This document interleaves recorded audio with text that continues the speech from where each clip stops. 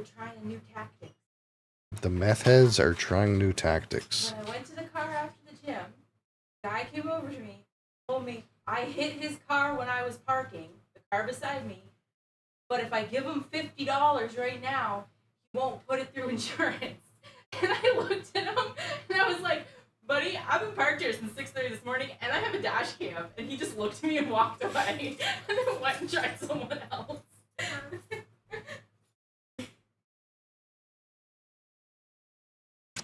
Okay.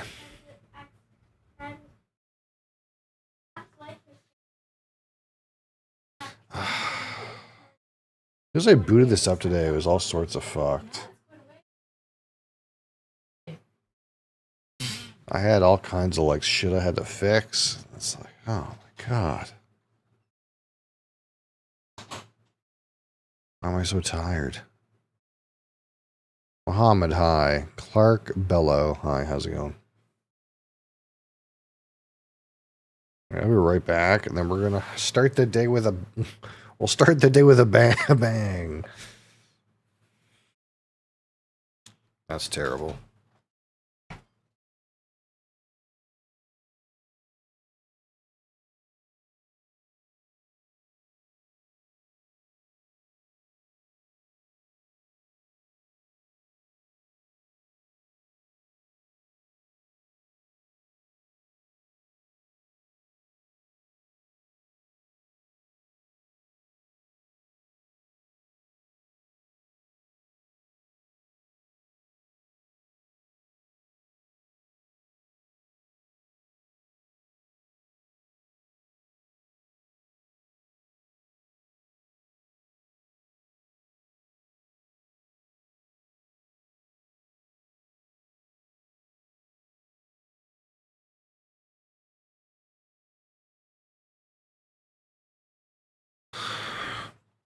Okay. Oh, Noob Jungle's here. Hi, Noob Jungle.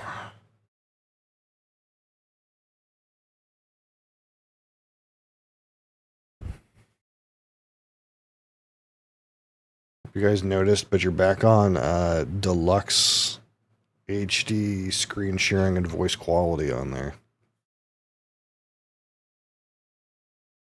The one thing you can do to pay me back is use that fucking server tag.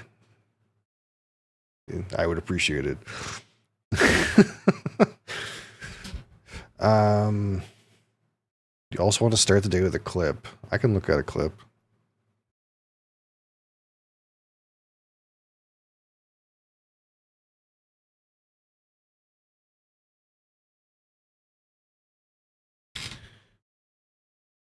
Gotta go back. You installed WoW last night for context. Oh no. Oh no. What am I gonna click on just now? Oh, okay, so we set the scene, okay? Crassus says, I installed WoW last night. Then we open to this, and we see that it is titled, What in all caps, question mark. And we see a character that clearly is unkillable. You got lots of drinks. Oh, I have so many drinks. You don't understand.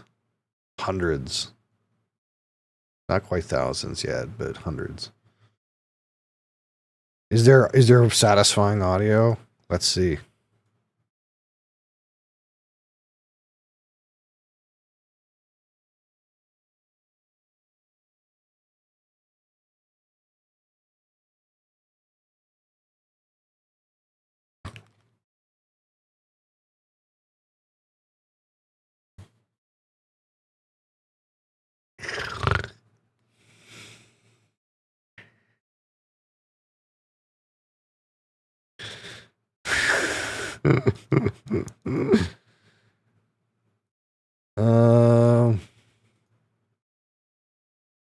I mean, yeah, there's poop on the screen.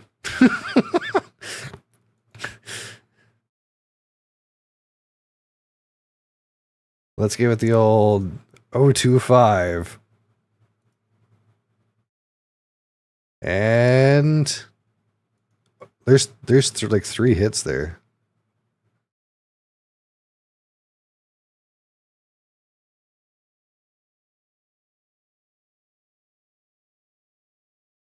You got hit for like 4K, and then like 20K, and then dead. GMP AoE critical. What, poop on the screen? Oh, you want to see? It's this. We're watching a video. Hold on. Let me, I mean, I can kind of like fix the source a little bit. Transform, reset, transform. But it's not going to look good on vertical. It is what it is a little bit.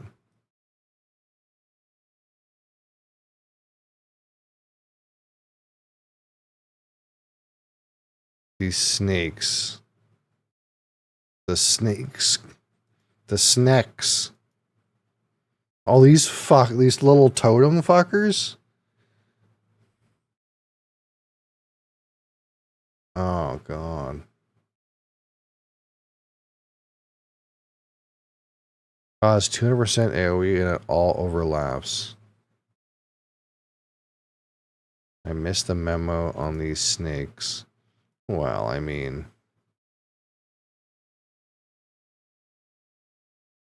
there's a lot of memos in the game. Oh yeah, you see the red shit as soon as this red poop happens, you're just fucking dead. What is this? It's the reason why you can't ever win this game.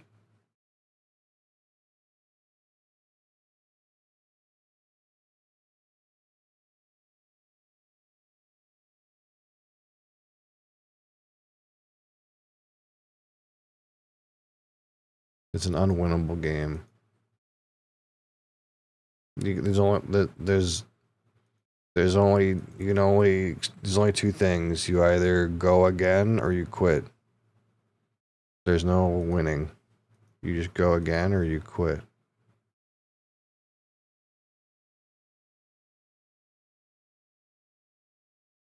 Because like it's not even like these guys aren't even barely on the fucking screen. This is how the game be. Yeah, I don't think it has anything to do with your personal ability. Like, these things are barely on the screen and your character should be invincible. You know, it just is what it is.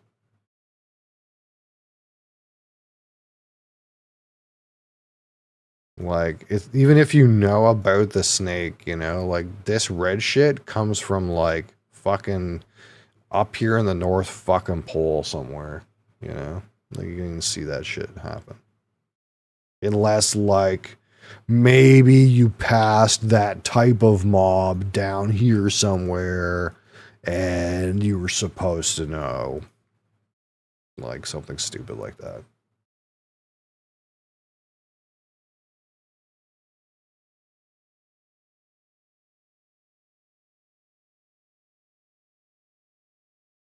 If you see these snakes in this kind of map, you have to leave, yeah. But you can also just die to the first snakes in the map, yeah. Yeah. Yeah.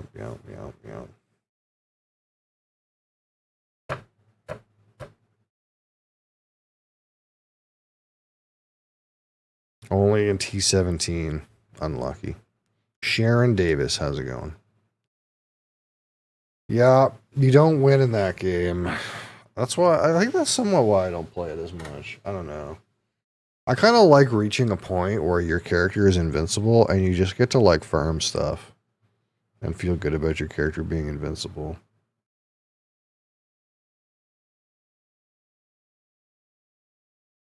But it doesn't exist.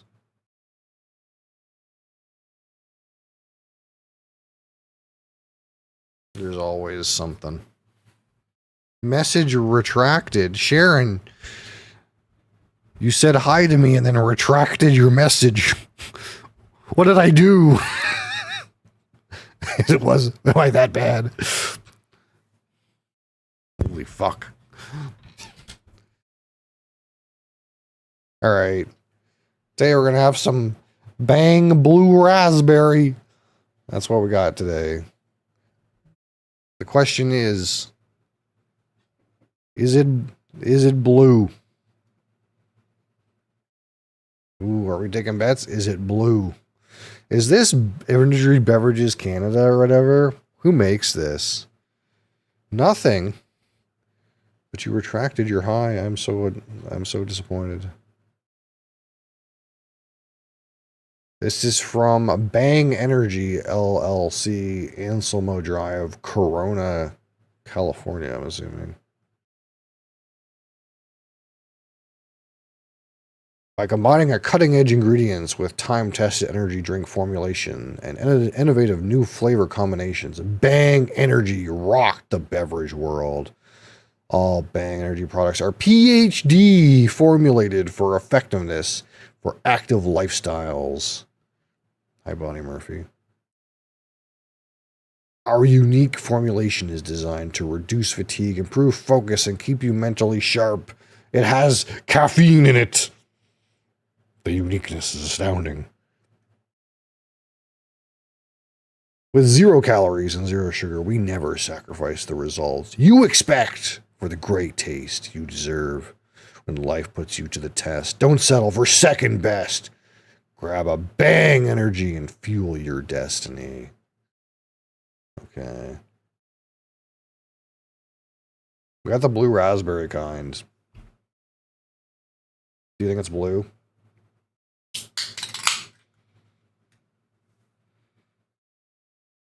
My disappointment is immeasurable, and my day is ruined. It's this fucking clear shit again, man. Like they don't expect you to actually pour it into a glass.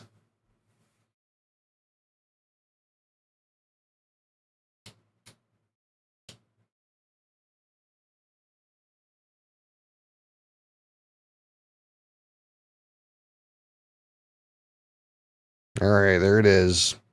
It's clear and bubbling. Perhaps overcarbonated. Got some slightly extra carbonation. It is quite cool as well. The glass is experiencing the condensation effect. Fuck. Why fuck? All right. Let's see what we got here. Again, quick review. 100. Aroma.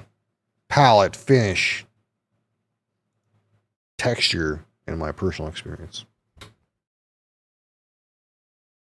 It smells like blue raspberry.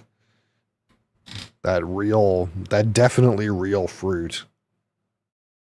That's definitely a real fruit, you know. It's got a weird part to it though. There's a part that smells like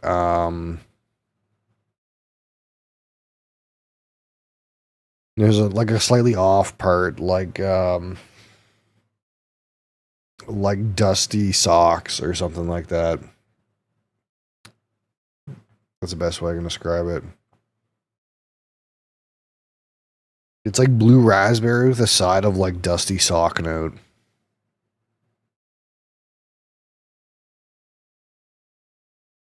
It does really well on the raspberry. But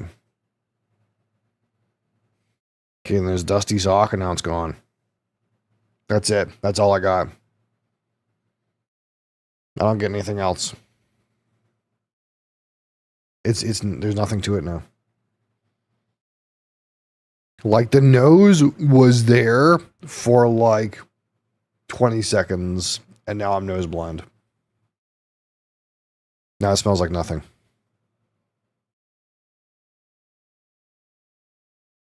I'm instantly nose blind.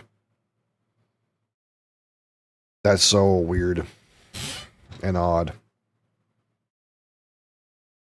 Why is my arm creaking so much? Need some fucking WD-40.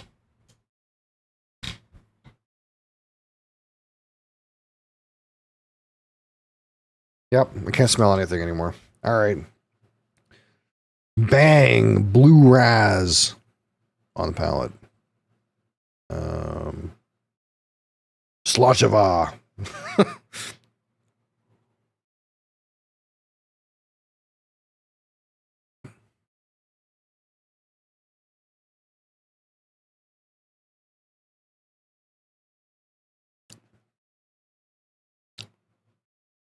It's got like the entry has that blue raspberry flavor, and it just falls apart in the mid palate. It's just like gone. And then you get a bit of a resurrection at the start of the finish. What a weird drink. It's like it hits for a little bit and then it's just gone. It's like whatever they use to flavor this, it's like your taste buds get instantly accustomed to it. It's like, oh yeah, tasted that 2 seconds ago. We're going to not taste that anymore.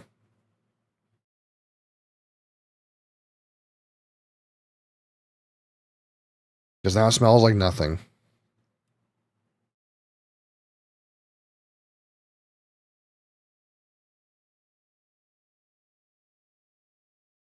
And you only get the like blue raspberry flavor on the tip of your tongue. The mid palate gets nothing. As soon as the liquid hits your mid palate, it's gone. It doesn't taste like anything. I'm starting to get a little bit of like chemically aftertaste in my mouth.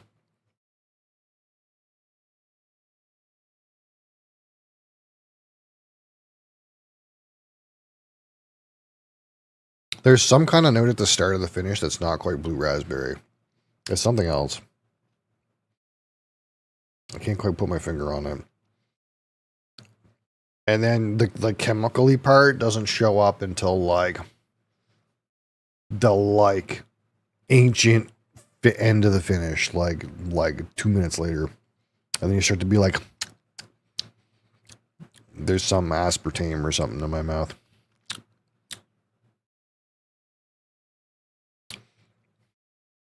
Not a good start. Not a good start. Bang.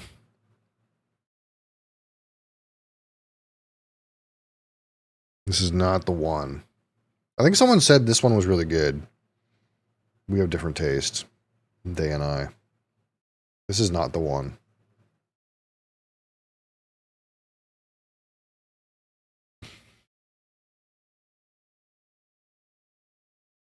And slightly overcarbonated too. There's like, I got it. It's like blue popsicle stick. Like if you have a blue flavored popsicle. Yeah, blue popsicle stick. That's what the finish is.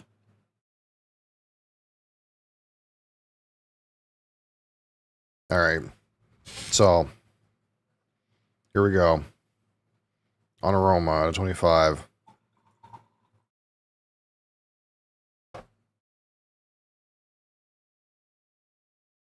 Straight up.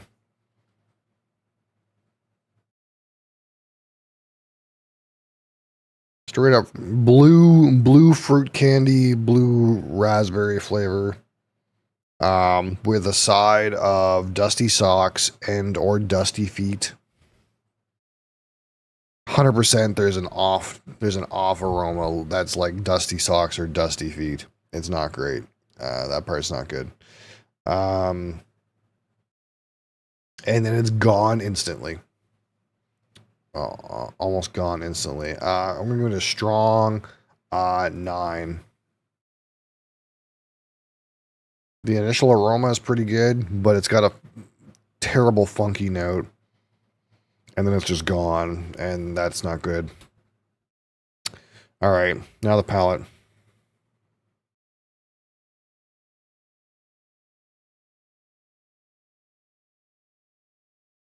Pretty tasty right on the attack, and then falls off a cliff, gone in the mid palate, nothing in the back palate.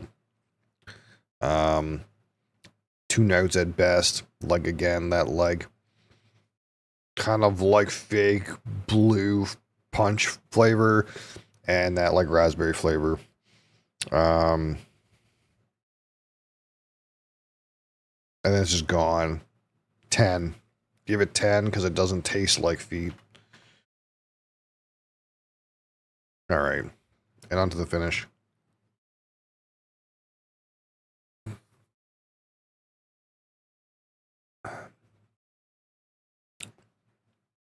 Yep, you get some of that used blue popsicle stick flavor. Nothing intrusive in terms of, like, no chemical aspartame taste, at least not on the finish initially. We'll almost give that a texture ding, I think. Non-finish, barely reasonable, 12. Now, so texture-wise, slightly overcarbonated, and there is some, what I would call, like, leftover artificial sweetener residue that you can kind of feel in your mouth, and you start to taste after a little while. So texture is pretty bad. I'll call it a 2. Overcarbonated and sticky and lingering in the worst ways. So my personal subjective experience out of 15 with this one Bang Energy Blue Raspberry, or Blue Raz, I suppose. Hi, Ritika, how are you?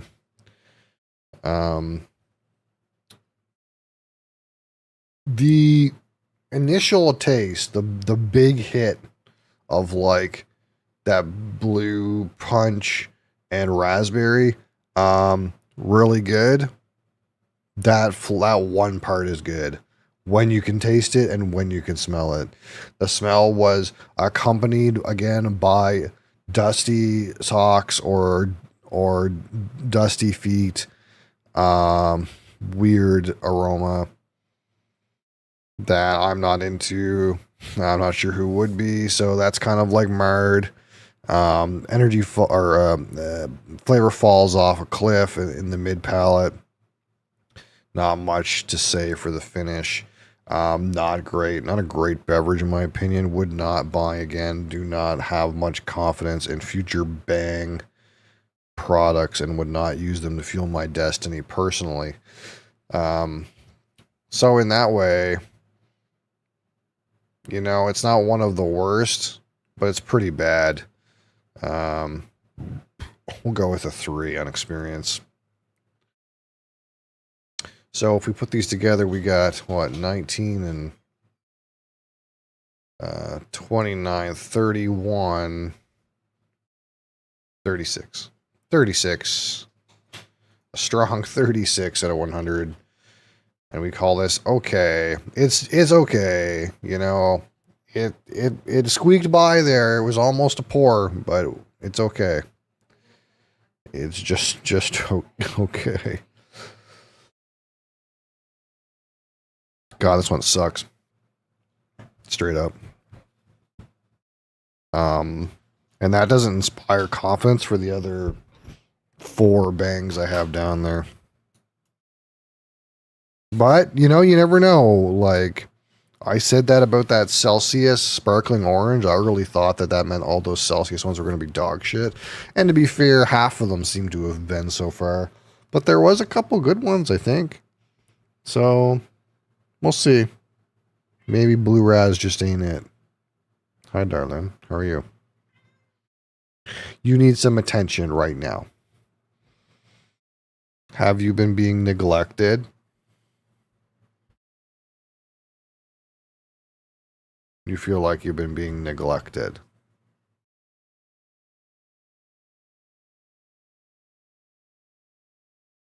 Yeah. I sent your per-bot short to the internet, but the algorithm hasn't picked it up yet, so we'll see what happens.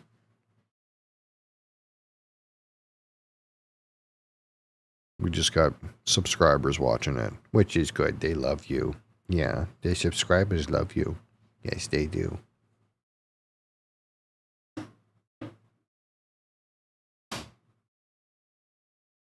Yeah, the subscribers love you. Is that enough? You think Google should send your face to the world?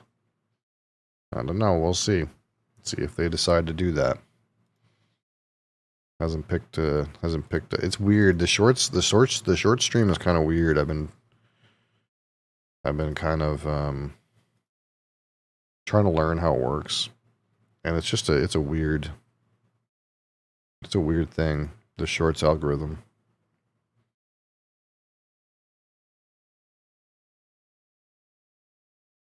Because like sometimes it'll take 12 hours for the thing to enter the algorithm. It pops off for like 500 views, and then it like dies. And then you're like, oh, okay, that's it. And then like sometimes then later it pops off again. And then sometimes it doesn't pop off again and just dies. It like makes like zigzags. It's kind of like it sends it to a bunch of people, and then like it's almost like it finds other people to send it to, and then sends it to all those people or something like that. It's very weird. It's definitely to do with the metrics. What?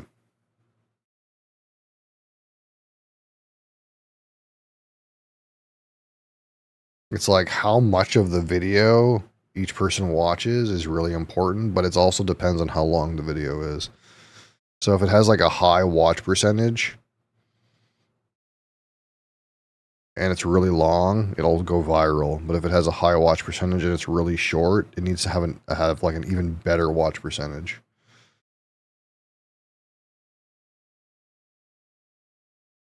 Like if it's short, it's like the watch percentage has to be over 100 for it to go viral. If it's like less than 20 seconds. Which basically means that each person has to, on average, watch it more than one time.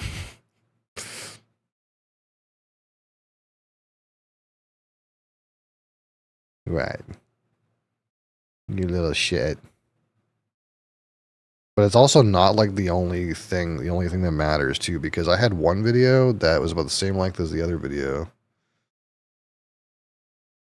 And one had a better watch percentage, but it still, like, the other one is the one that went through the algorithm. So I don't really know how it decided that. But anyone gonna play some Dune? When you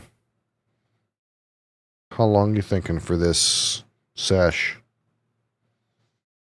This love sesh.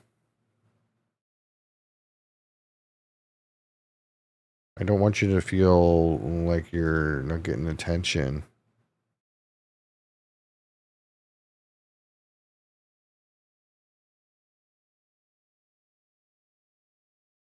But at the same time, we know that if we just sit here and love you, then we won't actually do anything else today. Yeah, we'll get stuck in the loop of giving you attention, and then you'll leave, and it'll be like, oh, she's done after like 20 minutes. But no, she's not done. She's just done for right now. She'll come back in like 5 or 10 minutes and expect another 20 minutes. You itchy? You got a little itchy spot back here, I think.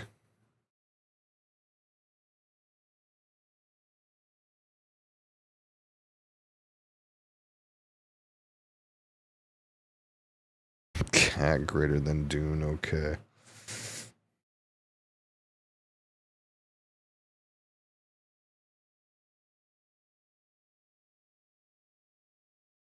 Oh, you're gonna lay there.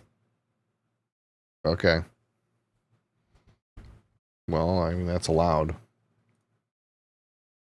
It is kind of right where these drinks are sitting, though, so it's kind of weird. We should probably move them.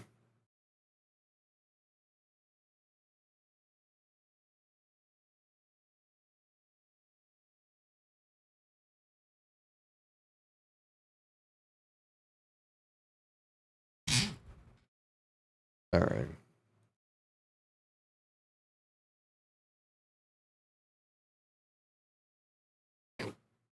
Mm.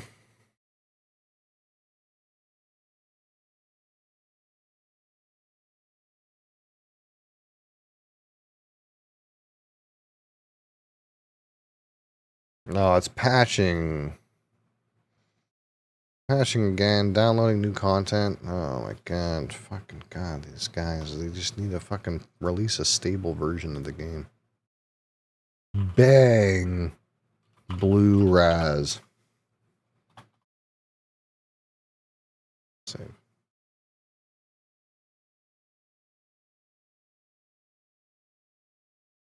So, where are we? We did a bunch of more quests. I gotta go to Arakeen and talk to some people. And then we're finally kind of done in the top right corner for quests, I think. And then I have to do that one where I go to the new trade post. So that's kind of where we're at.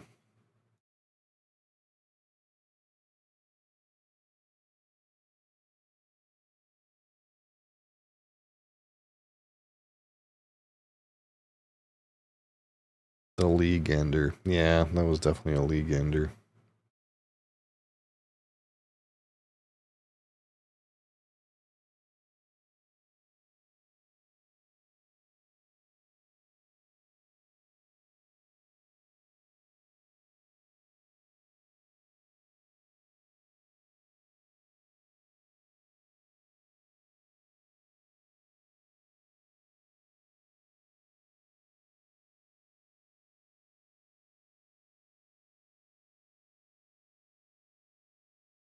What's news? What's this news?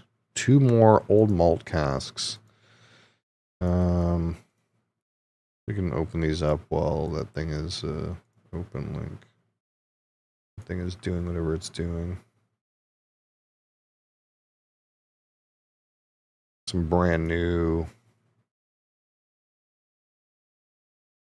OMCs here. We got, what is this? Klein Leash 2009. Let's see. Let's say what it's matured in. I can't tell.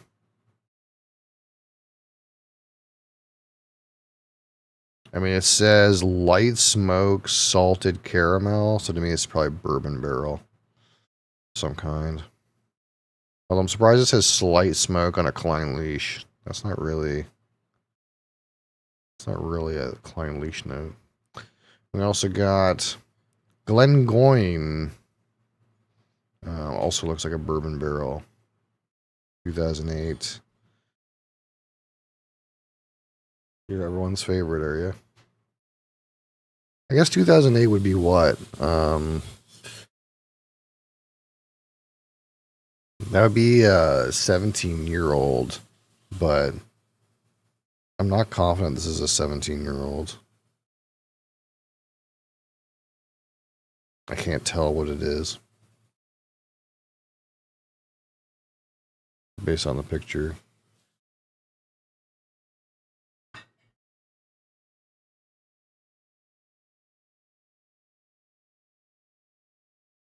Okay, so the Klein Leash is a refill ex-bourbon hogshead. 2009, but it doesn't say how old it is. Like, the assumption is it's like 16 and 17 years old.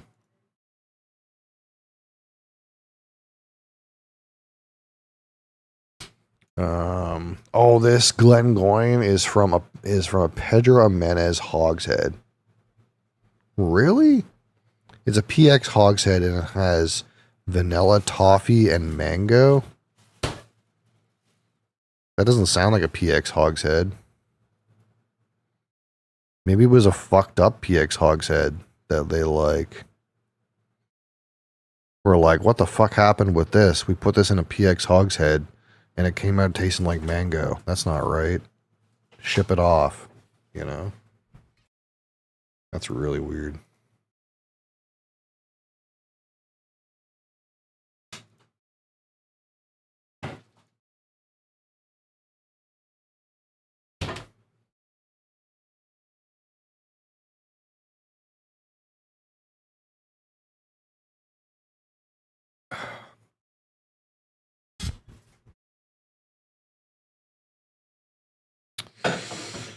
Come on, game. Sad world we live in? Nah. No. The world is under your own perception. Blue Raz. Absolutely. You give me your opinion.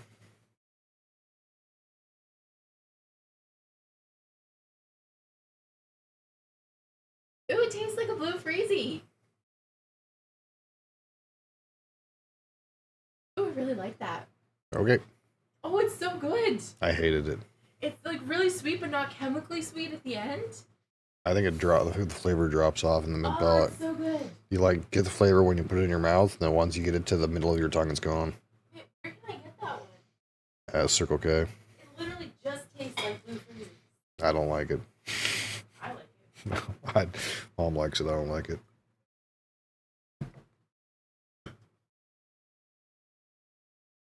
No, not for me.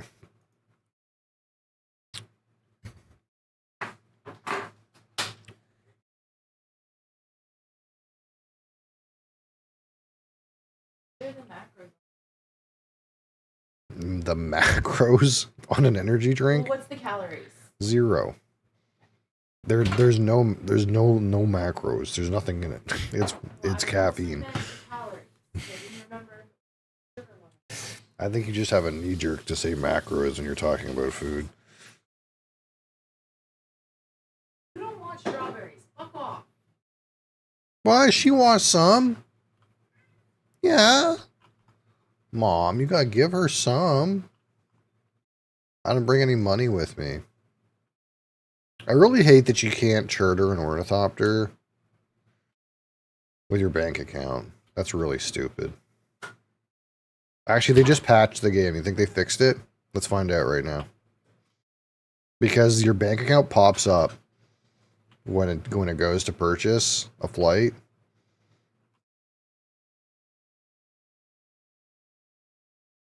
No, it's so stupid.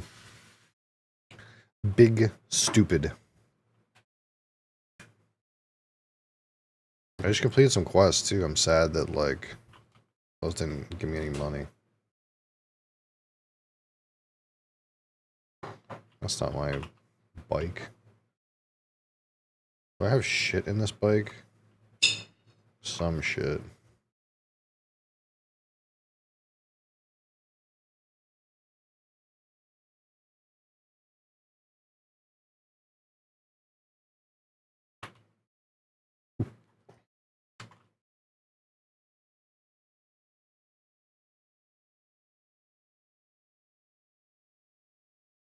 All right.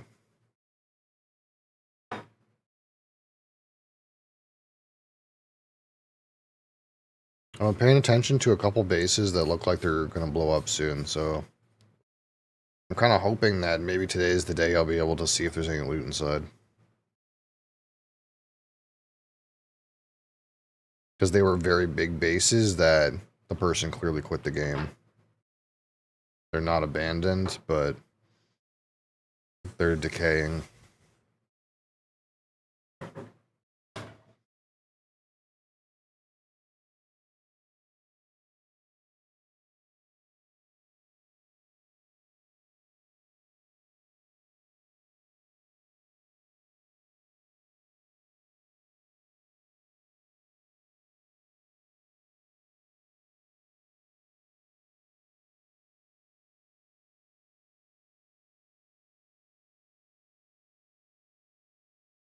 And there's a couple new guys fucking popped their little shit bases in here. And this guy expanded his base. This guy's base got like a whole helicopter pad and shit now that it didn't have before. That guy's still in. Is this guy dead? This guy go out?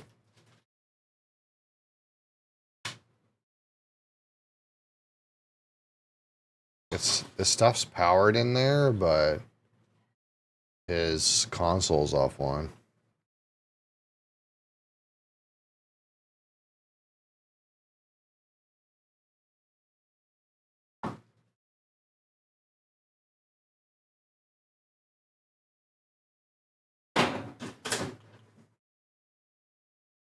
Okay. So I think I went and did a bunch of shit. No, I didn't do very much, actually. I just wanted to get some money. That's what I needed. Do I still have a probe in this thing? Is this thing still loaded?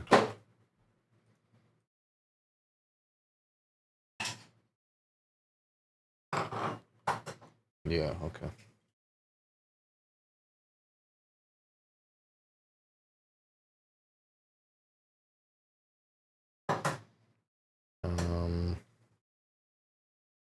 These blood packs are almost gone, but I'm kind of hoping I don't have to, like, really repair these.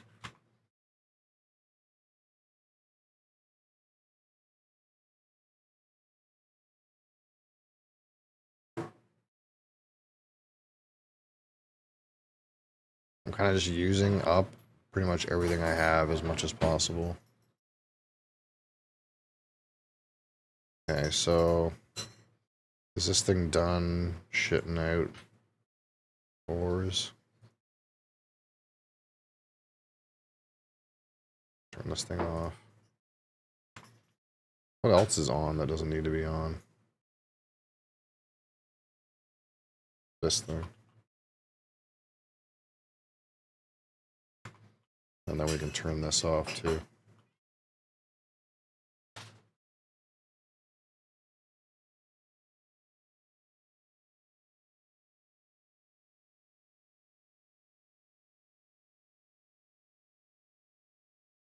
All right. Money. Cash. So I just have this much Solaris left, not in the bank. So our idea is that this can just try to get us until the point where we actually have an ornithopter.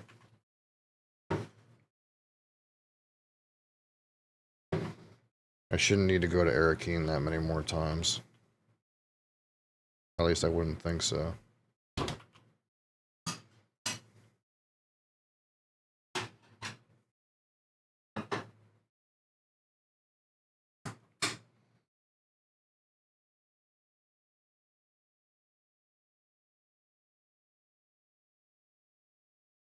So our plan is we're gonna go to Arakeen to do some quests. Most of the quests up here are done. And then we're gonna go to Pinnacle.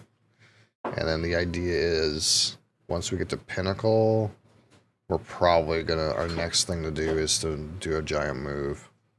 Which is why, again, I'm not building anything right now. Oh, fuck me.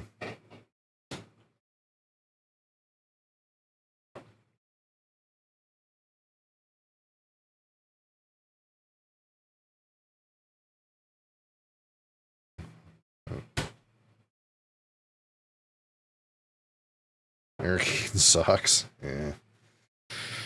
It just keeps making me go back there to do stuff.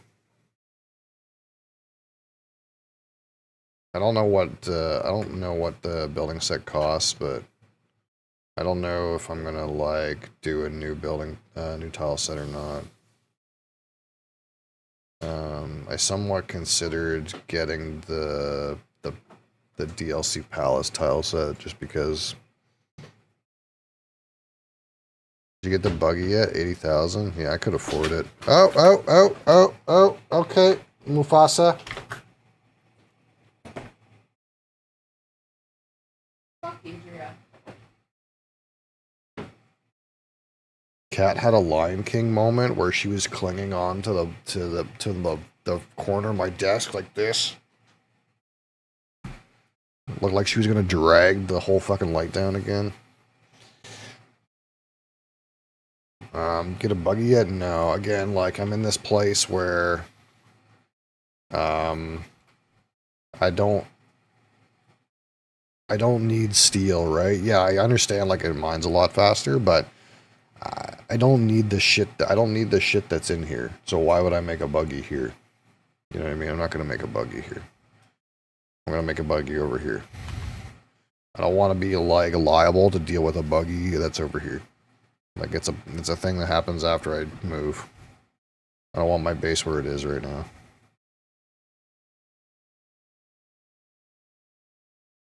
I don't need it for any reason right now.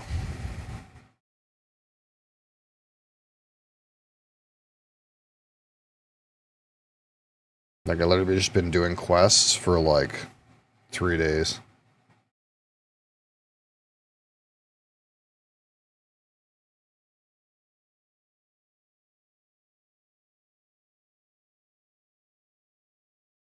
I do, I just don't realize it. I don't think I need a buggy to harvest iron.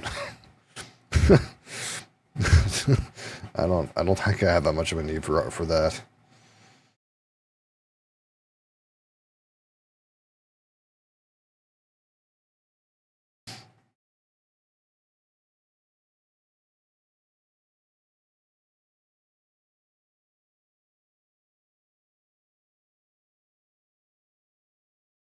One run for iron will do you for some time. I don't know what I'd be spending iron on. I think that's the thing. I don't really do runs for iron in a bike. I did one run for iron in a bike, and that lasted me for some time. I need iron for everything. Like what? Even for steel. What do I need steel for? I'm stockpiling steel. I don't need steel right now.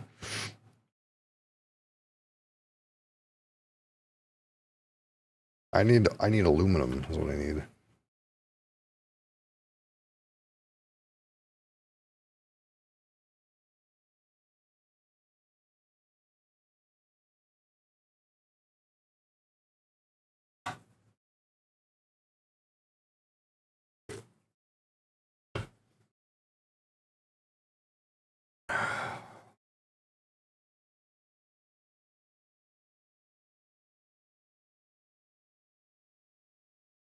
You have to get a buggy for aluminum. Yeah, exactly. That's the idea. We're on the same page now.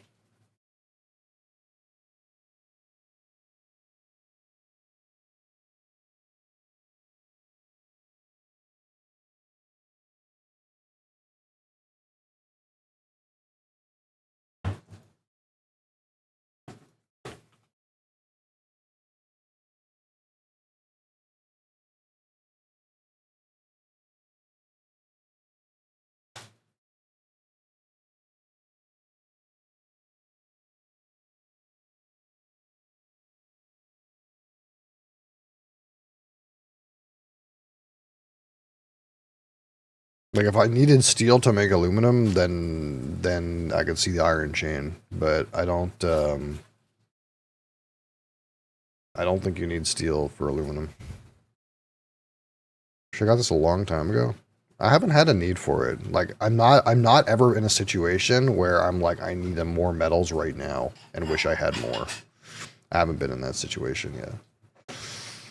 Like, I'm well aware that it's, like, way better for time efficiency mining metals, but I've been doing quests for, like, 3 days. I don't need metals. I'm trying to, like, get a bunch of quests done so I can literally move my base out of where it is.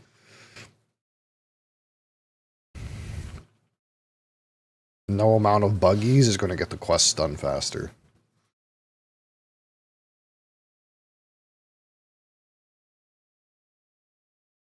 Oh, I can't fucking... Wait, can I? No.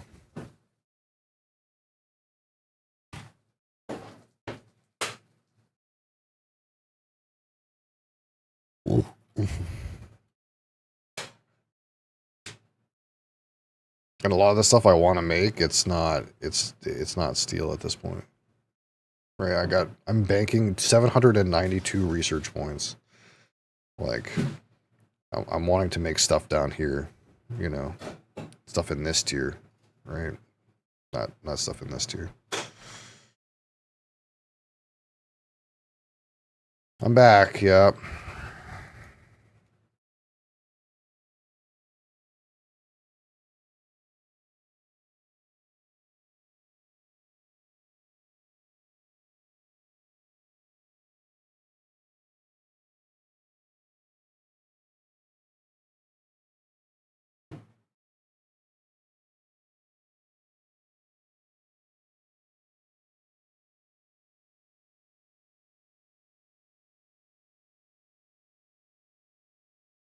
This person's all sorts of fucked up.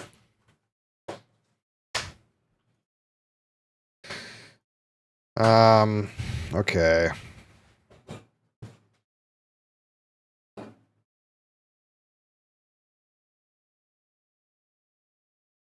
I don't want this stuff.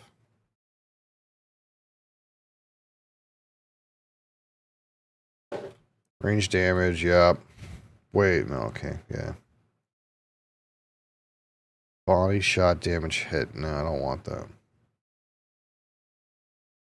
I mean, there's a stupid meme where I could equip this and equip the marksman, and it's like a slight upside. Like like it would just be like my headshots would be even and my body shots would be plus 12. And then I guess you would upgrade this. Like, I guess overall, if you have marksman and center of mass together, you kind of just do a little bit more damage to both things. I kind of like don't want to sacrifice my headshot damage, though, I'm going to be honest. Okay, disruptor damage, yeah. Slowing durability of firing weapons. Slowing durability or increased skill in repairing weapons. What's this? Increase reduced cooldowns. What does this do? Is it larger range? I feel like the range on my hook sucks. It is larger range. Okay, that's good. I feel like that.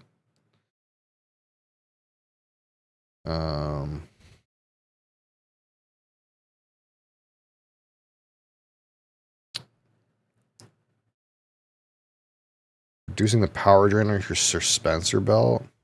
Suspensor dash. Press the dash button while suspended. Perform a mid-air dash. Hey, that's kind of good. I guess I don't have this thing. Yeah, I like this. Get that in there. What does this do? While you're suspended, attacks using weapons have a damage bonus. Forgive my ignorance, just showing how what games you playing. This is Dune Awakening, Jeffrey. Let's put in for suspensor power drain efficiency. Okay, so we wasted all our skill points.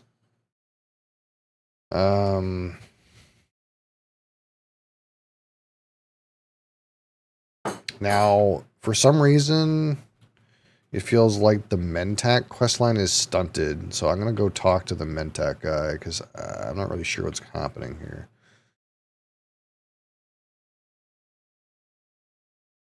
With this Mentat stuff, because I thought I did the quest and then nothing happened. He's in here.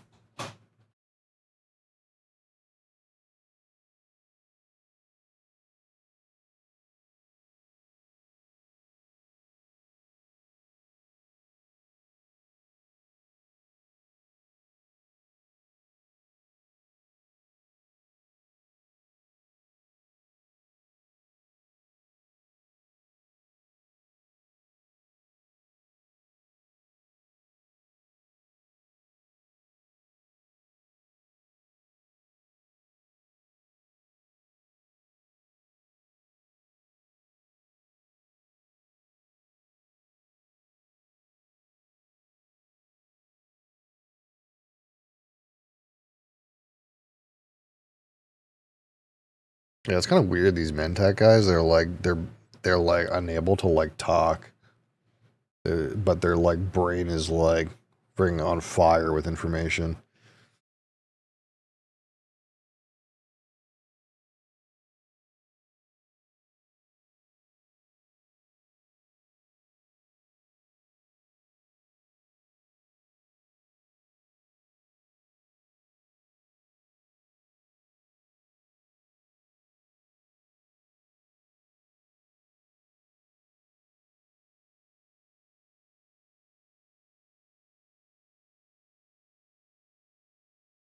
Find Thurfir, Hawat, and Arakeen at the residency approach.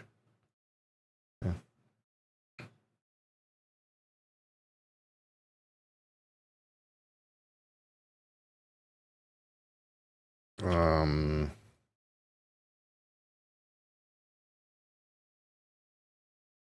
don't know where this guy is.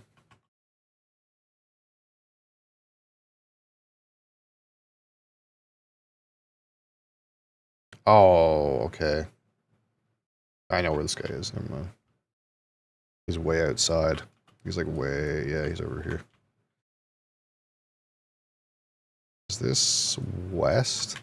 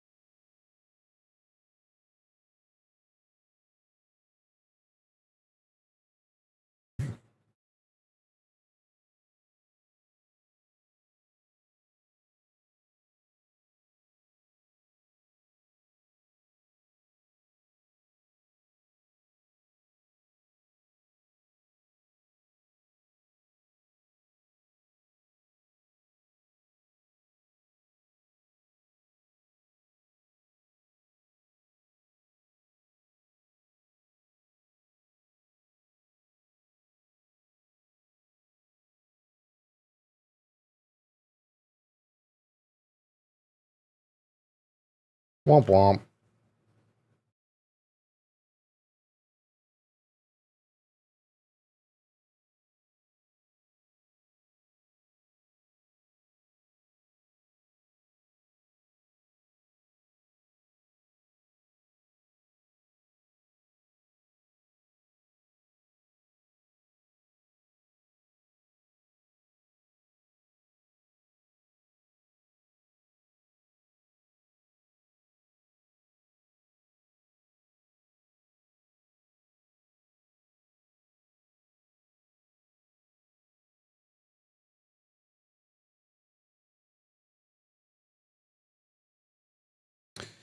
Well, I think I wasted all my points, didn't I? Yeah, I don't have any skill points, but that gives us something to put points in the future, I suppose. Once this unlocks.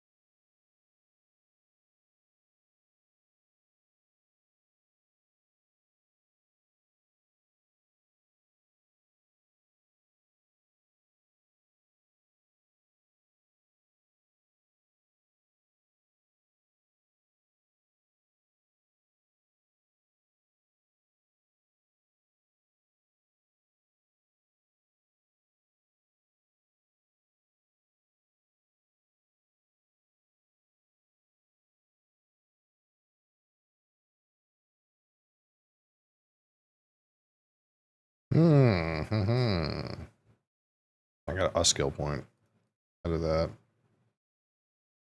So what's in here again? Resistance to the voice.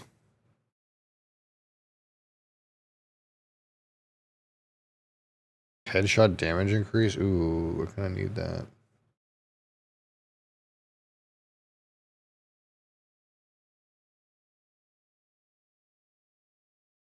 Additional damage shooting in the back.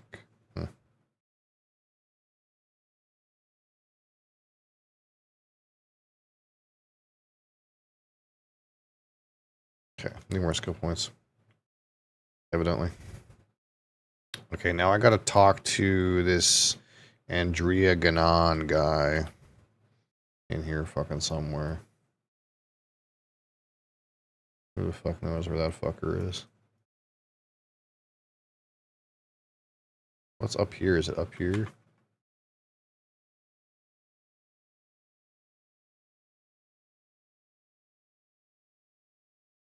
Oh, this is in Haga Basin. Oh, I thought this was in... Motherfucker. Additional contracts will become available. Okay, so what's next for these things?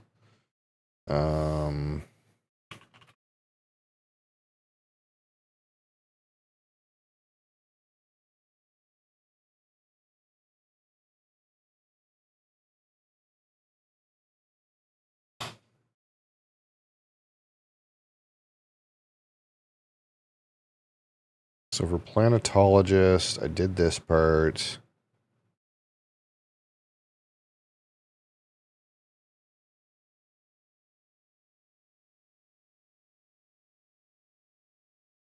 Did I do...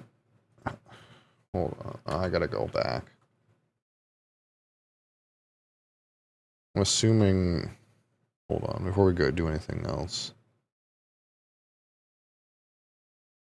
Derek's at more testing stations, blah, blah, blah.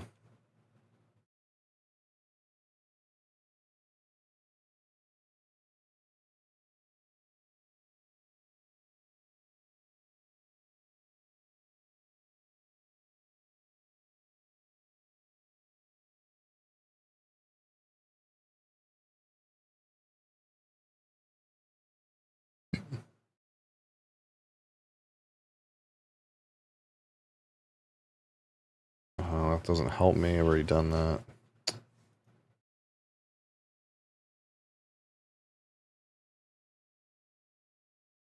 I think my taxes and shit are done, right? I should go check.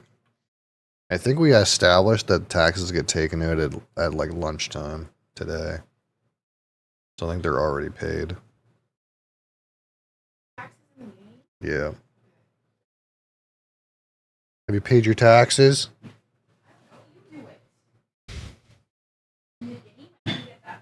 Yeah, you don't owe any taxes in the game yet.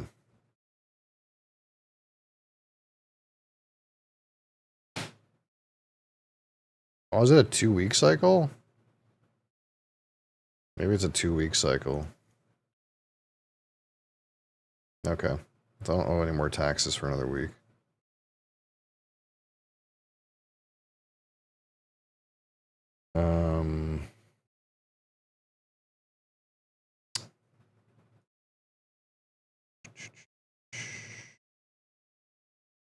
All trainer locations.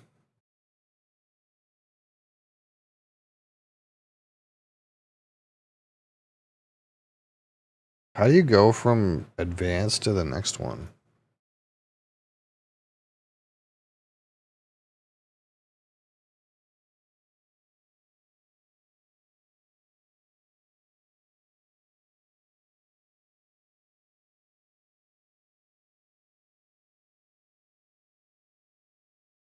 Advanced trooper trainer. That's the same chick though, right? Like,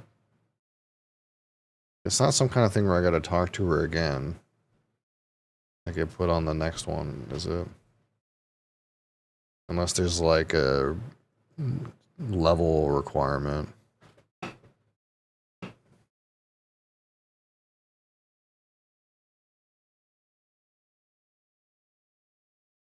Oh, I do have to talk to them again. Okay.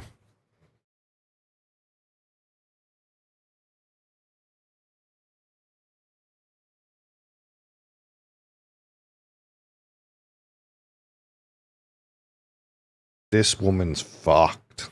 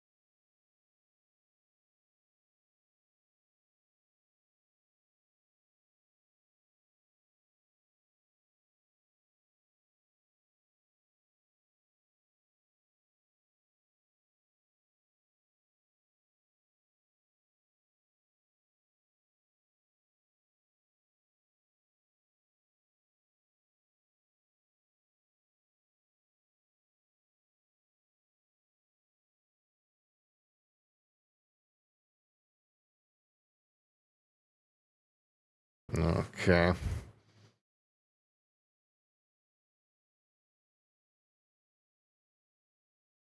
You're telling me I gotta spend more money to go to fucking Harco to get your fucking drugs.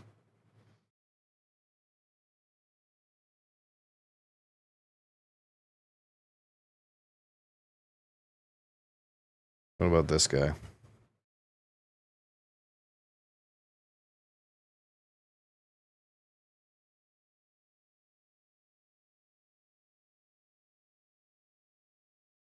What?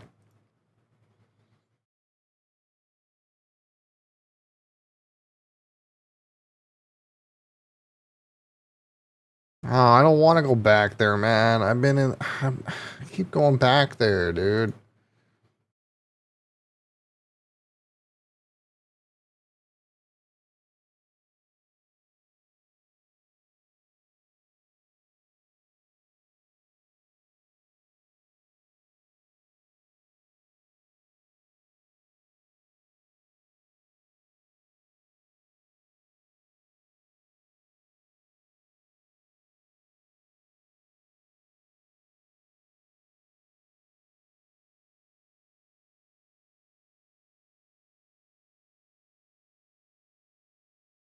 I don't want to go back there, man. I was like, I'm pretty sure I'm done with quests in that area, and this guy gives me a fucking another one, dude.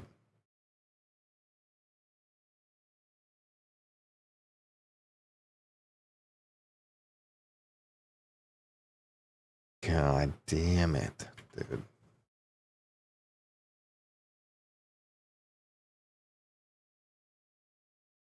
Like, I guess if I would have known, I would have done all these at the same time, like in one fucking swoop. But some of them are link chained that you can't get them, and you also don't know because you never played the game before. I'm going back to the same place over and over again. So, I need to withdraw cash.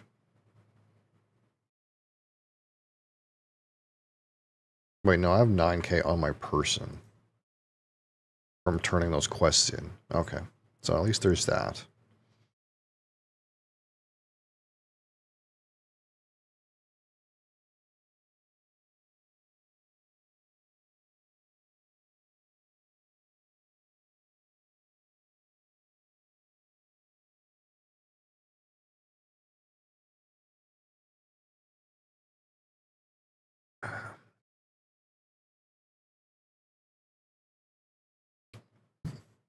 All this being said, I'm still gonna have 3 other classes to do, which I hope they don't send me to more fucking shit in that area. It feels like at this point I'm gonna grind all the class quests to cap before I move. That's feels like what's happening slowly.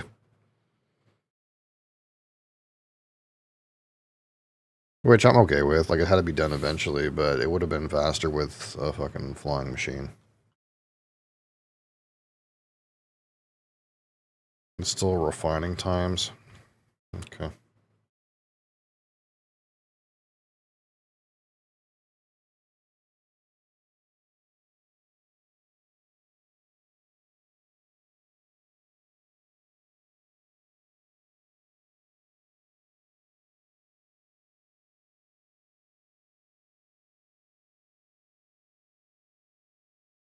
Is it above me?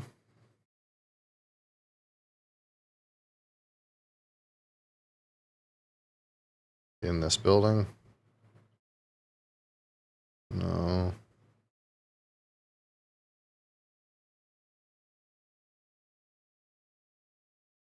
Is there a way up?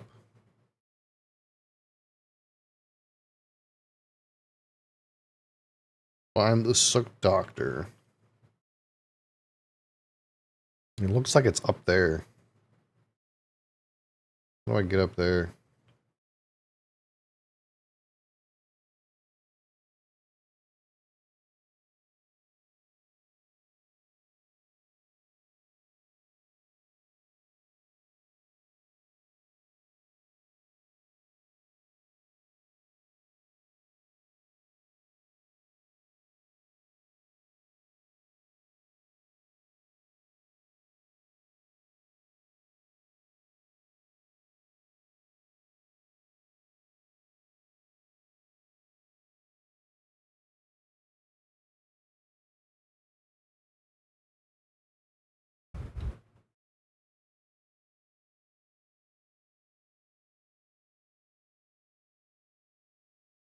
Gross.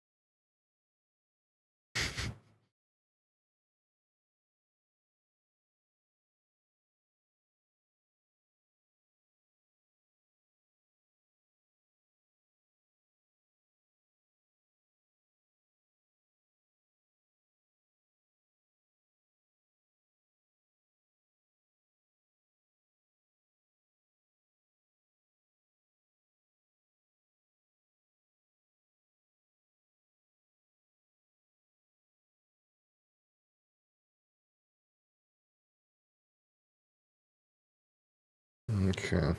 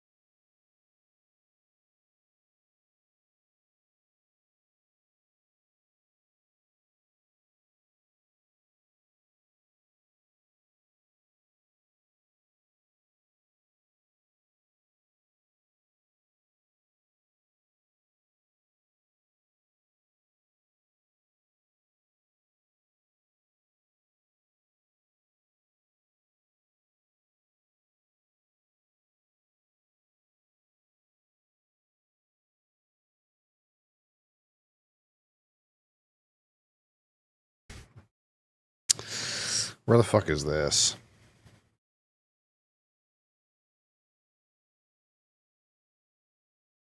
This club is so fucking noisy.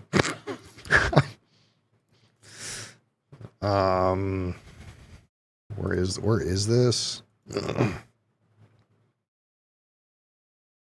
Takwa's Watch. I don't know where that is. All right. You know, go to Arakeen with 3 quests. Leave Arakeen with 3 quests. Probably going to the same fucking shitty spots that I was trying to not go back to. But we gotta do them all once.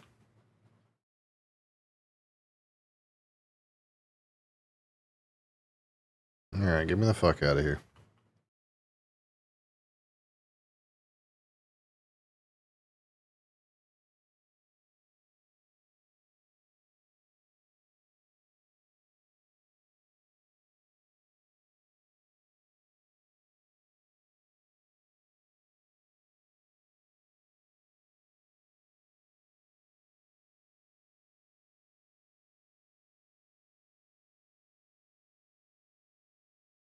There she blows.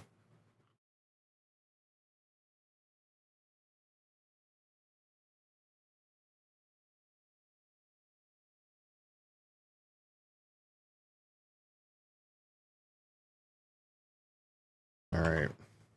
Now what? Yeah, of course I gotta go over here.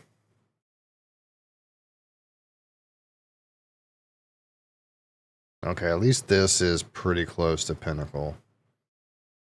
This is here. Where is this, like, other one I was supposed to do?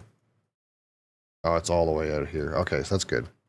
So I just have this fucking blood one for the Mentat guy. That's, like, kind of annoying.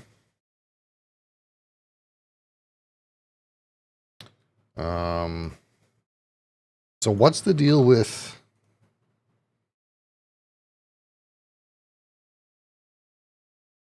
What's the deal with Derek these days? What's going on with Derek? Derek, what's going on here? Oh, see, Derek's on Siege Tower, which is also over here. Somewhere. Yeah, all the way over here. Okay, so we're almost done, I think, with this fucking shit area. Because I kind of want to move. I think I'm going to move before I, like we'll do... Track down Skorda, and we'll go to Pinnacle, but before I do these, I'll probably move bases. That's kind of like the plan, I think.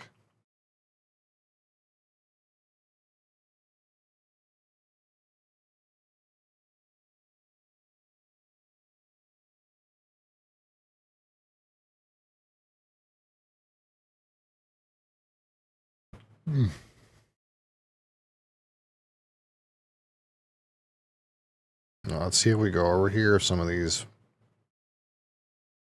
spots are fucking totaled yet. There's this one here, which is kind of decaying, but I think it's sheltered by this rock, so it's like kind of hard for it to take damage.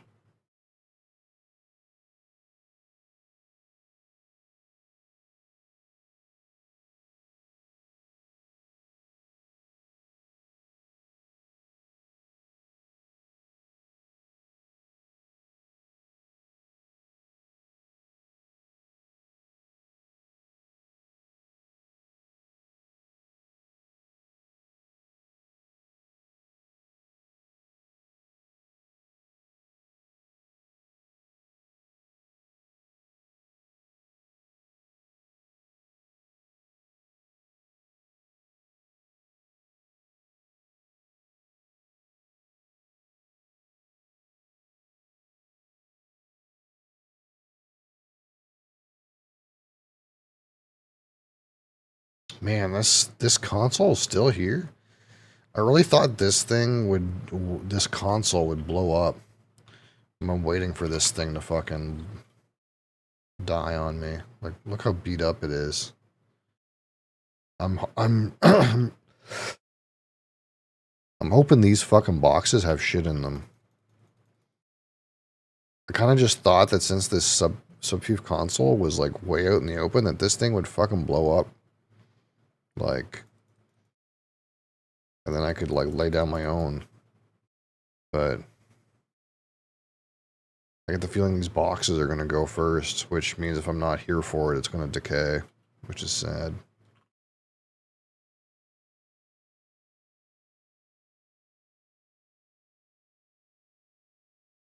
Probably some shit in there, you know?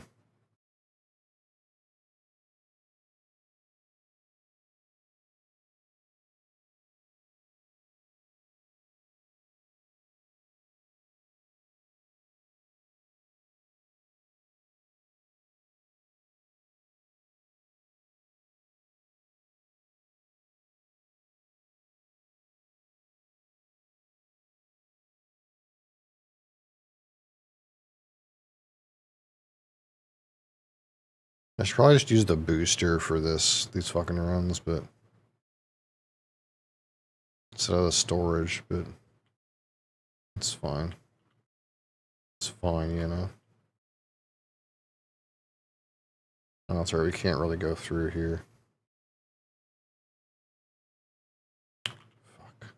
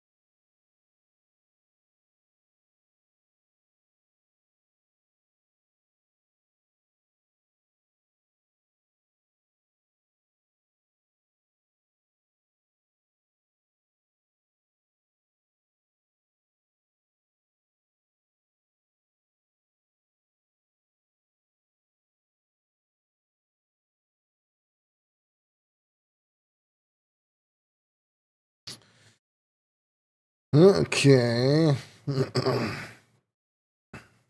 230 down.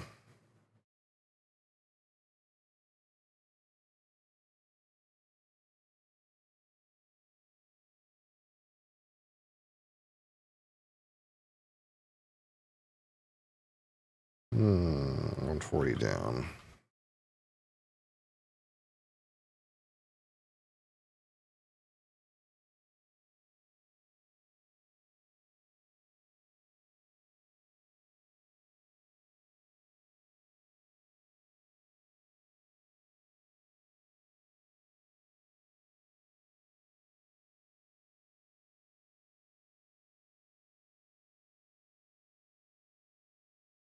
Does it want me to go?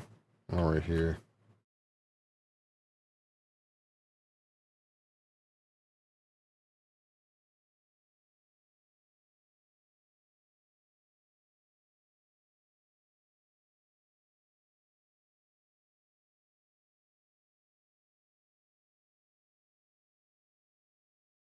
This is not the right guys, right?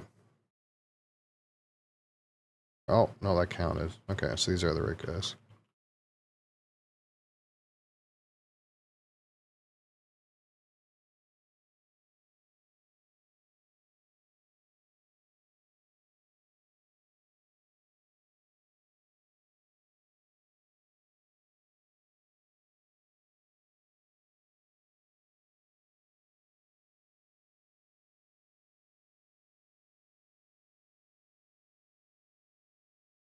No shield, lol. Locate the deserter leader. Okay. Oh, hi.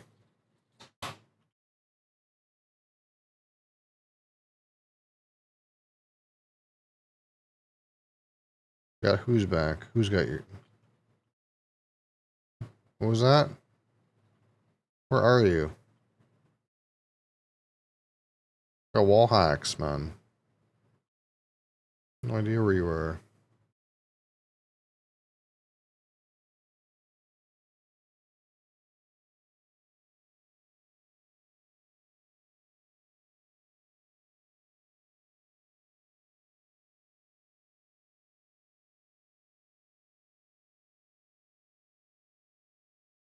Doesn't seem to be any game volume. Ooh.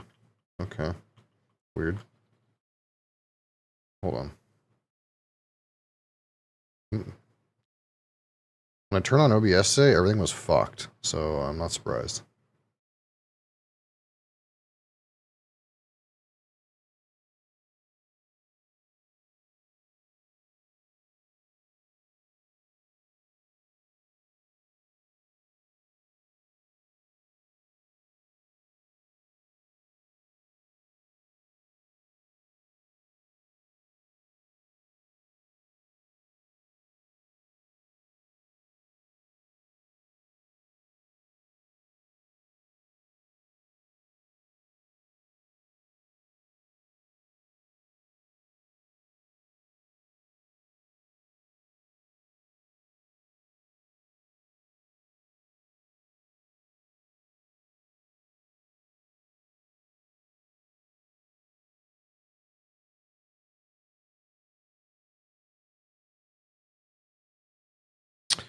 Okay, properties.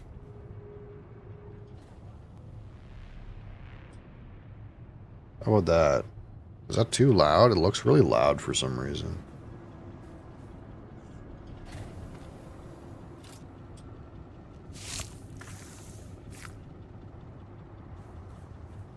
Let me know if that's loud.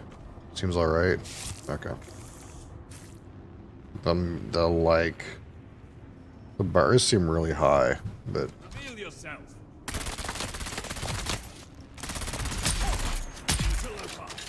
Look, I got on today, and my desk camera didn't work, my microphone didn't work. It tried to, like, push an update on me, and I was like, I don't want an update right now. Everything else seems broken. The last thing I need is something else to be broken because of some update.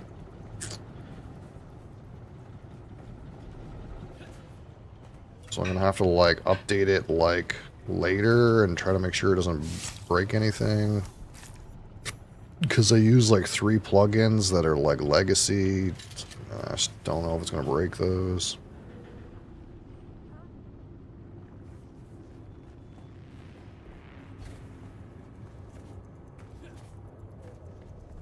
Okay, we're done in here.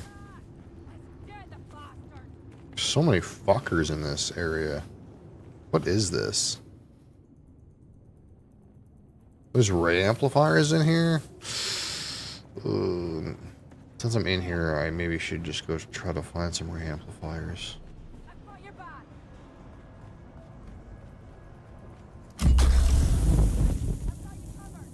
Who is yelling?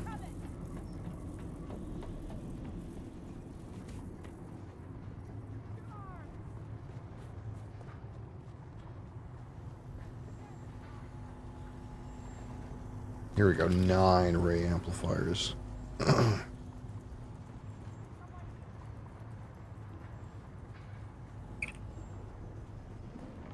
Yeah, I had something. I got a whole bunch of beers.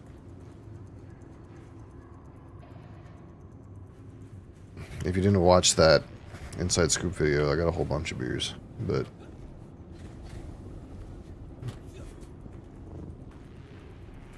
that was kind of just a chill one.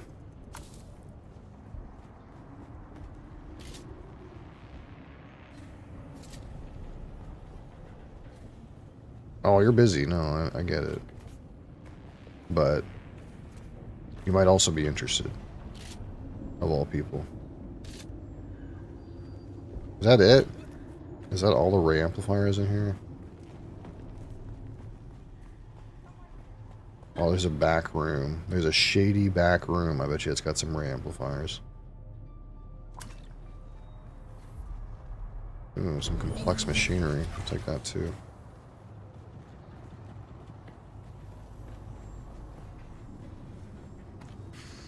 Oh yeah. Oh yeah. Oh baby. Oh yeah, give me some of those ray amplifiers. Oh yeah. Just like that. Assassin's Rifle. I wonder if that's better than a tier up. Because right now I got a higher tier rifle than this, but this is a unique rifle.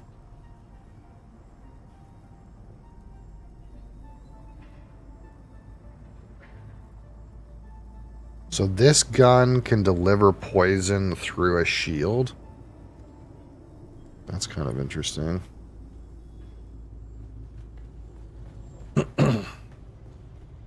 But the damage is probably shittier.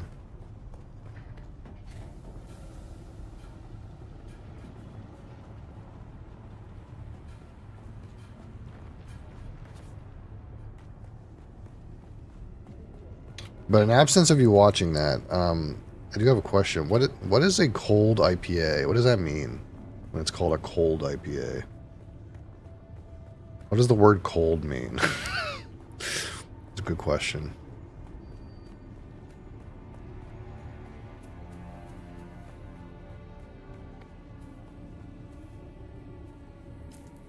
This just goes into like nonsense. I don't want to go over here. Or do I? Is this going to be easy to climb? Maybe.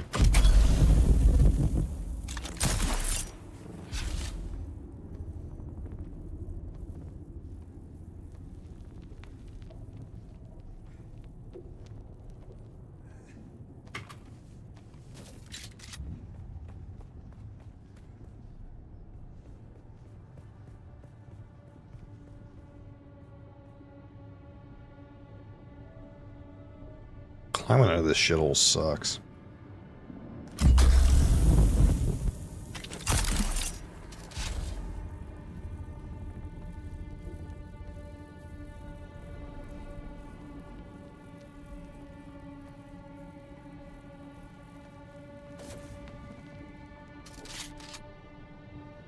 IPA brewed with lager yeast are fermented at low temperatures for a while. Oh, okay.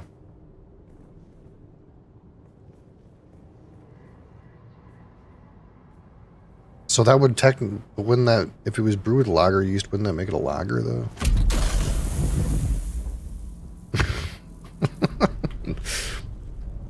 A very hoppy lager.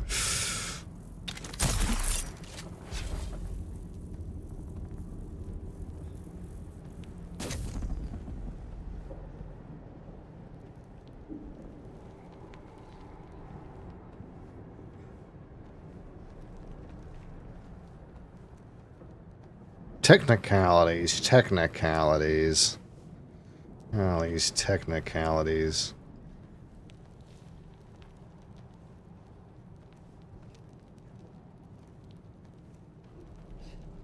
Oh, fuck. We're in a bad place. India Pale Lager. I have never, ever even heard of that.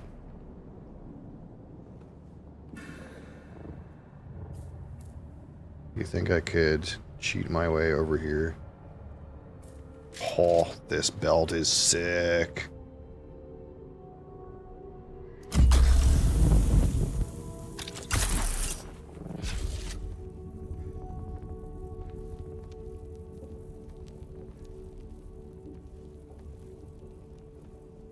Technically, it's a lager.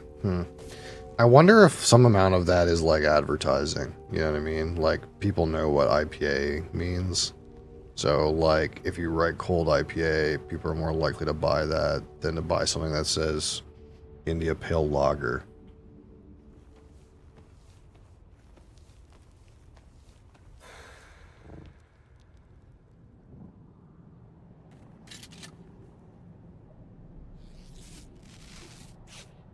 I need to learn how to not take fall damage when using this belt, though. That's so for sure.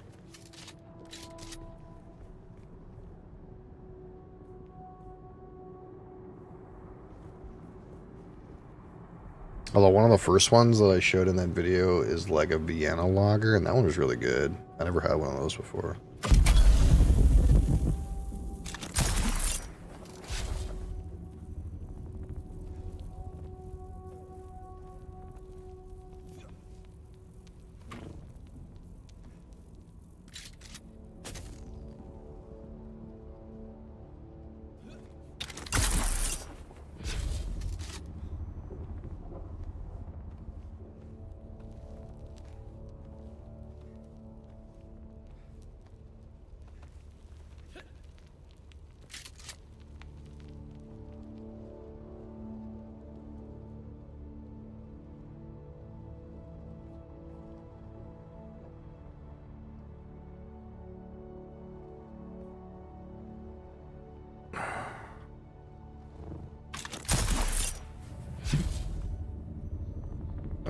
Fuck. I should have upgraded my belt a long time ago, but I kind of didn't really know what I was doing with it. And now I'm kind of realizing, like,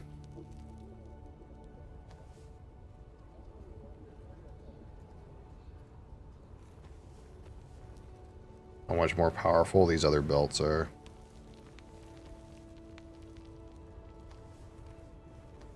Can I, like, get up here?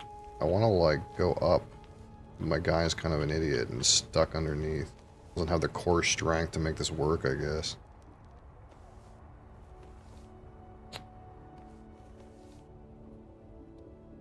Fuck me. I'm gonna fall. Is what it is.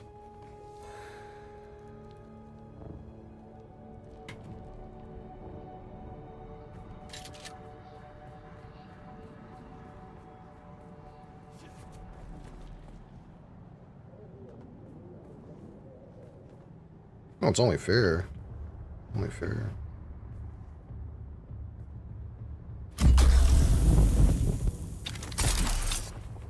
I think most people that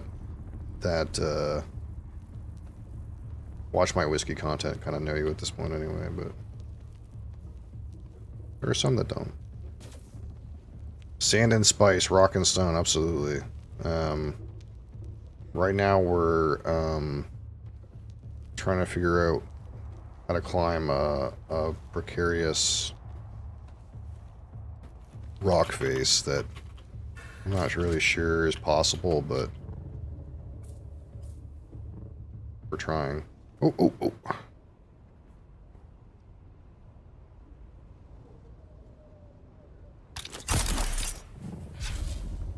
Oh, fuck.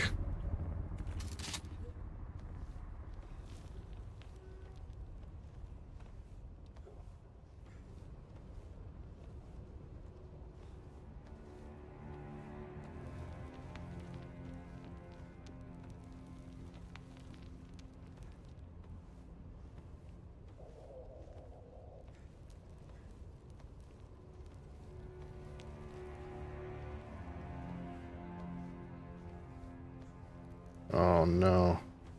Oh no. God, fuck. Oh, oh, oh. Have I been here before? I feel like I've been here before. I need to get up over this lip, and it's so hard. What if I go like... That did not work. My guy like... Oh, oh, oh, can I get over? Oh, we got it. We so got it. We so got it.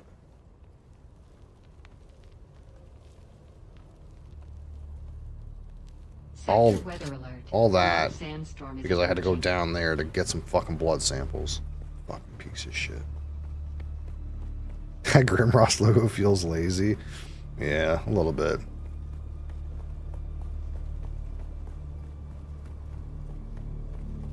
It's a lazy G, literally. I do not want to go back in that hole.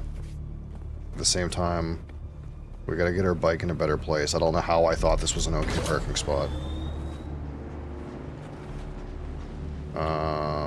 Do you think this will work? Oh, I'm actually sheltered right now. Apparently I'm sheltered right now. Okay. So, where is it coming from anyway? Where is it? Oh, it's all the way up here. Is that even going to hit me? I wonder what the lower end is. You has a parking citation. Yeah, it's just like in this game, like these sandstorms happen. So when you park your bike, you kind of want to park it in a place where it's sheltered, because if you park it out in the open and one of these sandstorms comes by, it'll like wreck your bike. So like whenever I leave a vehicle somewhere, it's got to be in a place where it's like under a cliffside or something like that, in case like one of these happens while I'm like away from it. But I think this one's so high up, I get the feeling it's gonna like cut across, like maybe you're barely into my character or not at all. Like here it is, here it comes. The cool things about sandstorms in this game is they're physical objects. Because it's not like a weather effect like you play WoW and it's raining, but it's just like a weather effect on your screen. Sandstorms in this game are physical objects. They move around. You can see them. See, like, yeah, it's like barely... Like, I could probably just go south and not get hit by this. But we're not going to risk it.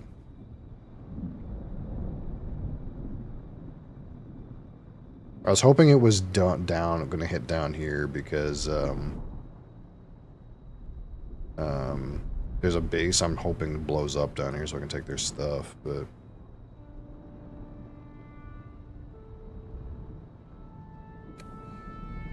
Yeah, is this... There it is right there.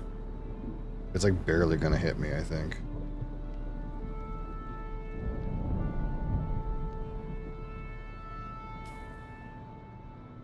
I'm kind of like in the fringe of it. Yeah, it kind of like barely hit me.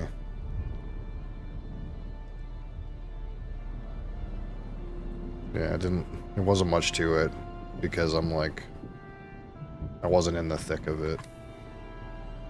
I'll just wait for it to be completely gone. There it goes.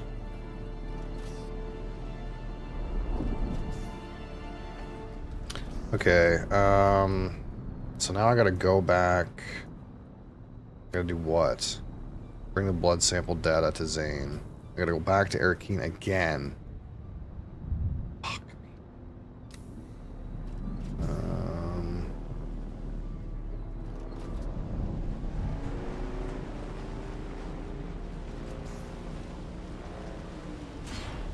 Yeah, so long as you're sheltered when that appears, then like it doesn't... It's not a big deal. Oh, what's over here? Oh man. Like, sometimes I'm so surprised that these Subfuve consoles are so resilient. Because the only thing stopping me from getting into these boxes is this thing. This is an advanced Subfuve console.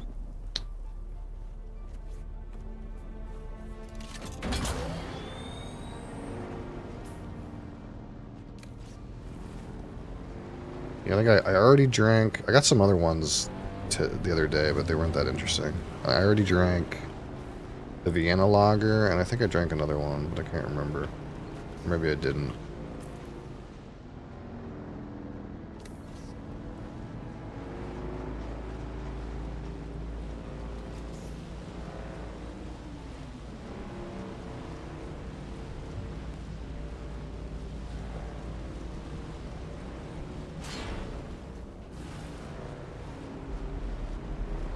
Oh, quicksand. Need to make more band-aids. I'm out of band-aids.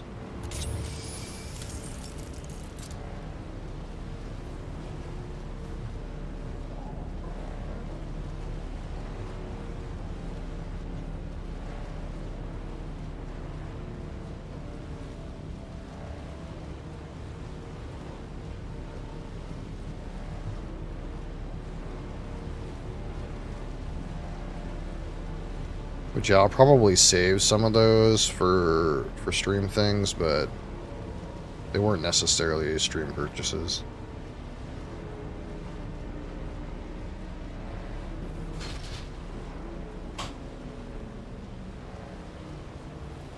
Because like I said, I'm probably trying to do random alcohol on Thursdays, so I'll probably do some beers, but I want to do some like other like weird stuff too. Like I did that nigiri sake on last Thursday, which I personally don't need to try again, but it wasn't the worst thing.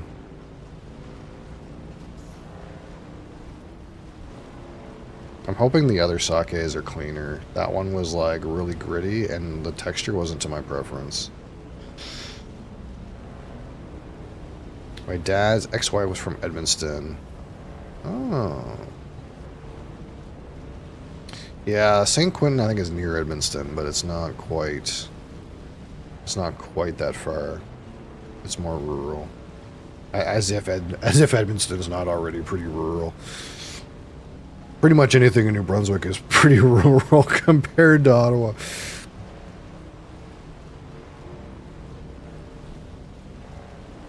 You say you live in the... What the hell?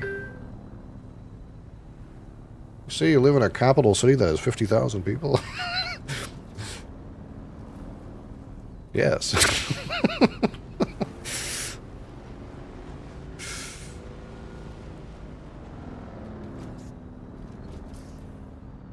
I'm gonna make sure I don't get quicksanded.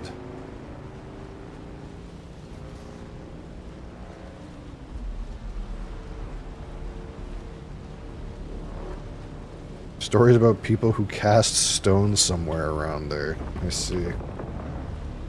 What the fuck was that? Can you not?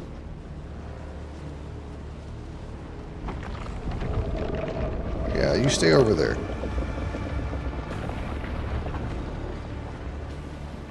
I don't want to get eaten, really. It wouldn't be my preference. Do I have cash on me?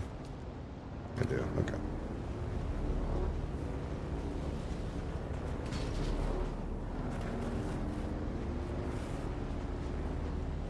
What the fuck's going on over here?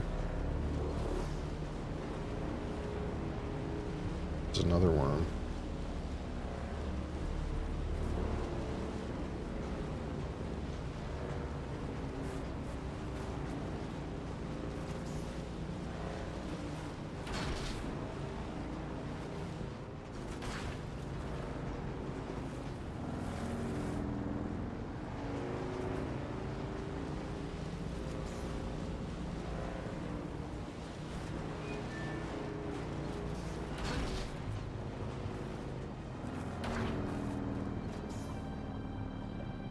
But yeah, that's somewhat the cool thing about beers, right? Is because, like, except for, like, that collective art stuff, pretty much none of the beers that I have access to are even the same beers that you have access to. It's, like, very, very few crossover. Can I fly you somewhere today? Music to my ear? Atreides in their war. All right. Stop.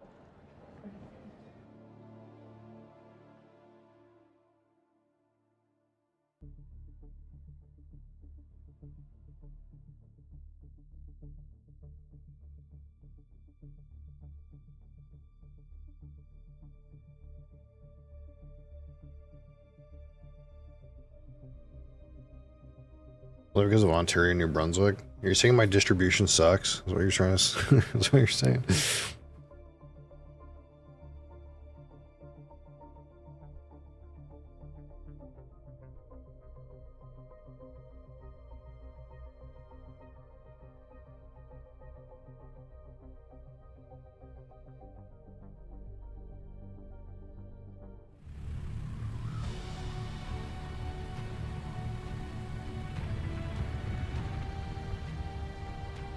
So do you mean like in the States they have way better beer distribution? Is that I'm not sure what you mean, I guess.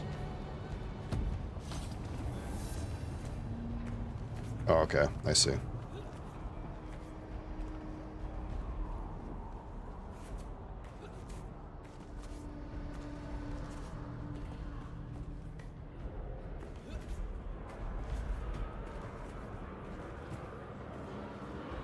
I calculated you returning a half hour ago. Do you have the blood sample data from the Atreides deserters? Good. Very good. I will collate this soon. For now, you have earned more training. My mind is prepared. You will now learn the integrated communication methods. This Gestalt and function overlays data pads in your awareness. Oh, exactly. This will resolve complexities and masses of input from the Mentat index catalog techniques, which you have already mastered. No, that requires a much more specialized process. Let us continue. Your initial problem will be breaking tensions arising from the diversion assembly of minutiae and data on specialized subjects. Be warned, without Mentat overlay integration, you can be immersed in the Babel problem. What? It is the label we give the omnipresent dangers of achieving wrong combinations from accurate information. Are you ready? Sure, Chief. Then let's begin. Impressive. I shouldn't think you will suffer the Babel problem. Okay, so we got level 3 Mentat.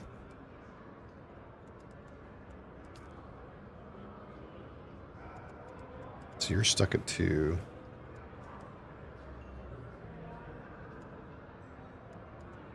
Range damage go up.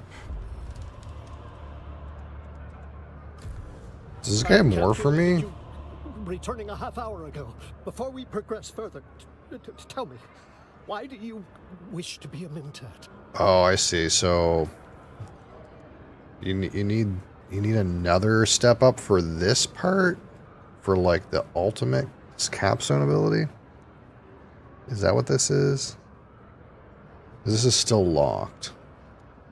This thing. There's another quest for the capstone ability. I calculated you. Before we progress further, tell me, why do you wish to be a Mentat? I only select one capstone. How does this work?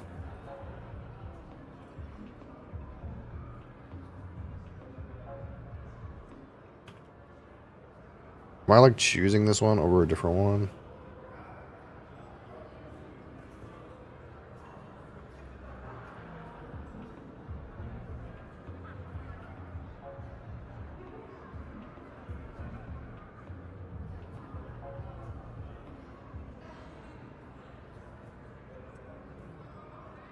I don't think so.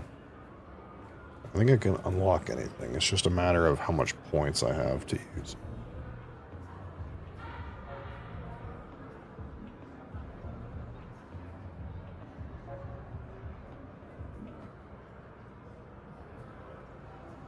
We are all thinking machines.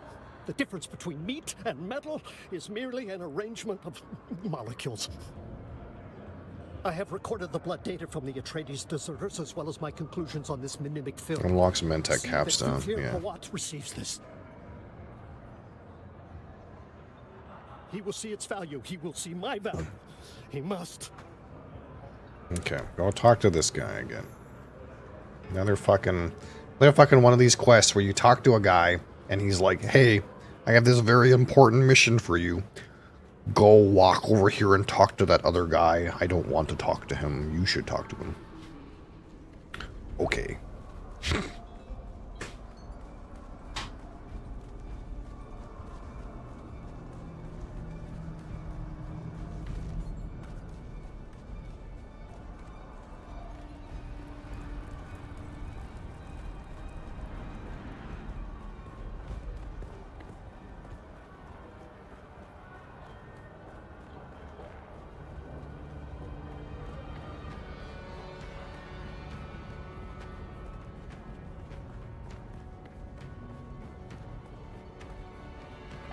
I wonder how high Mentats tend to get. I wonder if they're like super high, like the Highlander navigators or not. I'm afraid I am a very busy man.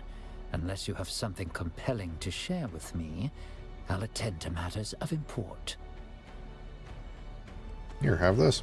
I predicted this would happen, though I prayed I was wrong. Let's have it then. Sometimes I don't know when to press this next button, because usually when it says next, the guide starts talking on its own. If you press this button, you skip dialogue. But sometimes they like stop and stare at you like, hey, are you going to press that? I'm like, well, no. This is actually quite impressive. Unfortunately, I cannot see myself ever working with a twisted Mentat and former Harkonnen asset. Twisted Mentat. He's giving you Mentat training, isn't he? I can tell. We are built on our associations. Do you know whom you associate with? My files on Zane DeWitt are extensive. Would you like to know more? Born a bastard child of a minor lord of the Chussock system and the personal maid of the lady of the house, Zane was sent away to avoid scandal. Midway through his Mentat training, Zane was expelled from the school for psychological issues. I suspect the issues stem from his separation from his mother. This would set the tone that would ring through the rest of his life. Cut off by his father, Zane lived in the slums of Kitane. Using his Mentat skills, he organized small groups of criminals into a ruthless cartel. Eventually captured and imprisoned, Zane awaited execution until he was purchased by the Bene Tleilax and brought to Tleilax for twisting. This twisting involved amplifying several negative emotions, chiefly Zane's attachment issues. He completed his training. Most recently, he served Glasu Raban here on Arrakis, until a falling out with Peter de Vries, leading to an arrest. The details remain unclear. However he got there, Zane found himself on the street, returning to form by organizing small bands of criminal thugs into something greater. Those are the broad brushstrokes of his history. I thought you should know. Well, it's not like anyone else was going to give me skill points. What was I supposed to do, brother? The game was like, talk to this crazy guy. He's the only way to unlock your skill points. I was like, okay.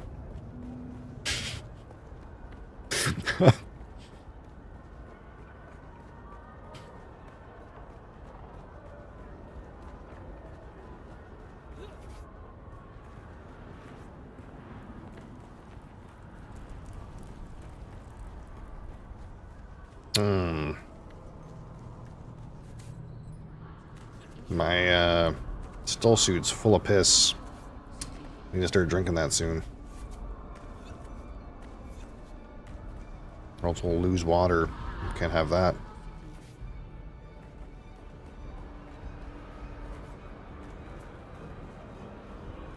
I calculated you returning a half hour ago. Did you show my data to Thufir or what yet? That does not calculate. I did everything right. My data was impeccable, useful, vital. He's letting emotion taint his logic. Everyone lets emotion corrupt their logic. I do not understand their slavish surrender to the illogical. It defies all reason. Yes, of course. I am not pinioned by emotion. I must consider a more extreme stratagem. In the meantime, I owe you training. Above all, the Mentat must be a generalist, not a specialist. Specialists are paralyzed by nitpicking and quibbles over commas. The Mentat generalist brings to decision-making a healthy common sense. They must embrace the broad sweep of what is happening in his universe.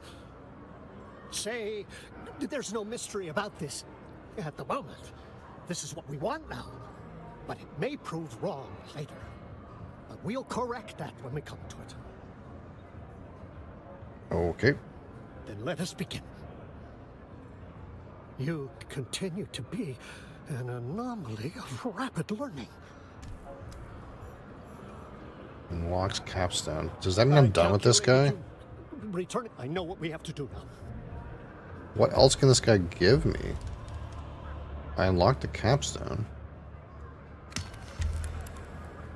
Did I not? Did I not? Maybe I didn't.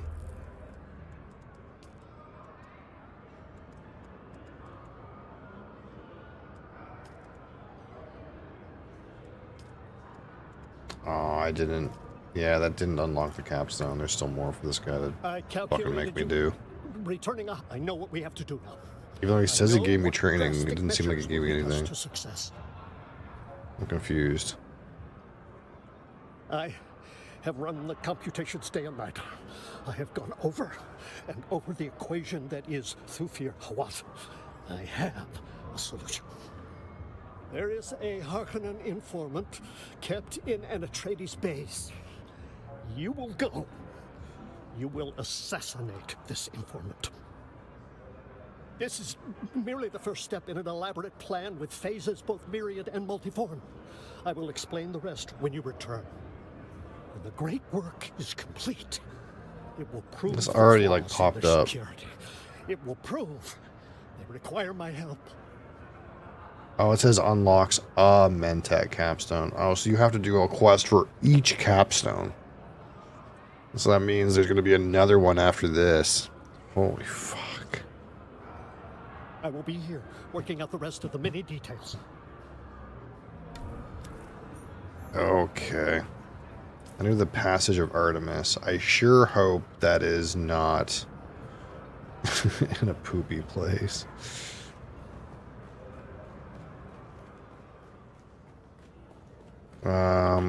So, okay, great. Man, these quests are extensive.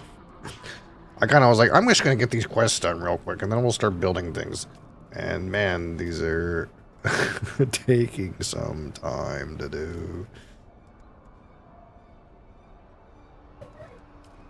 I think... Hopefully... this Passage of Artemis is not in the top right corner of the map. And it's hopefully in the top left corner of the map. Today? Music to my ear. The basin is a pretty... let's move before a storm...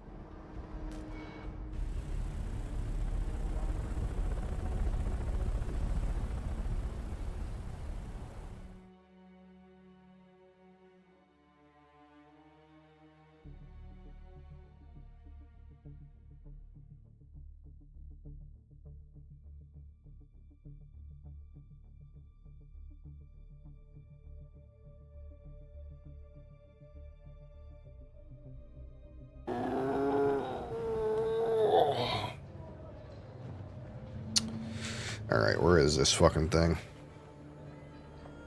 What's going on? What can I move? There we go.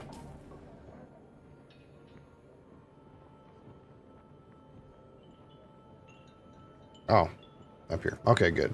So now we just have these fucking things to take care of. Excellent.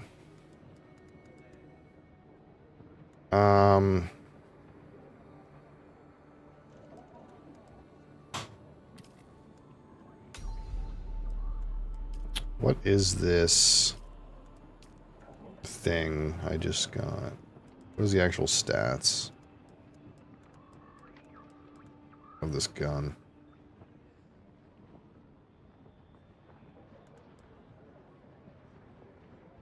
I have to go to the actual...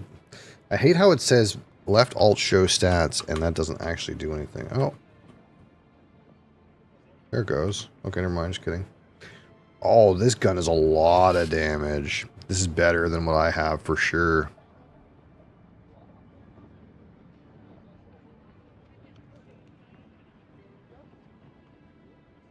Like, the gun I had before to the gun I have now was an upgrade of like 80%. And this is like another 50% on top of that. I need to make this gun. It'll be good for a long time. Because it's better. This gun is better. We need to make this. This gun is better than... It's better than an aluminum gun that I already have. I wonder what the stats are of the plastinium gun. What about the duraluminum spit dart? 149.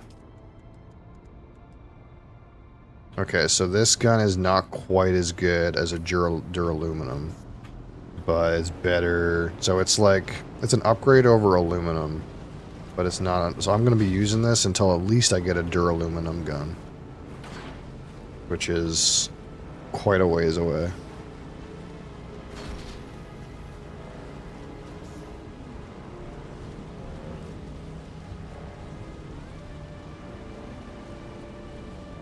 So I should make this. That'll be a big upgrade.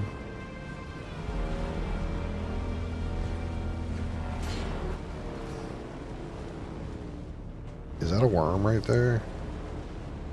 Sure hope not. That would be kind of weird.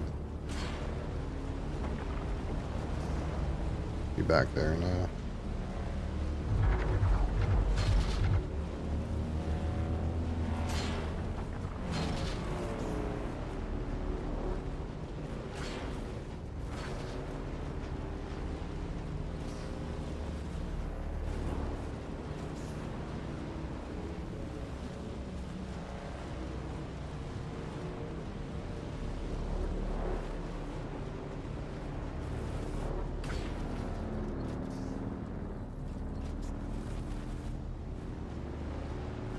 Need some band-aids too.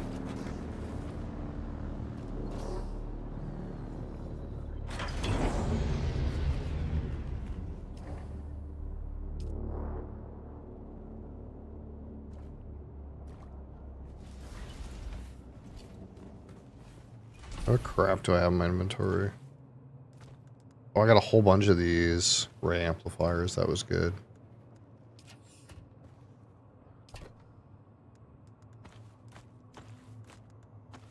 Flex machinery. This ray amp should be in here.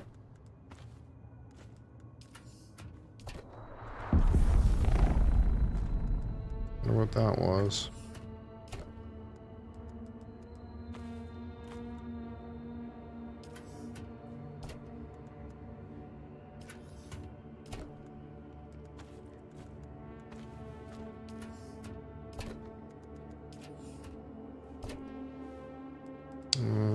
Beer or food. Spice infused steel.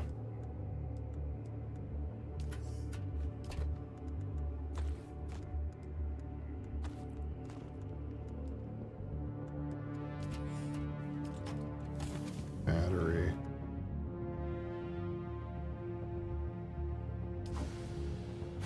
Okay, so let's crunch these things.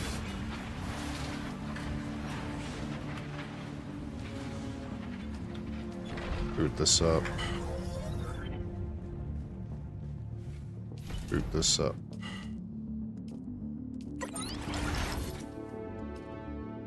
What do I need to make this? I have everything? I have everything for this. Nice. That's big.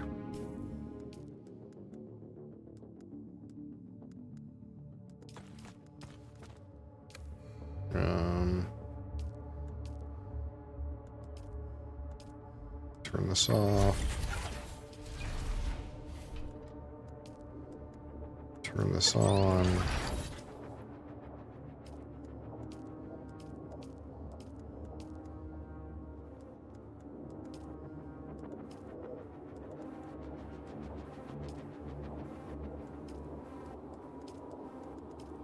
Where's my Band-Aid maker? To here?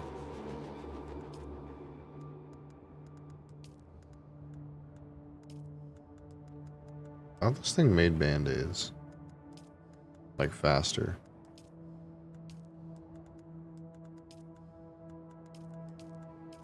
I guess not. I guess I can make Band-Aids. Weird. I was pretty sure this did that, but I guess not. Okay, turn that off.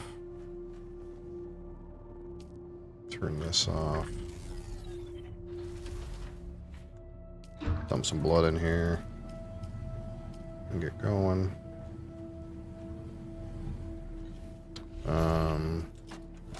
Guess we'll take the weeds.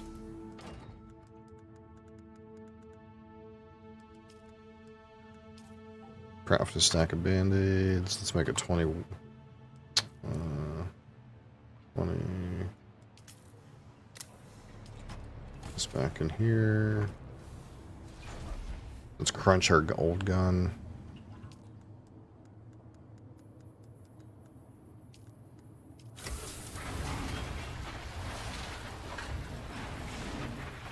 Now we have this friggin' sweet gun.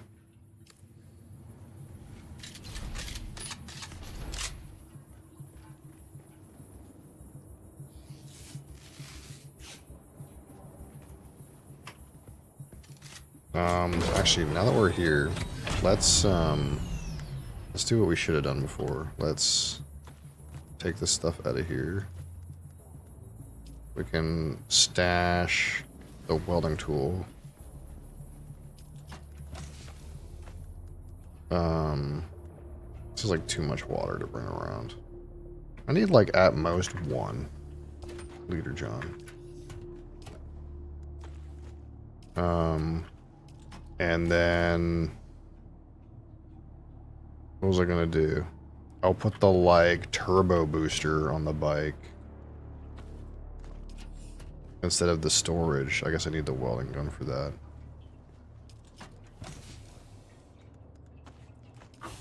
Just for a moment.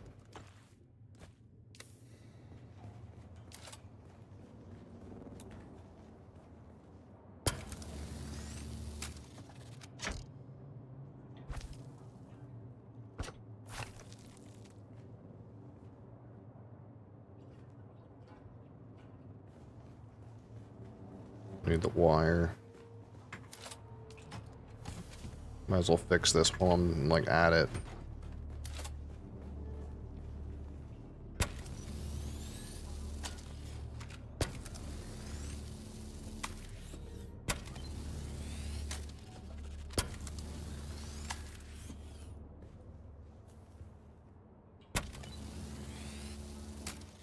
Okay.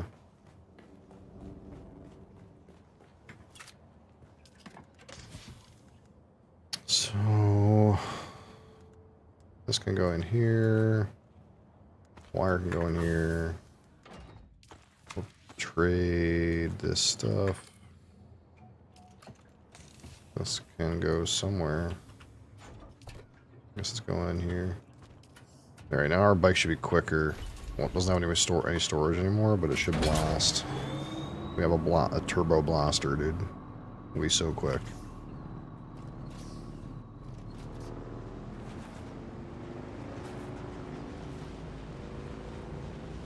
I think we can go across this like thick portion since we're so quick. Normally I don't make the trip this way, but I could make the trip this way. I've done it before.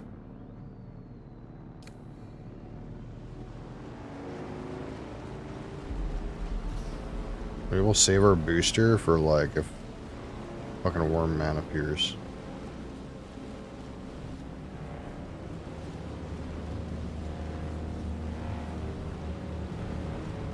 Or I'll just use it right now. Oh, it's a hold.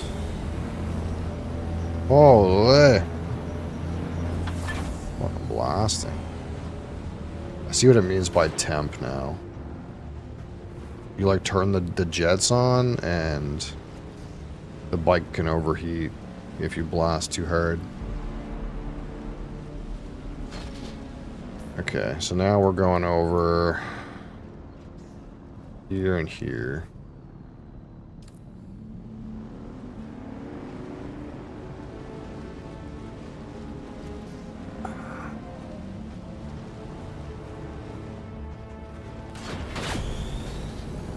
It's kind of an interesting mechanic too, because That means if, like, you're out in the sun, your vehicle's hotter and it can't boost as much. Like, the actual desert heat influences your performance in that way. Which is kind of cool. That kind of works like that. Because my bike is already really hot from sitting in the fucking sun. So I can't boost as much. Which, like, makes a lot of sense.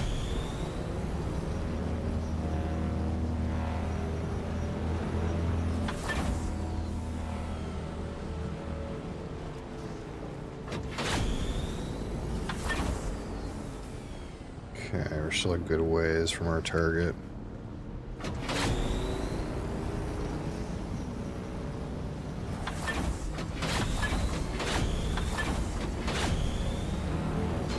Yeah, we're gonna turn it off.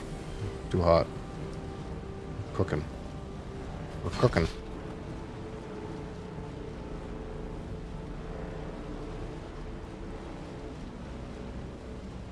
Trying to see if, like, if you're in the shade, if it cools down faster. It kind of seems like that's the case, but I'm not sure.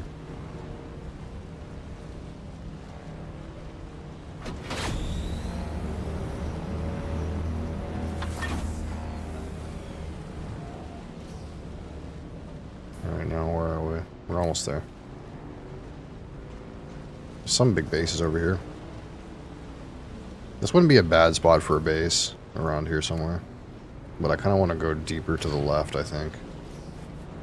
Because there is a bunch of quicksand right here. We're going to be careful. Alright, what's going on here? Just a giant rock face, eh? We gotta scale this piece of shit. Game worth it? Absolutely.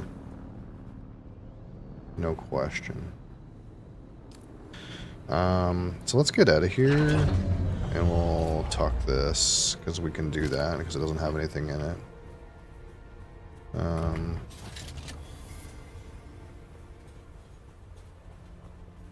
This biome is hotter, but again, we're still suiting, so that's fine.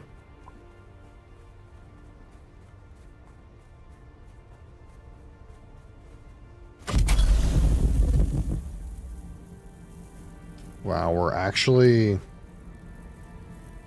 burning up, even though we're not in the sun, because this biome is so hot. Even though I have heat resistance. Man, I imagine if you didn't have heat resistance in this biome, it would be fucking shit. Like real shit. I have the best heat resistance I can use right now.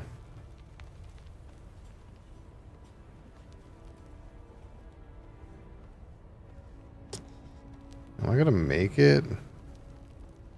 We'll try to get in this crevice. A test of your reflexes! Oh, absolutely. Absolutely is. How are you, Zarmar? Fuck. I think I'm gonna fall. Oh. Nice. Oh, that's kind of weird. Okay, that did not work at all. Guess we'll just start climbing. If I could stand... Oh, I might be able to stand on this up here.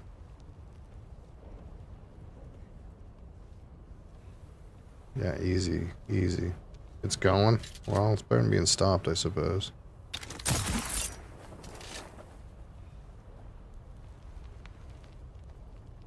That's just what I tell myself, you know. I'm not stopped. I'm still moving.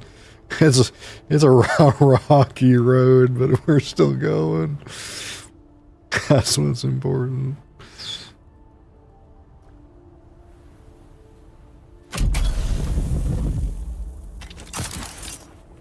Oh. It's your birthday.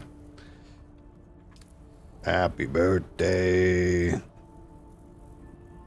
1 year closer to death.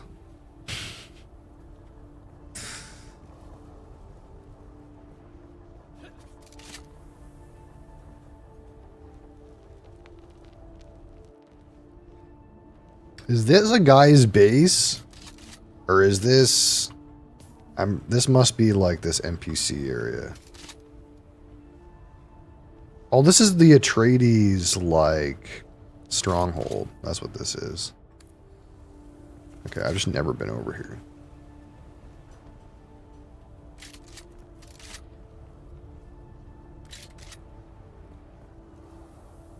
You got anything going on today? Having some brewskis? Oh, that was a good fucking grapple, dude. I'm getting good. We're getting good at this. We're getting good at this climbing shit. We're gonna get good at climbing just in time to get a fucking ornithopter, and then we'll never have to climb anything ever again. That's how this game works. Can I steal this? No. Hello? Can I go in here? Excuse me? No? I can't use my grappling hook anymore. And I can't go in this door. Well, that's kind of weird.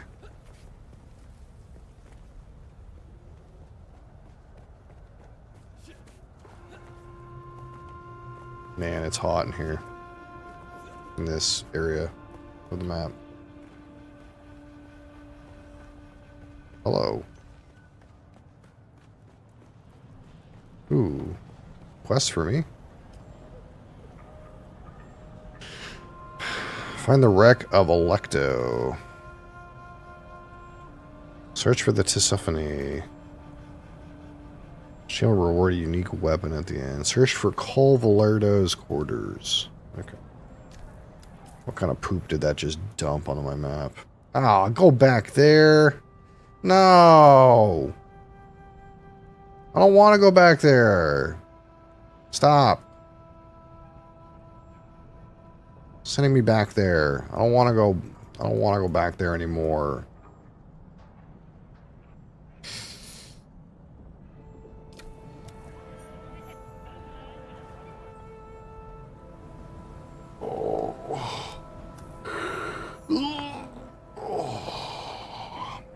Star Rail and then Lockdown Protocol.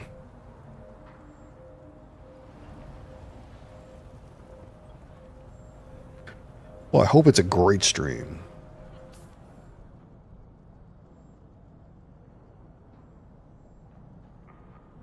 For the birthday boy.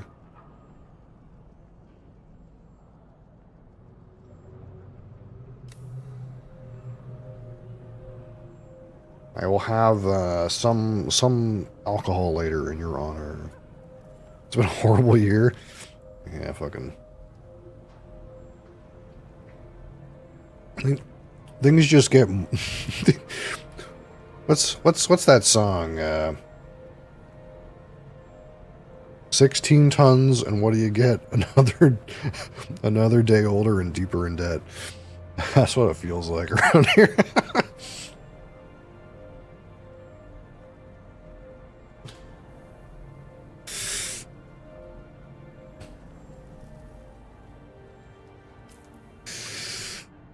I got 2 contracts here. What else is here? I gotta talk to this guy, this chick, this person. I did not calculate seeing you today. You got a lot older as soon as I rendered your face. Unfortunate. Correct. I am Andrea Gannon, Mentat, in service to Thufir Hawat and House Atreides. I know of you. I have a detailed file of your exploits. Let's see what you have there. Have this bloodied book. Why hasn't Anton Tolliver delivered the reports through the usual channels? I think he quit. I see. I calculated this would happen, though not so soon. You knew this would happen. Anton Tolliver's dilemma is a microcosm of an internal conflict plaguing House Atreides. Yeah. The war of assassins comes down to 2 mathematical truths. 1. The Atreides cannot win this war while cleaving to their ideals and honor. 2. While they could shed these illusions, I calculate that victory at the cost of their honor and identity would constitute another form of death. The answer then becomes obvious. Insulation. Some of us must do the distasteful deeds of spycraft and intrigue, so that others do not. Sounds like a job for a sociopath, you know? My cold mind gives me a certain distance. I can do what needs to be done and not lose myself. I calculate you to be much the same. We can insulate House Atreides. We can be the stained gloves protecting the hands of a good doctor. Hmm. Then I hereby promote you. Now let's get to work. There is also something of a timely element that forces me to make greater haste and have greater need of your skills. Simone von Koenig, a devious Mentat, my counterpart among House Harkonnen. She too is investigating the mysterious death sweeping through Arrakeen. She is spying on me and my assets. She's making risky maneuvers in Arrakeen itself. She could conceivably be behind all of this. It is only a speculated possibility, one of many. She definitely has set her eyes on this strange malady and the events surrounding it.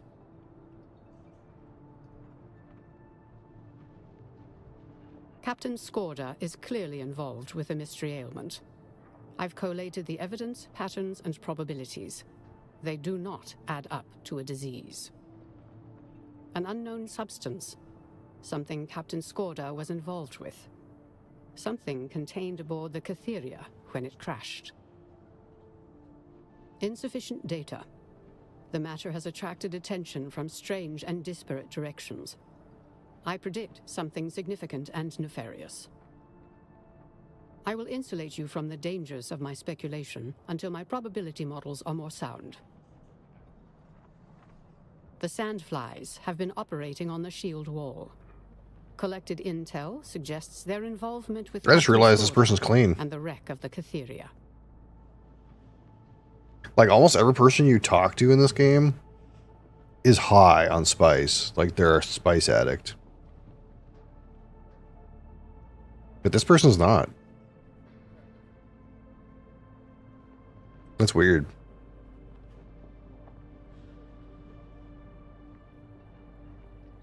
Among other things, originally a labor movement, the brutal grip of the Harkonnens transformed them into something that is part bandit band and part rebel movement.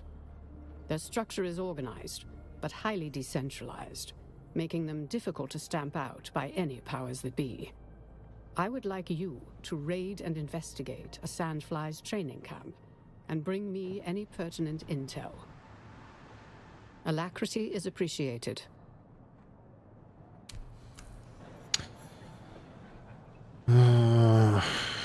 Okay. So also say I gotta search some guy's quarters around here somewhere too.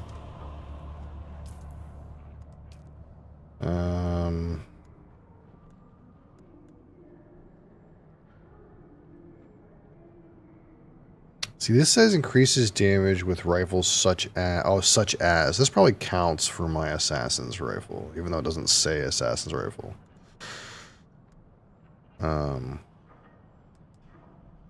4 points for more range. Should I level this up? 3 points for this? Sure, let's level this up.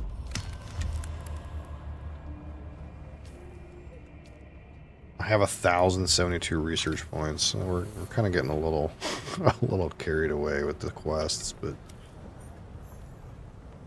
it's fine.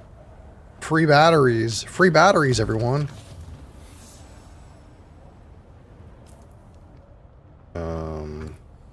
The guy's thing I gotta search is over there.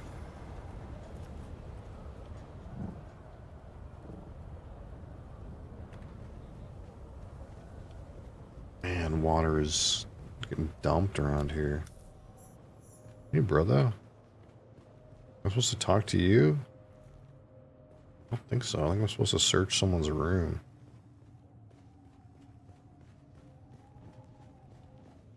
Which happens to be behind you.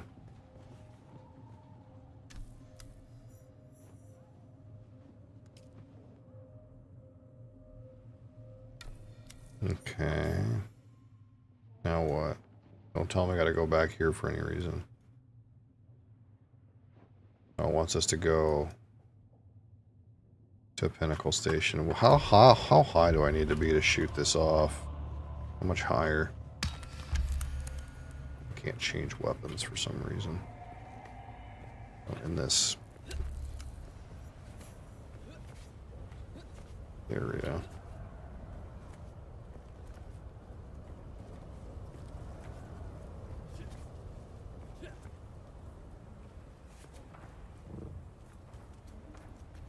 I spy an Imperial dog. I can't fight you.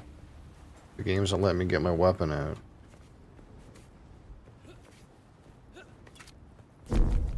Oh, it's a lot higher.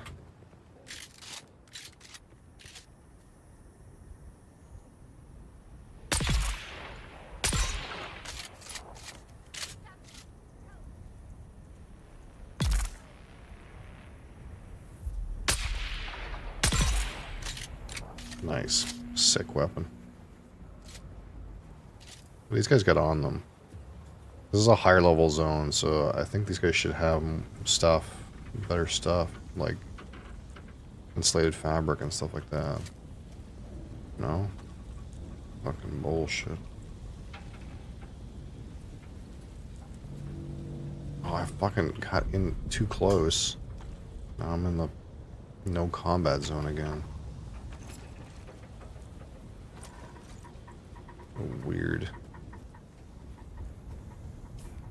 Okay, so I gotta climb this hill to maybe be able to launch my probe.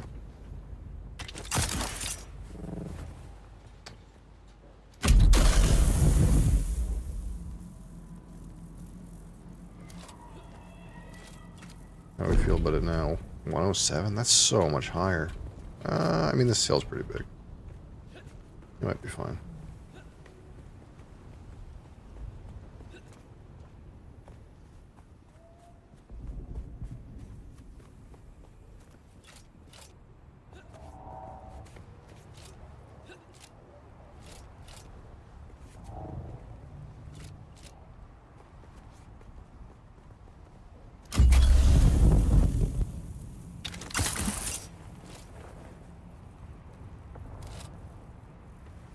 Is that a guy's base?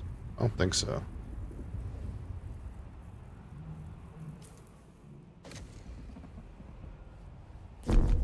"29 more meters.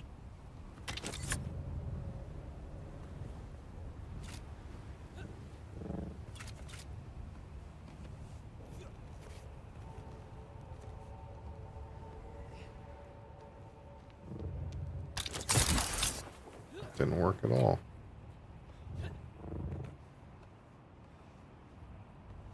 A weird angle.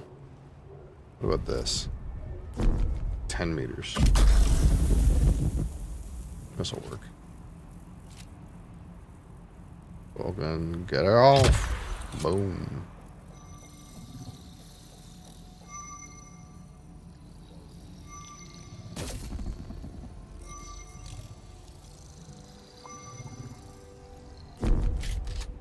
Sir, oh, I switched.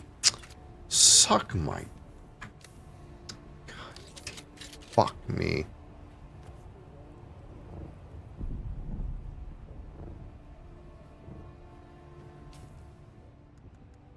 I think I can't just make those. God damn it.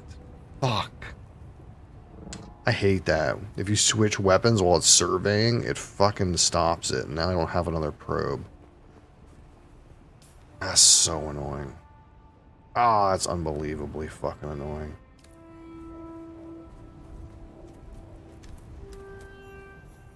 Maybe there'll be a probe like on a vendor up here.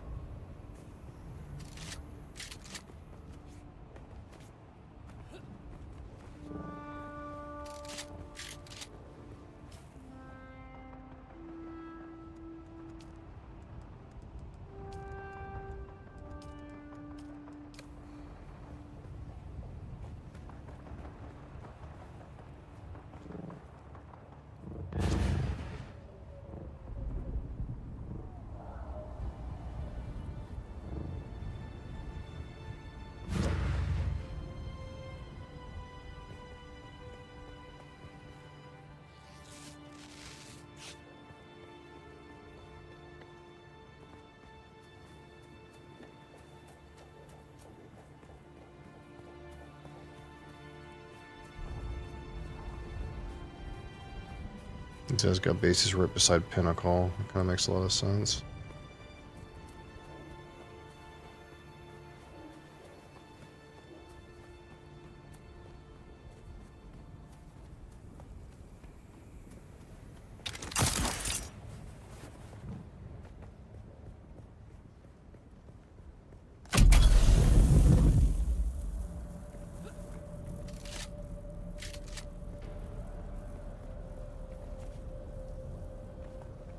This aluminum? It is.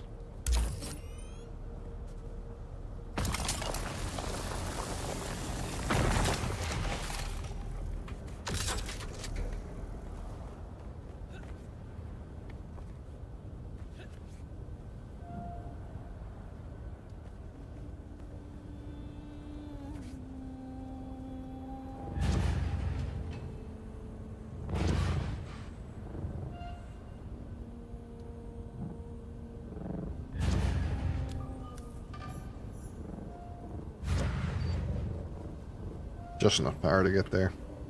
Nice.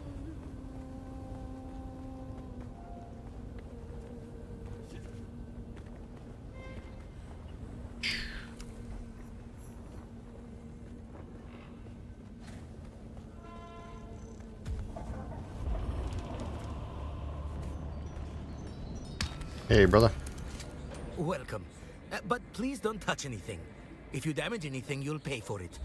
Also, if it explodes, that can be an inconvenience. I could see that. Zeb's Kisser.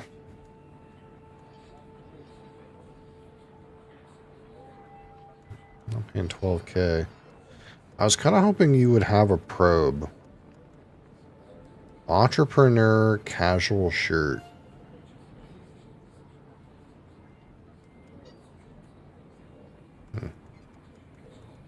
I'm gonna guess you don't have a probe.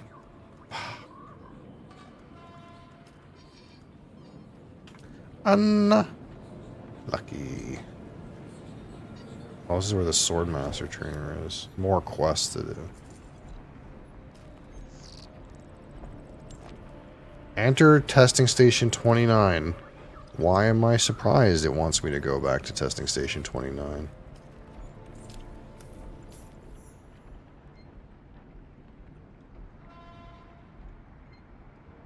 That's the one that's a giant hole in the ground, isn't it? Down this deep hole.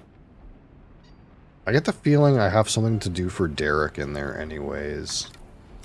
So maybe it's fine. Oh yeah, this gave me more quests back here. Fucking great, yeah. A large sandstorm is approaching. How's it going there, chum? Your sweat betrays you, off-worlder. Your body's shedding all the excess nutrients they pumped you full of in the prison racks.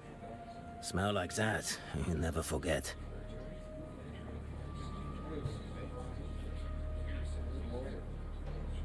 What? I'm an off-worlder like yourself, and Highliner travel in the steerage racks isn't much better. I have a task that needs doing, which requires some discretion. Do it for me, and I will train you.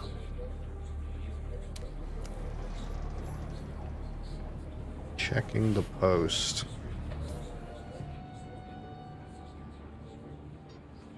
Oh, it's gonna send me all the way back there. Blah, blah, blah, blah. Meh, meh, meh. Wow, wow. That was another day of doing quests in the fucking rift, brother.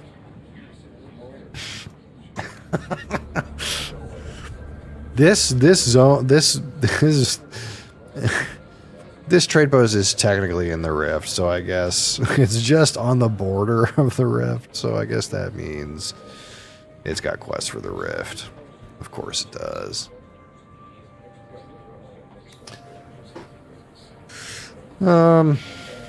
Shit.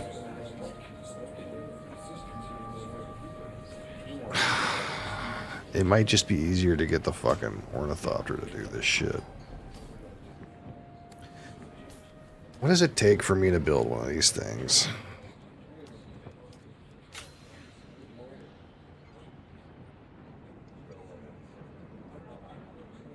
Diamond in dust? cardboard scraps. I don't know where some of this stuff even is. Diamond and dust. Weather alert. A large sandstorm is approaching. Industrial pumps. Oh, that's cool. These doors close when there's a sandstorm coming. That's kind of cool.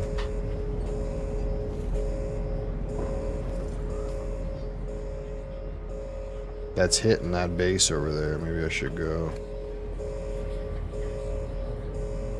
That's really cool.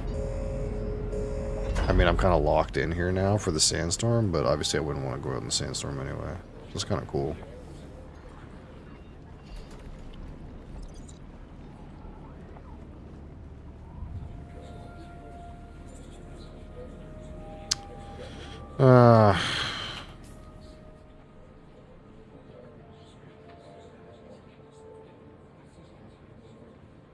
So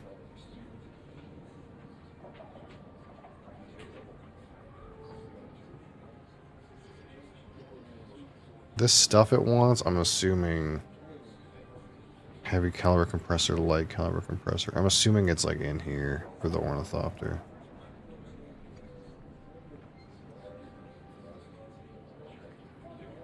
I kind of don't know.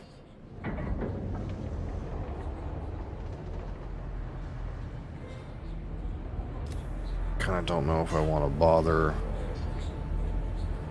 Maybe I'll just do the quests.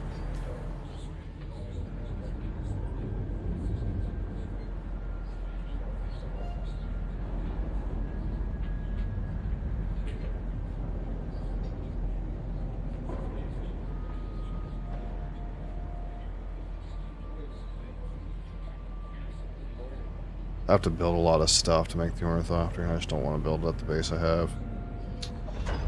Just the truth of the matter. What my inventory look like? It's pretty lean. It just has this random ore in it. We could just set out and do some of these. Or at least start with this one.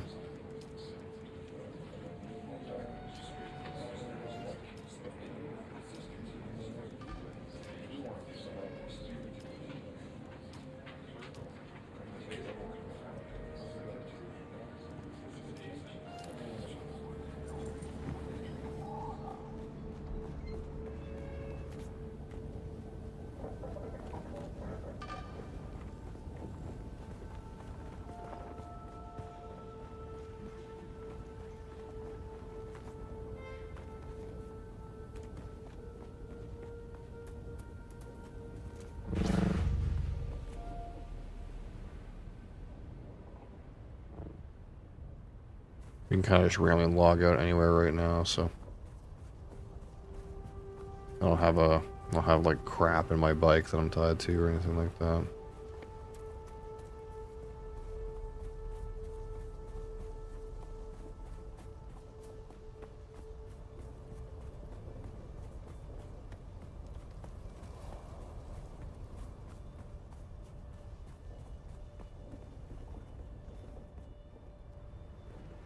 Oh, here we go.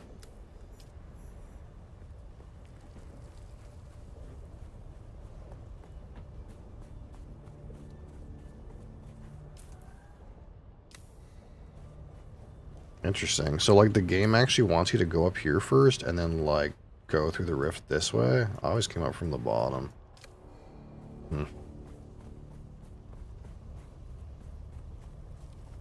Strangely, like, the way the quest lines are engineered is kind of weird.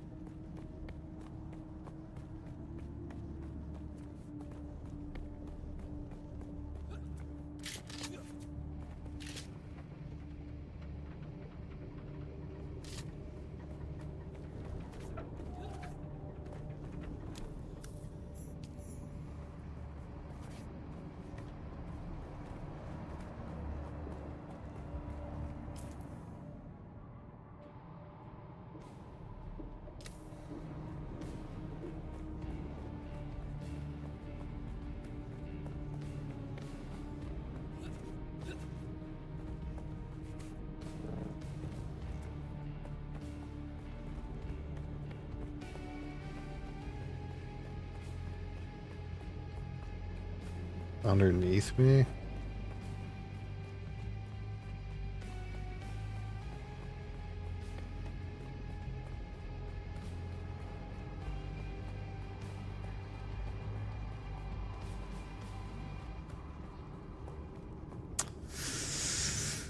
Kind of could have got the bike out for this, I guess, but it just didn't seem like it was that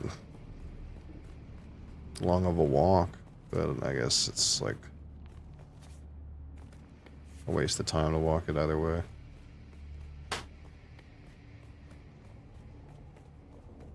This is quite the hole. There's a lot of verticality in this zone, which is both cool and terrifying.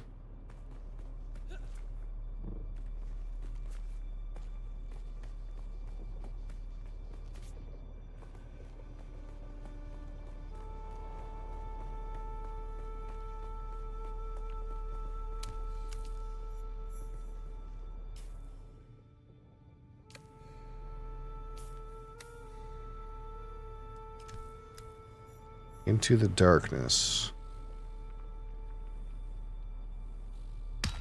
Search the mineral extraction facility for coal volard. Of course. Of course I'm going to have to search a mineral extraction facility.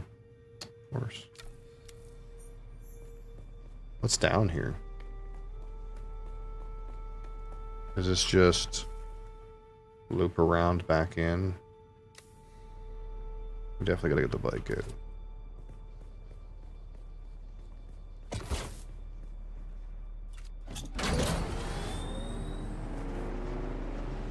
Cool down here, we can blast.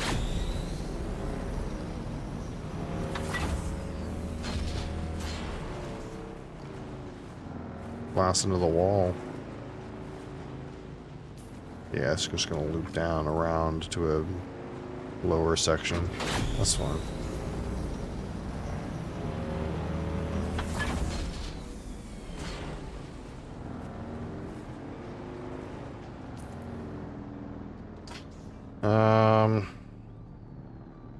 Should we go do 29?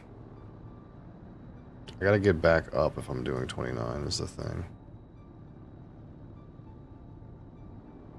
Because 29 is a dead drop hole. Maybe we're doing this Col Volardo thing first.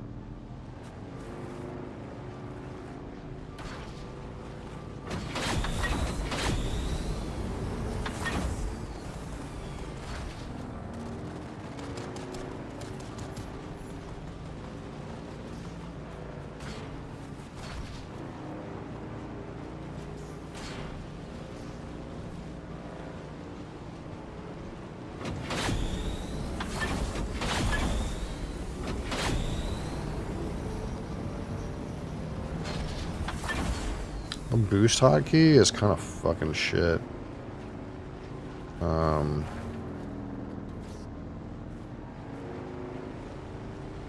It's hard to steer with it. I wish I could like swap where these skills were on the bike. You know, want to swap Q and C. Can I do that in settings, controls, keybinds? Or is it just like, this is how it be, you know? Oh, here we go. C, T anyway, Q. There you go. I mean, this just makes it harder to steer right then, though. I want a mouse. I want it to be a mouse button. That's what I want.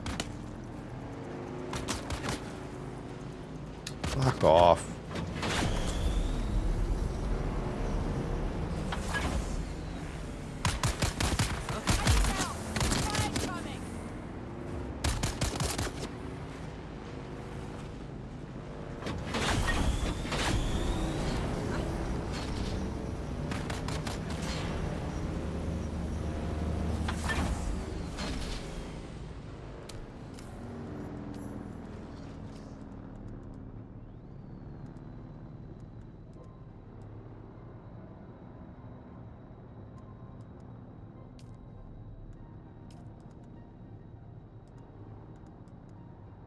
There we go.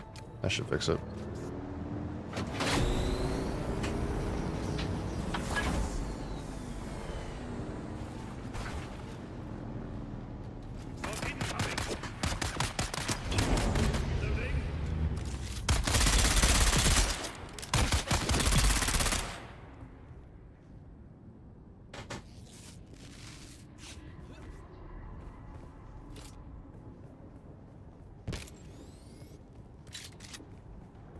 Okay, so 105 below me, so it's down a level.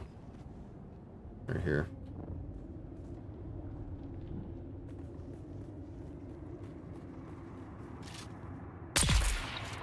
This will be a lot easier now with this new gun. I do like twice as much damage. Actually, almost 3 times as much damage as I did before. Especially with the headshot.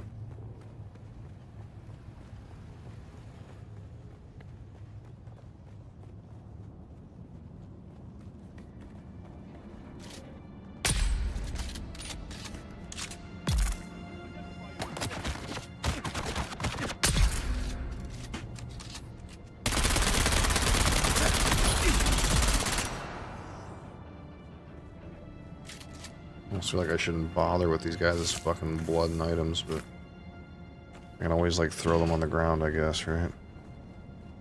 I have these blood packs with me, I might as well fill them. Just at that point where like I have so much water and I don't need it quite right yet, and there's gonna be a better way to harvest water soon. Up there.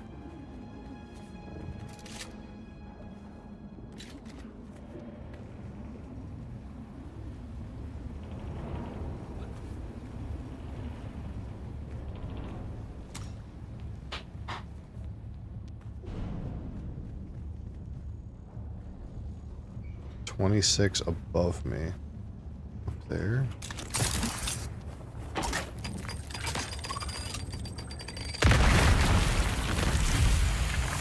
Okay, yeah.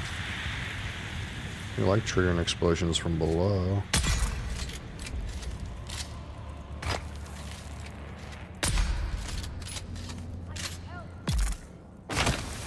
Ow? The fuck?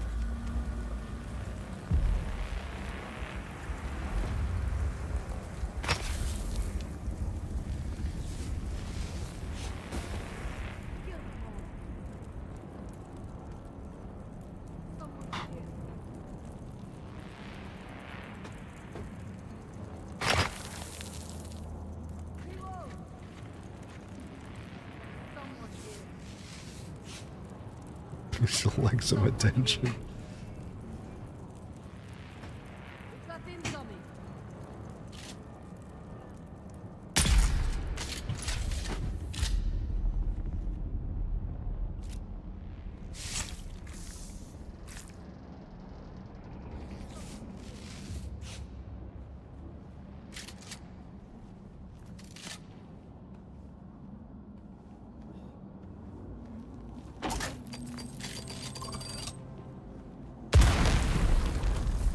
There we go.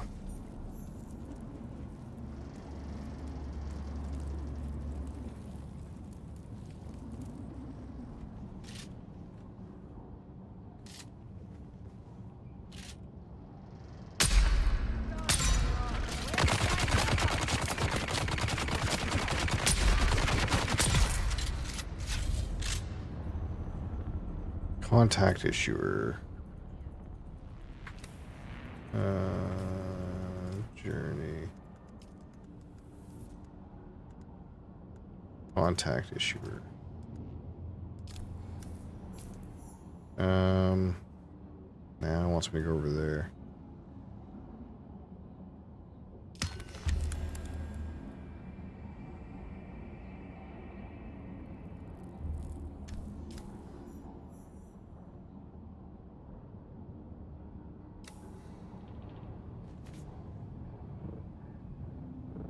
Get out of this little shithole.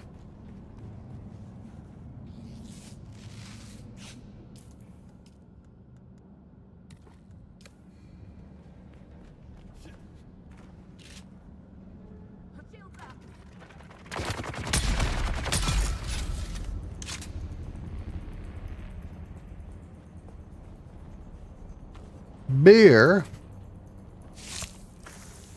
Le beer.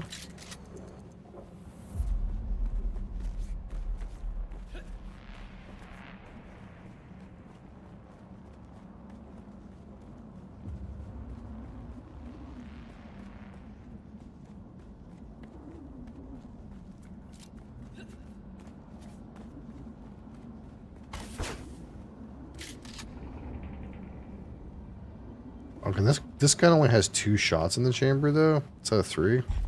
I was wondering why I was reloaded so much. It's fine. Ugh.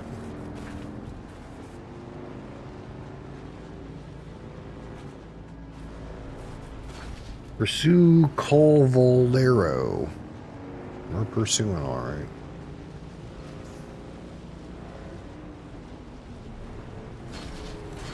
Is he in that one? Ah. It's a bit of a bridge.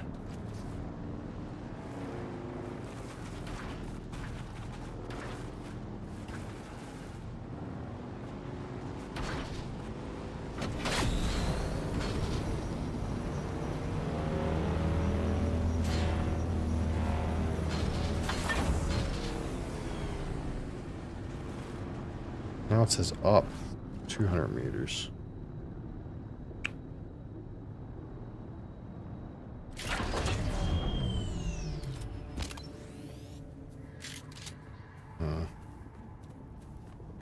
Is it up there? I'll see when it flips.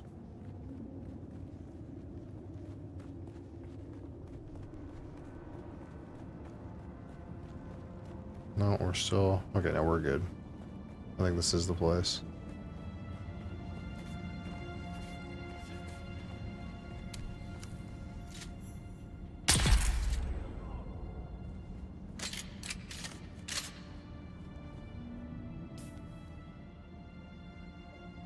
Enters testing station 23. Oh, fuck. I didn't even know there was a testing station down here.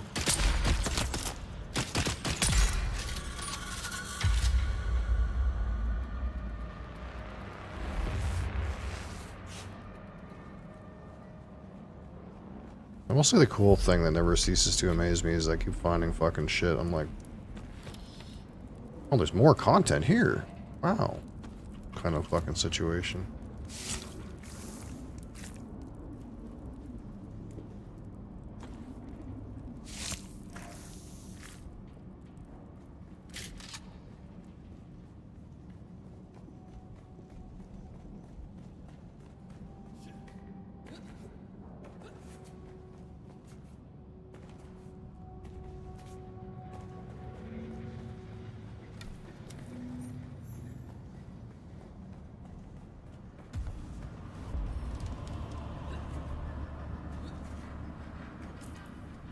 Or skill points.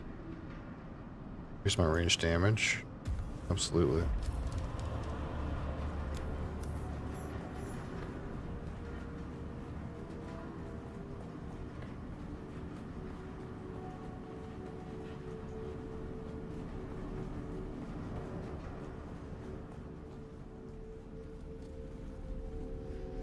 Everybody in here?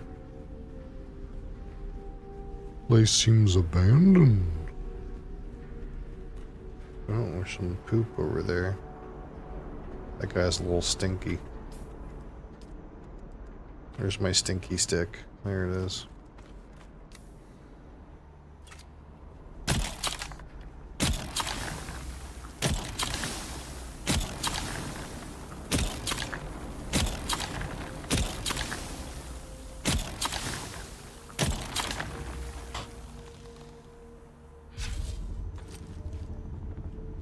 All but stinky.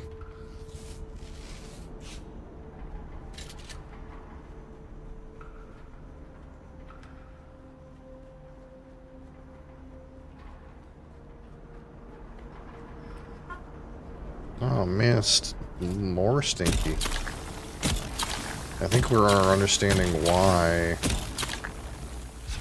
these guys are dead. Someone had a real bad fucking farts down here, dude. It's horrible. Horrible, actually.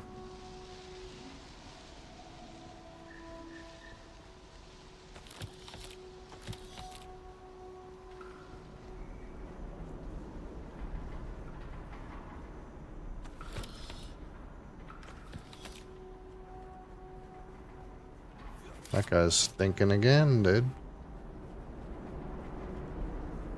So stinky in here. Good thing I brought my stinky stick. These corpses are rotten, dude.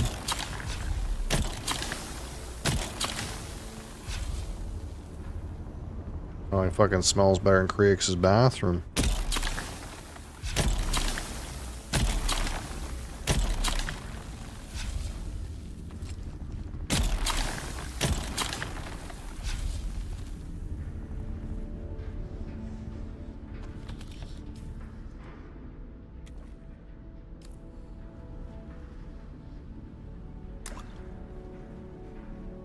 Spilled some water. Sad. Well, seems like there's no enemies. There's just really stinky corpses around. Wyatt Fannin. Thank you. Appreciate you.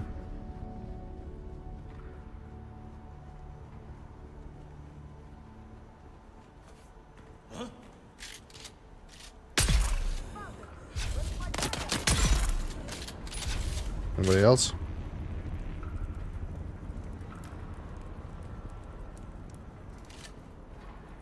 Oh shit. Oh. Oh yeah.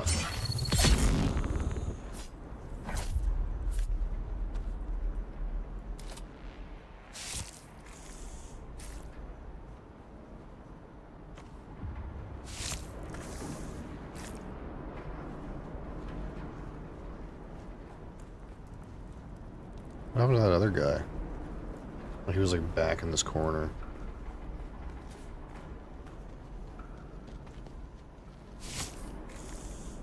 What do we got here?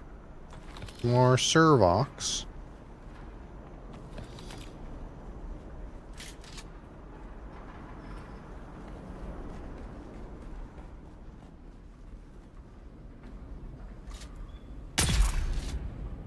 See ya.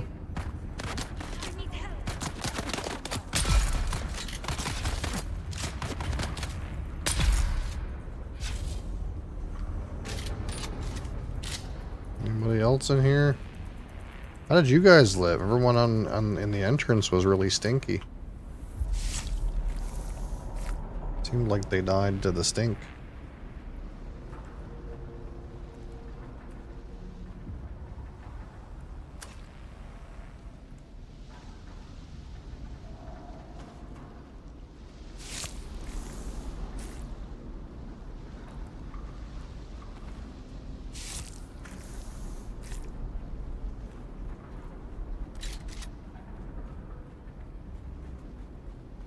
There's no loot in here.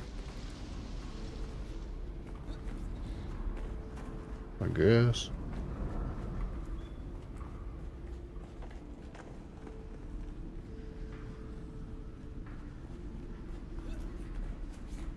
Can I get in there? Seems like not.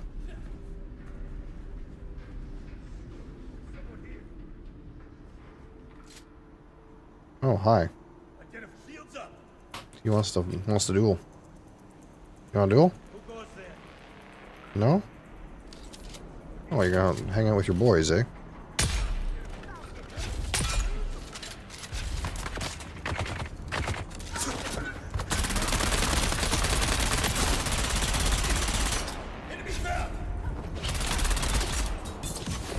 Shit. Woo! Oh my god, dude.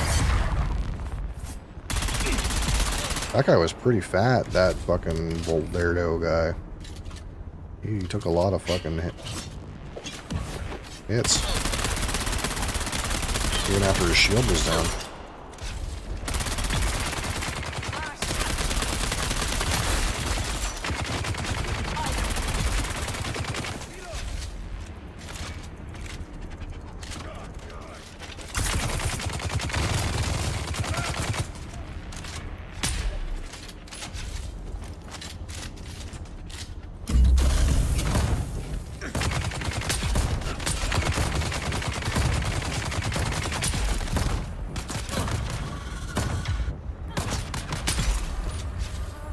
Oh, hey. Access granted. Well, I guess we killed him.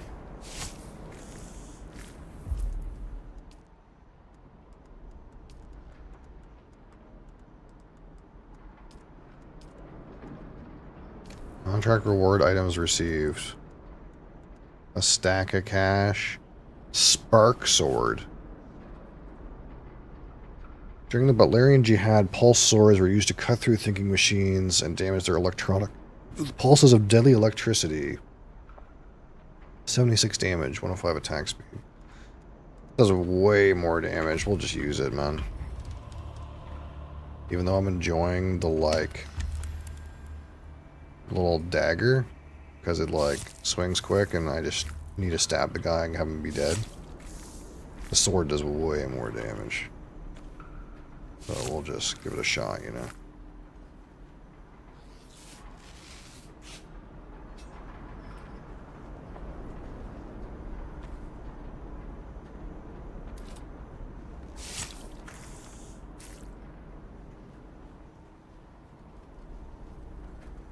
Ooh. Fat medkit. What do we got here? More Servox. That guy didn't drop shit, though. For how tank he was? He didn't fucking drop anything. Literal nothing. Not a fucking boltsman or anything.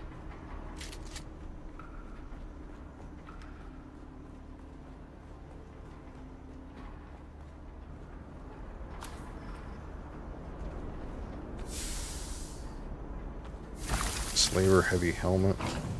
I guess there's some loot here. Alright, Wyatt, you too, man. Thanks for being here. I appreciate you. Is this where I came through? I think this is where I came through. So, where's the exit? This way.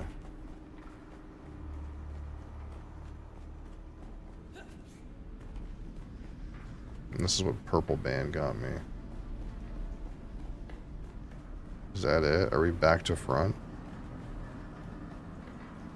This is the exit. Wait, you're telling me there's no, like good chest in here? Really? Did I miss it?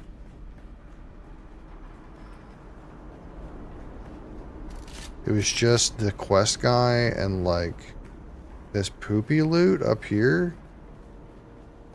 There was no, like, uniques chest. That's a rip. That's a fucking big rip, dude. This place sucks. No uniques chest.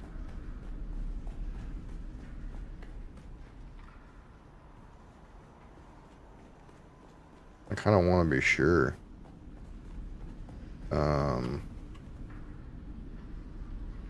Testing station 23 chess.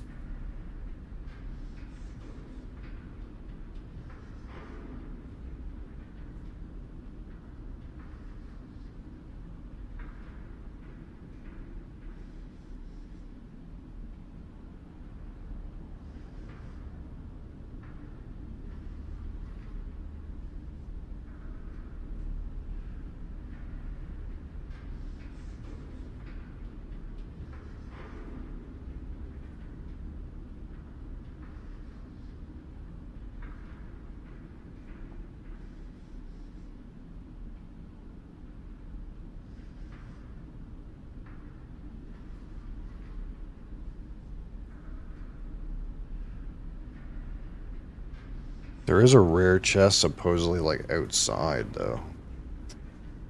But feels like it should be inside.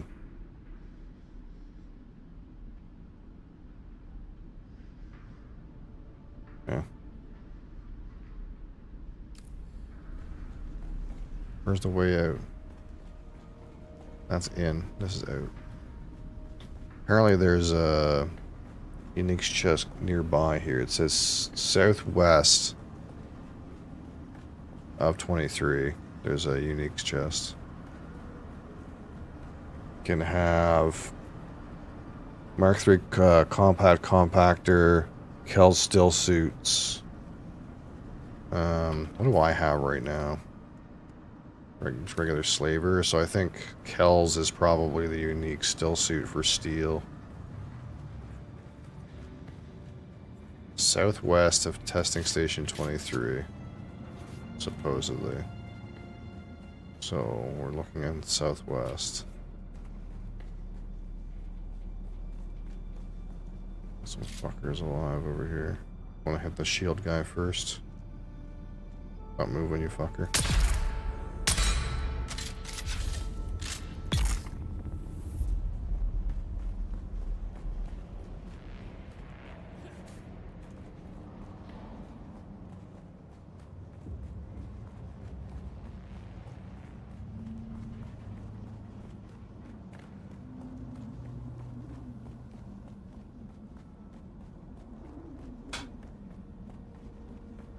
I wonder where this is. Is it, maybe it's up a level though.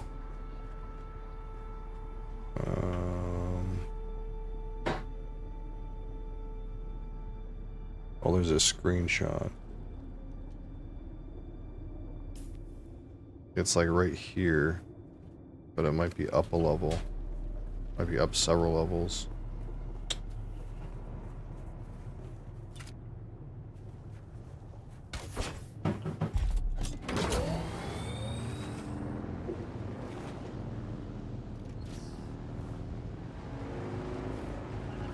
Well, it's not nearby. Let's be in the ass. I'm not super concerned with getting a Kel still suit, really, but...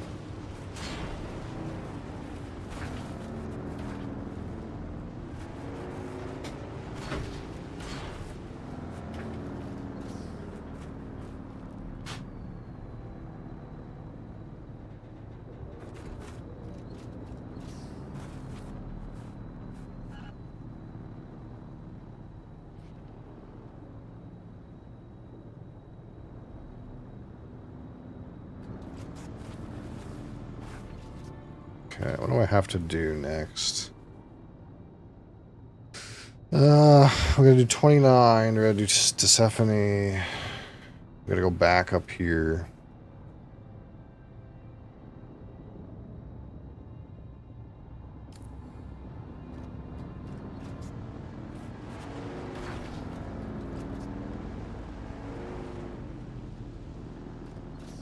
Trying to find the next pathway up, but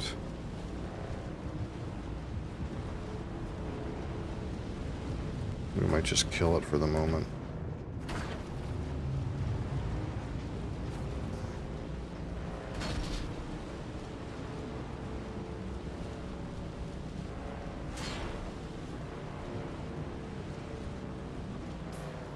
Could just go down to the what do you call it? One of these stairways.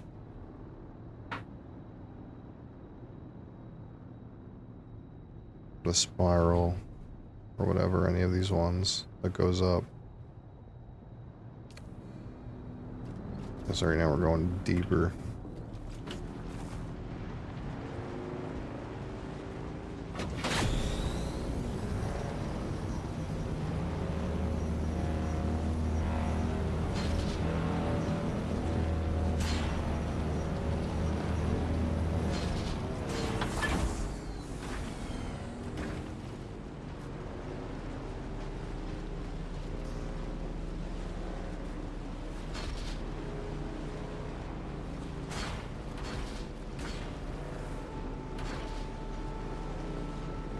There we go.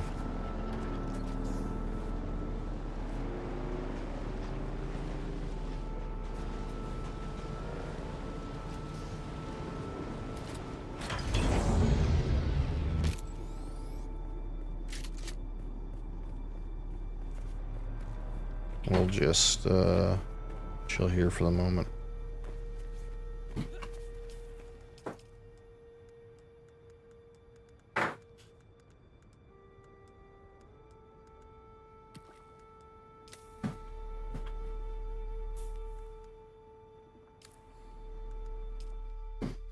Well,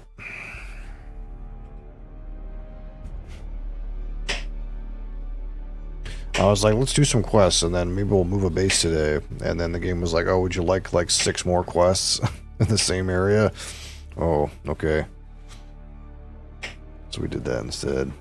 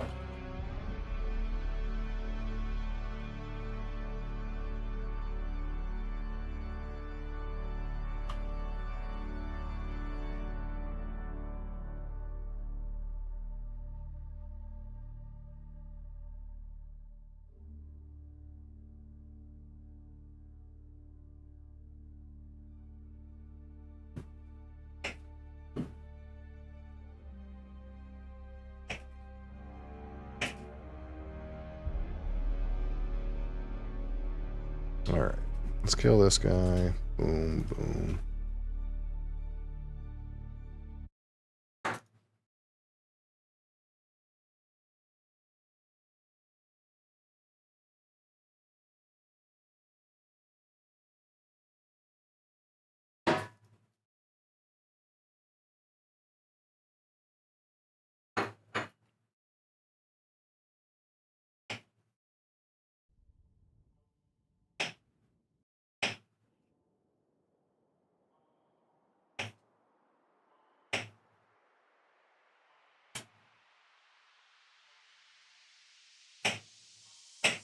I figure what Derek wants me to do too.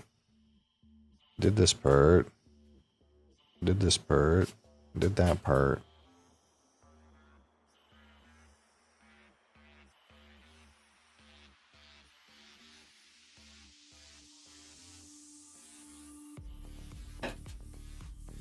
Oh, that's right. He wants me to do, this is not accurate. He wants me to do something, yeah. He wants me to do something completely different than this quest guide is saying.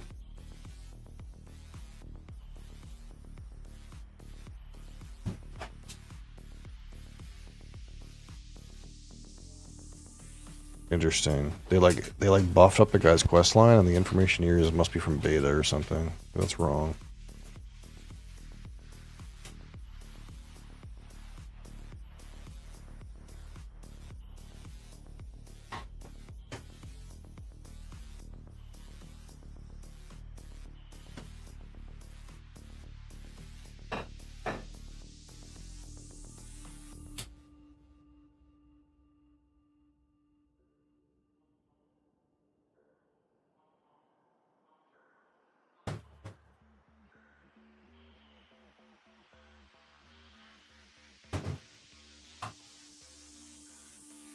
Alright, so my random wheel thing is broken. I'm not sure what's going on with it. Let's try it again.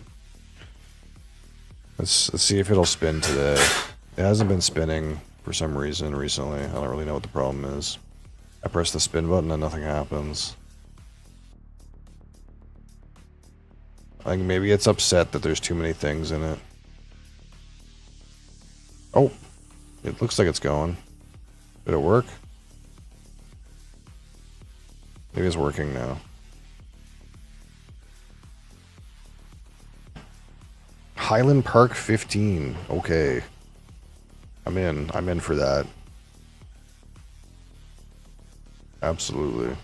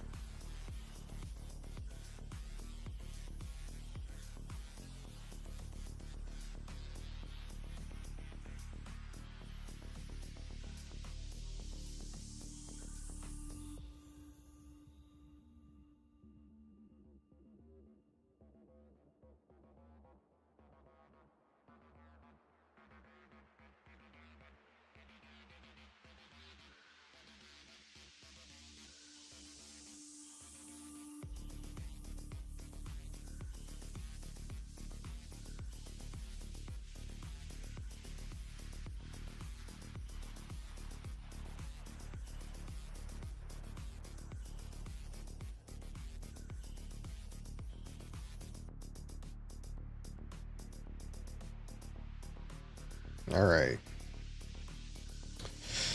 Boom, boom. Close this.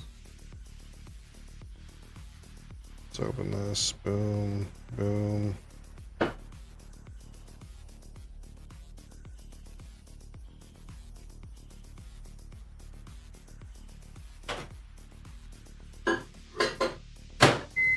Beep, beep, beep. Brr.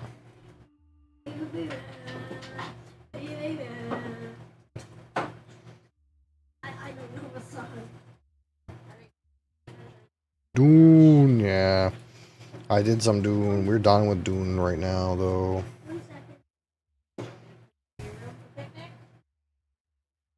I'm in like Dune quest hell. I've done so many quests. I've been doing quests for like 3 days.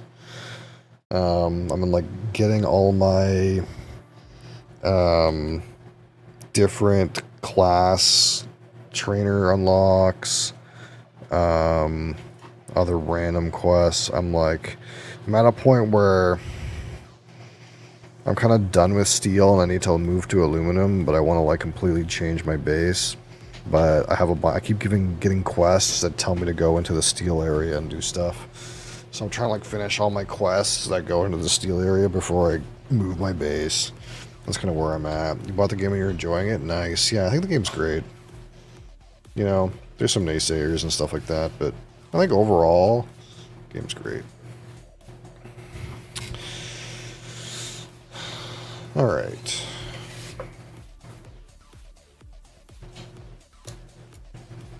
We're going to wait for a microwave to stop making sound. And then we're going to talk about some Highland Park.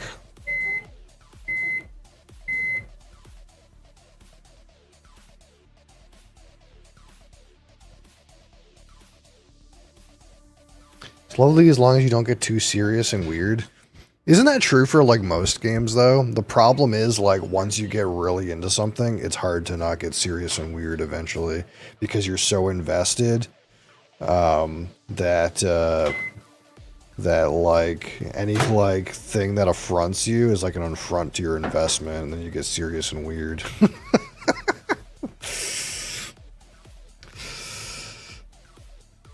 All right, let's hit the recording button here. All right, so today live review Highland Park 15-year-old from the Highland Park Distillery on Orkney.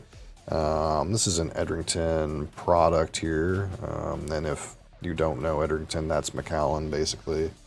Island single malt Scotch whiskey, again Orkney, 44% alcohol, 88 proof. It is chill filtered but of natural color. And this particular bottle is again roughly 20 ppm using Highland Park's floral heather peat they have on Orkney, and it is 15 years in ex-sherry made with Spanish and American oak. So let's be very specific. Highland Park, for the most part, only uses sherry seasoned casks. They don't use any bourbon barrels. So when we say Spanish and American oak here, typically when people say American oak, they mean ex-bourbon barrels. But in this case, it is American oak that has been seasoned with sherry. Those barrels never had bourbon in them. They were just trees that came from the United States. So again, there's no ex-bourbon, even though there is American oak barrels involved in this. And again, 20% of the barley is in-house malted with local peat that contains a large amount of decomposed heather. So there's some amount of floral character to the Highland Park peat. Whereas like the peat from Isla's got more decomposed wood and this sort of thing. So again, we're going to rate this at a 100. 25 for aroma, 25 for palate, 25 for finish, 10 for texture, and 15 for my personal subjective opinion. And of course, the Highland Park 15, this is, again, now the older version of the bottle, comes in a ceramic here. No box, just a ceramic bottle. The new ones are all glass and in very eco-friendly packaging, but these older kind of Viking honor style. I think this one says Viking heart on it. Yeah, this Viking style bottles. These 15s came in ceramic. So here we go. This is again your Highland Park 15. This is chill filtered but of natural color. So this is natural color at 44% alcohol for 15 years in sherry casks. Again,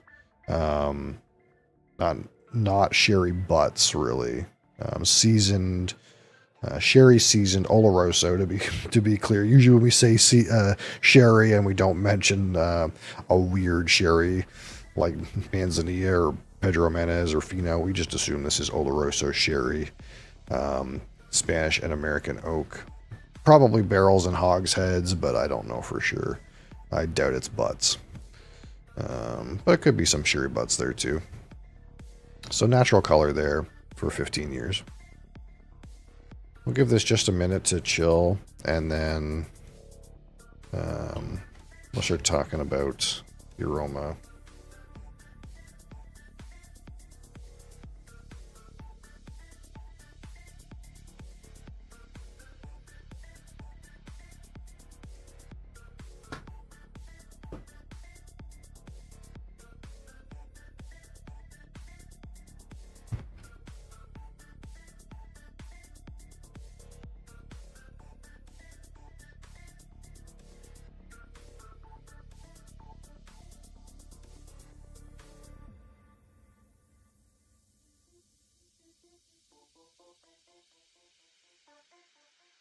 So immediately I get like a sweet kind of like almost like a toffee sweetness immediately, and that kind of gives way to a smoky character.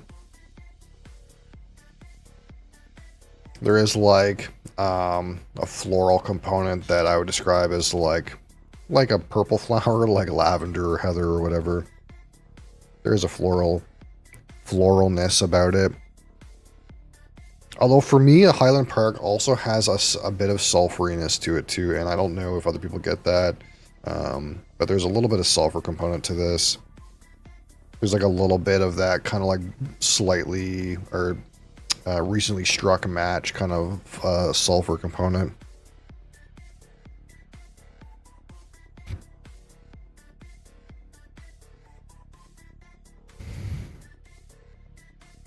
Definitely a little bit spicy too, like cinnamon spice. I'm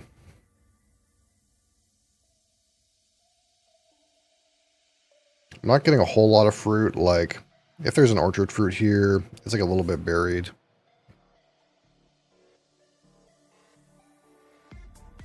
But like, again, like slight smokiness, slight sulfury note, citrus, freshly struck match.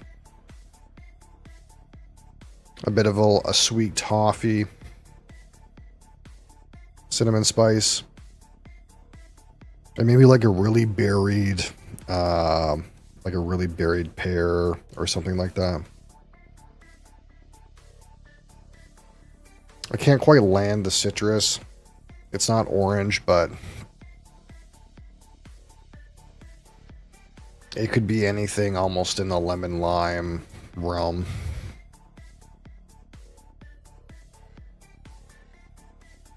I'm going to say lime right now, but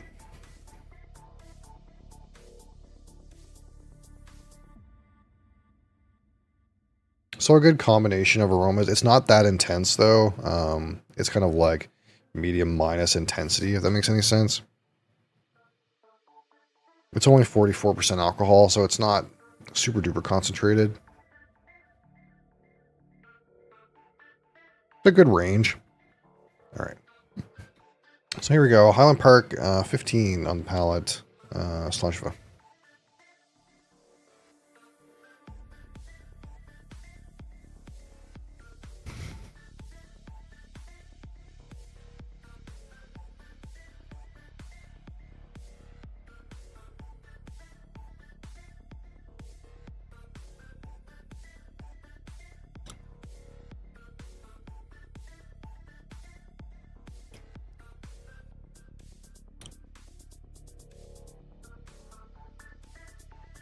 So you immediately agree with just a touch of sweetness, and then some smoke and spicy elements.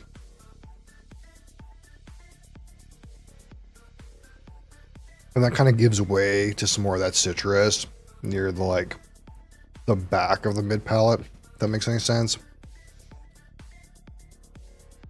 The spices kind of spike on the finish. There's a little bit of that toffee sweetness in there, some malty components, and like a little bit of wood. That malt is actually popping a little bit on the aroma now.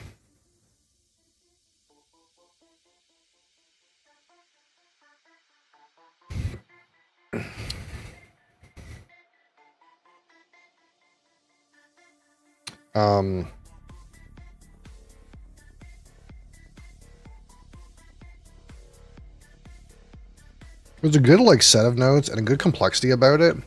And it does seem well crafted in a way that you can get a whole bunch of those kind of flavors kind of hit one after another in clear distinction. I wish the intensity was a little higher. It's also maybe not my favorite personal flavor profile, but we'll give it some time.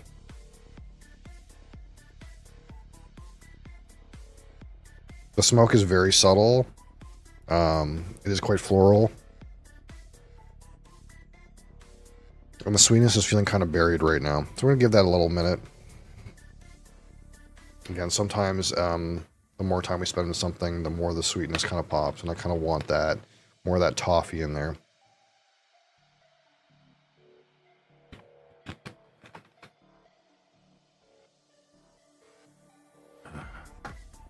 And again, despite being this 100% Oloroso Sherry matured, you don't really get a super dried fruit or raisin-y character like you do with a lot of Oloroso Sherry stuff. It's kind of like the distillate has enough of that citrus and spice, and there's that smoke layer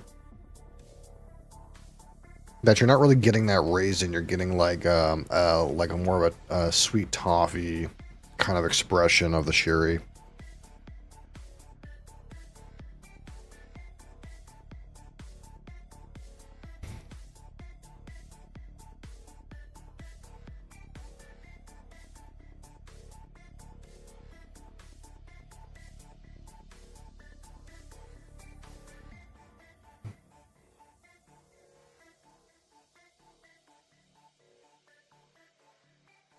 Finish starts with some smoke and spice. In comes that a toffee element. You get a little bit more smokiness, campfire aspect at the middle of the finish. Into some oak. There's also maybe some dried fruit elements in there on the finish. Pretty nice, really. All right, so let's start giving some numbers.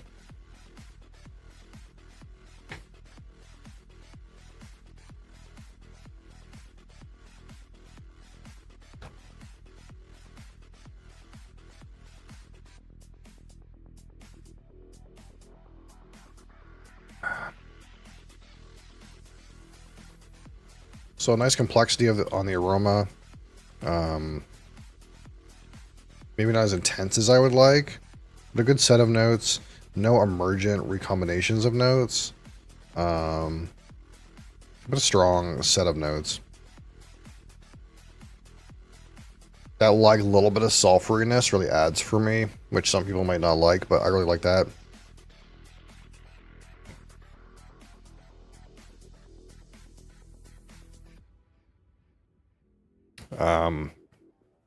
We'll give the aroma 19.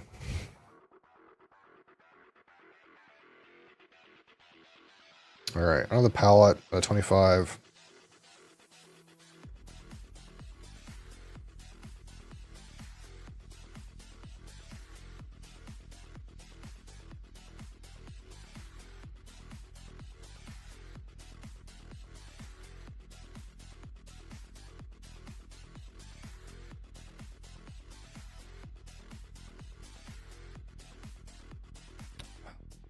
Again, toffee into smoke and spices gives way to some citrus. Maybe a little bit of like malt component in there. Good definition of flavors, good evolution on the palate. Not super duper emerging and crazy, but well crafted.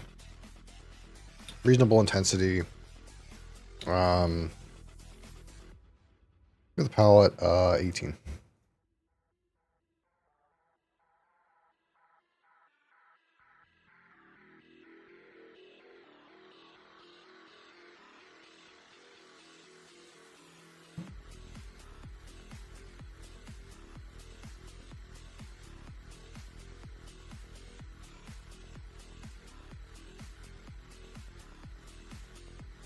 This is a lot better than the 12. I feel like the 12 is maybe a little bit too thin. No such thinness on this. Depending on where you get your 12-year-old Highland Park, it might be 40% alcohol. The one I have is 43% alcohol. This is only 1% more than that. But 3 more years in the barrel and whatever they've done to this expression seems to have kind of like fixed some of the like issues with the palate kind of being a little thin. Bit of butterscotch in there. Pretty nice.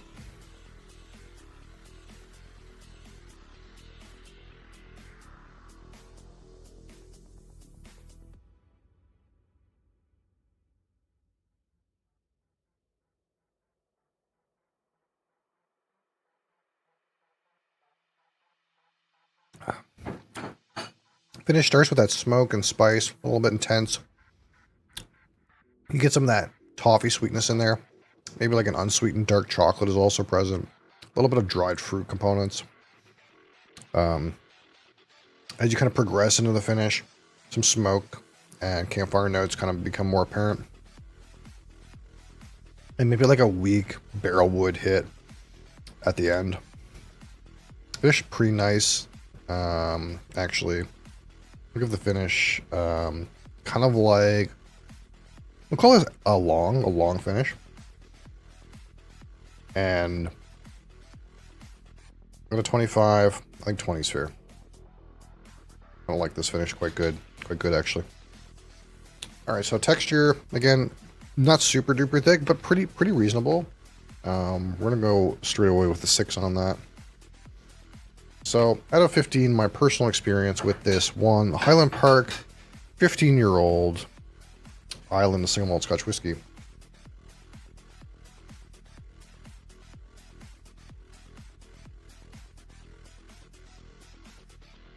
Which I think this is a significant improvement over the 12-year.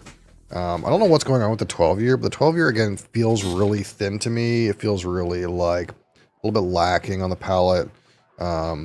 I like the aroma, but it's a little bit simplistic, a little bit lacking in texture, fullness, and intensity. This seems to mostly fix a lot of those issues, despite being not much higher proof and not much older.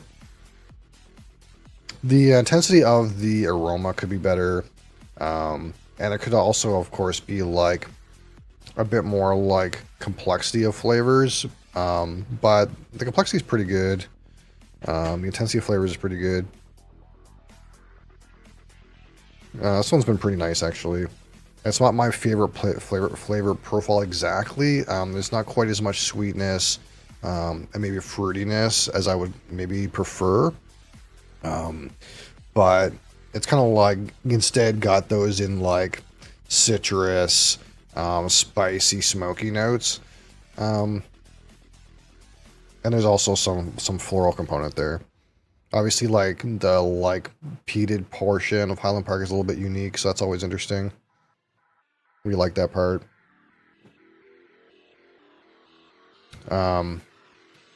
So out of 15, this is a pretty reasonable bottle.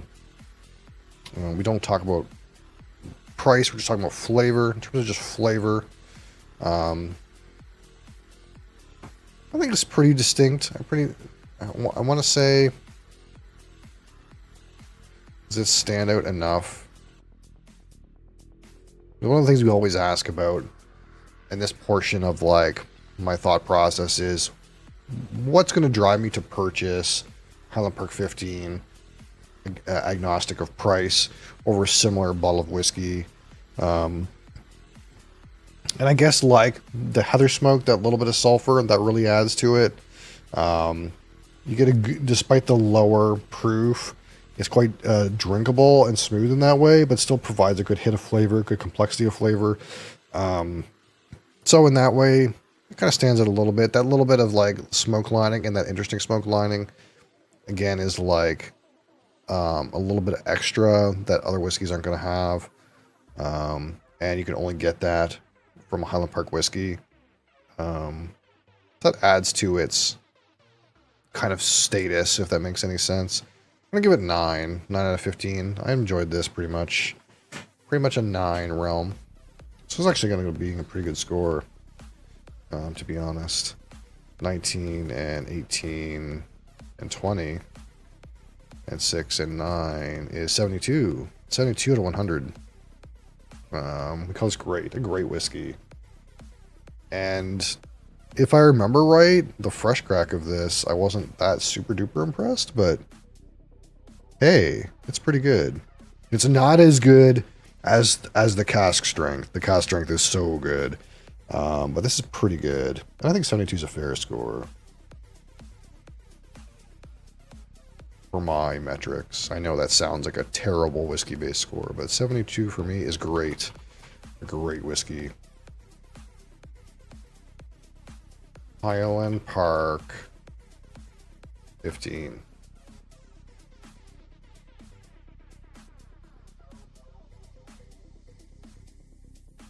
Now, what did we give the 12? I can't remember off the top of my head. Let's go find what we gave the 12. I think it was like 50 or something like that. 52. Yeah. So, again, I found the 12 to be thin and forgettable, and the palate to be thin and the finish to be not great. So they've definitely improved on that. The finish is lovely on this 15, especially compared to the 12. That being said, if we just like, if I know the prices in my market, for example, let's just actually pull up BSW and just see if I type in Highland Park what it says.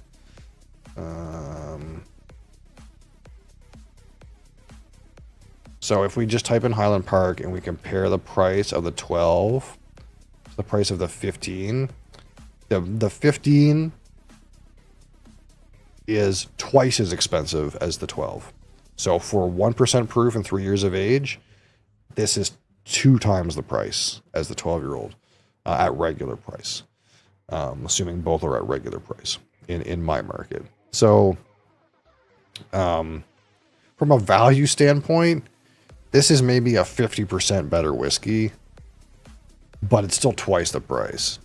That being said, a significantly better whiskey by every margin.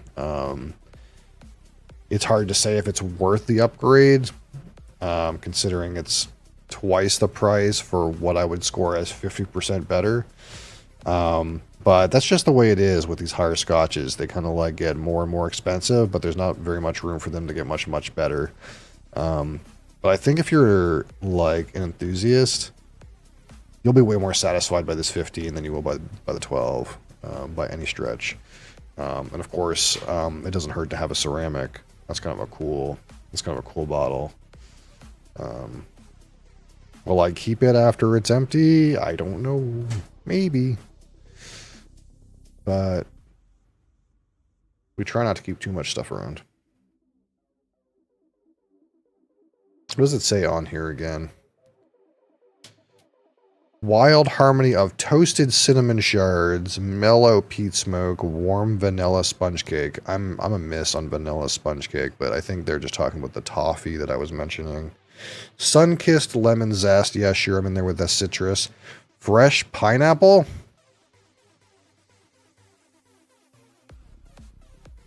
No. Absolutely not. Yeah, I'm not. We're We're SOL on the pineapple on this. I did not get that whatsoever. Not even a little bit. But overall, pretty good. Pretty good. A pretty good whiskey. Again, significantly better than the 12 by a lot. But the cask strength, oh, so good. I'm not sure this can compete with the cask strength. I don't know what I'll end up rating the cask strength. The one I have in particular,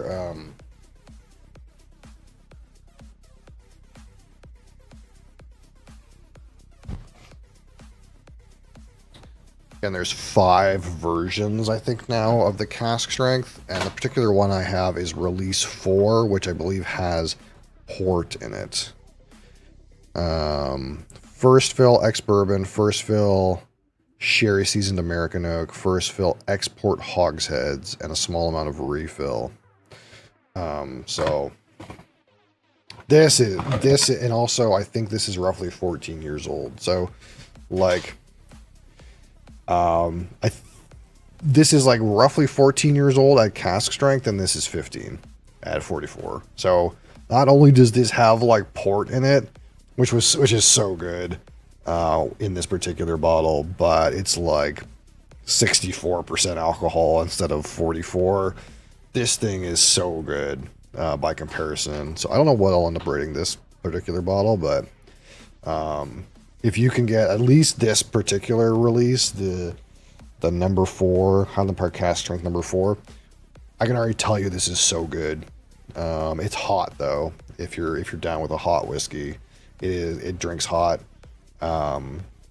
But and maybe water's your thing. I'm not a water person, but especially if you're like used to hot whiskeys because you're like a bourbon drinker. But this is so good, even though it's quite hot. I'm gonna pour some because I want to. It's so good. But it'll probably be better than a 72. I can almost say for sure.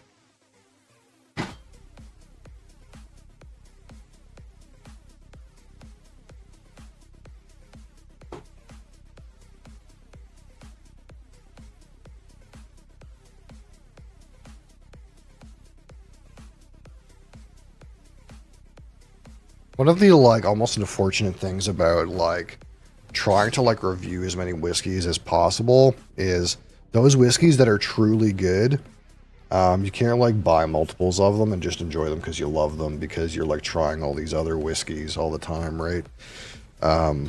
Like this was good, but I don't think I would buy another bottle if I was like a regular drinker, you know what I mean? Like I would buy like 3 bottles of this. But I'm not going to, because I already have one and it's going to take me forever to get through this. But like, if you just bought whiskeys that were really good, you could just buy like a bunch of these and just drink it and be like, oh, this is so good, and just have it all the time. Instead of like trying all these other whiskeys that I got to try so that I can tell you which ones are good.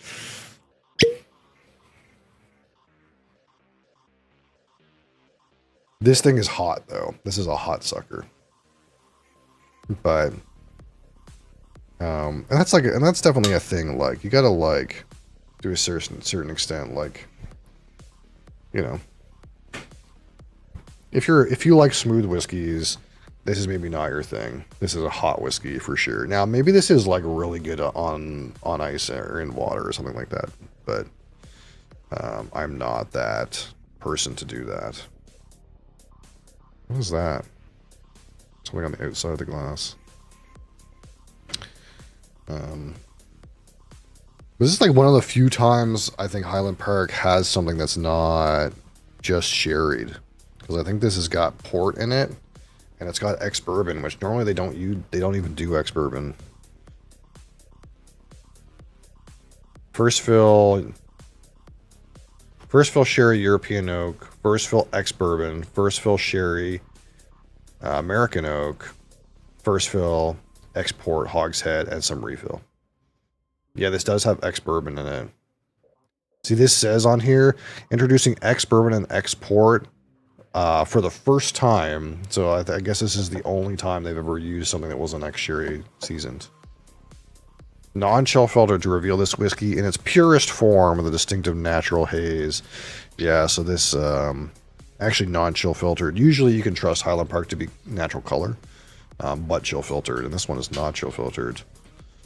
So that's cool.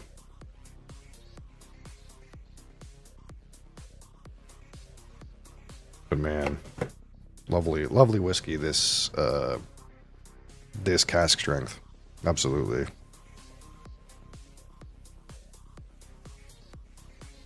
Oh, you can. Oh, it's hot. You get a coconut though. Does it say coconut on here? Toasted coconut. Yeah, that surprised me. Coconut, and it's a little bit. Oh. There's too many things. There's coconut, but there's floral component. There's a malty component. That smoke comes in, but it's way more campfire and active. There's a sweet, kind of like toffee component. Oh, this is excellent. This is an excellent whiskey. So to be clear, these are roughly the same price in my market. Very good whiskey. Buy this one. Unless you can't take the heat, in which case this is still acceptable. But buy this one. Oh. There's a lot of things going on in this glass. I get the feeling this is going to score quite highly for me. It's kind of got like all the Highland Park things and some weird coconut things and some deep sweet port things and some zesty things. Oh,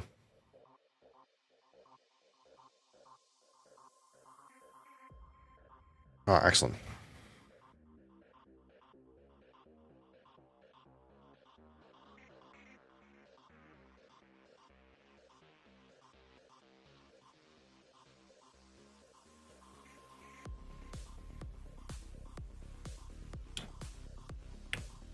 Ooh, it's hot though.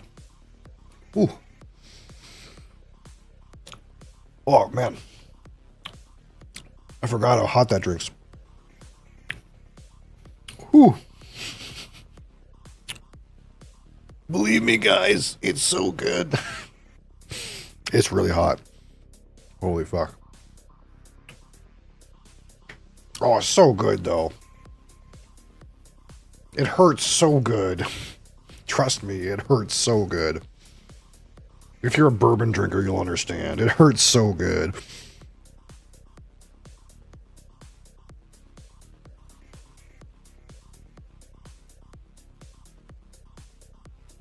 Back again. Welcome back. We're almost about done here.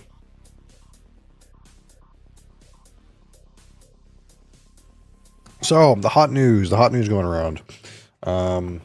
So we just pumped the server, the Discord server. If you're not on my Discord server, please join us on Discord. What bourbon am I drinking? Oh, it's not bourbon. This is well, I did a review of this one here, the Highland Park 15 Island Single Malt Scotch Whiskey.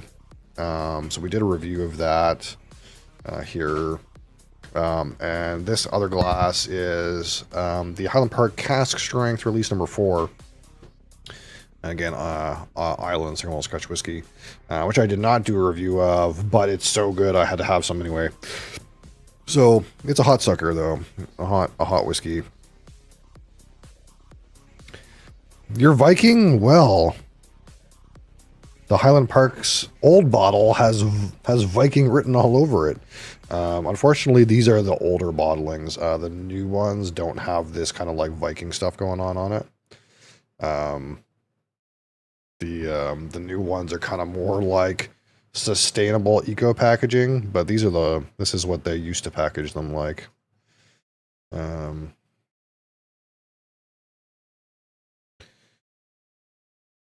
with kind of like all the figlery and everything. What does it say? Made with pride in Orkney. Yes, in Orkney. Again, that's the island of northmost of Scotland. But yeah, we talked about some scotch. I love scotch. Scotch. I do have plenty of bourbon too, but we talked about scotch today.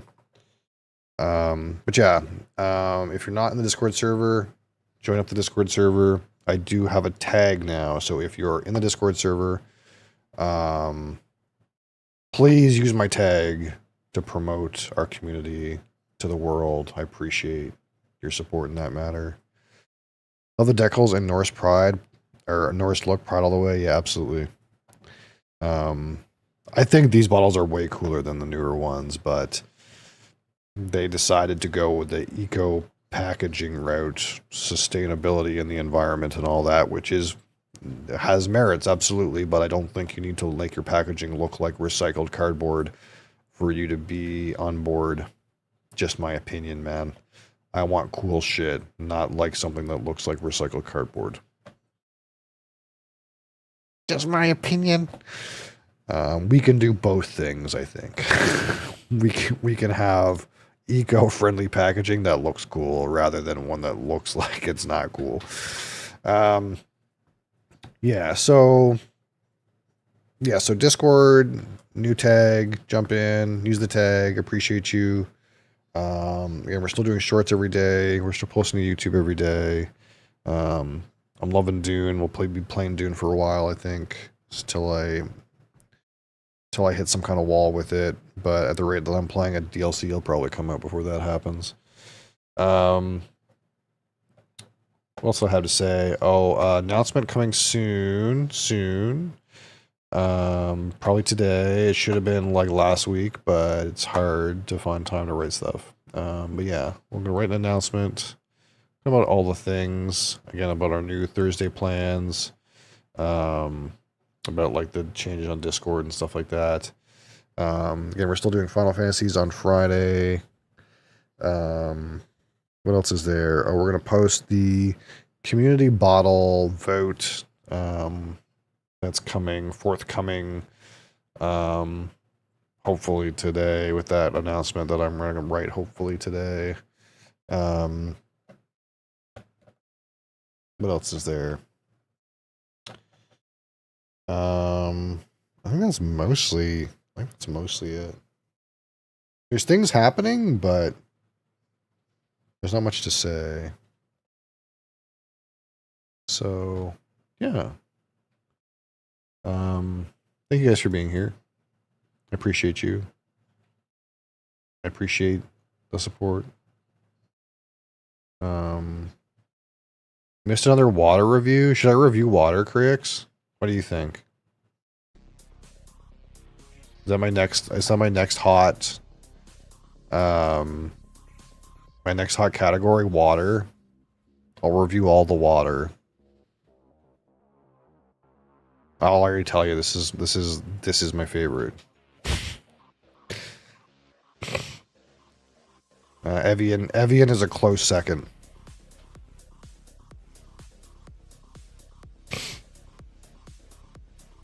Judging me for actually wasting money on that? I got bougie. I got bougie with water a little while ago. And it was actually before I got into whiskey, but some of this particular water has a mouthfeel. And if you've never wasted money on this water, you maybe don't understand, but there's some amount of like silica in here. 93 somethings of silica that gives it a smooth mouthfeel. And the way I look at it is, if I waste money on this, and I drink more water as a result, then it's probably good for me. That's the way I see it. You no judge. All out spend what you want to spend, dog. Yeah, Creix is making fun of me in the other chat about my water choices.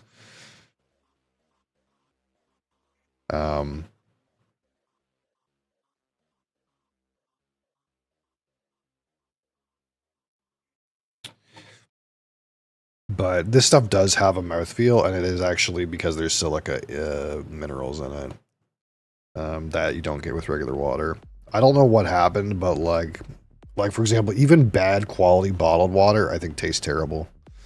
And I think Creek's part of it is just if you just drink R&R whiskey and then like drink water from your hose, that's fine for you. But I think when you start like analyzing the like texture and flavors of whiskey, and become a little bougie about the texture of the whiskey, you become a little bougie of the texture of the water and like the taste of the water. I find bottled water very hard a lot of time. Isn't most bottled water just tap water? True. Artisan water has been shown to improve lots of functions better for you. It is a little bit better for you. But you're not wrong, Creeks. Most bottled water is tap water. So if, for example, if you get Dasani, or and this is how much I'm into the sauce with this fucking bottled water shit. But if you get Dasani or Aquafina or Smart Water, that is just municipal water that they've done a little bit of things to and put in a bottle. They've filtered it and put some little other minerals in there and put it in a bottle. It's actually the same shit that comes out of your tap. They just fucked around with the filter a little bit.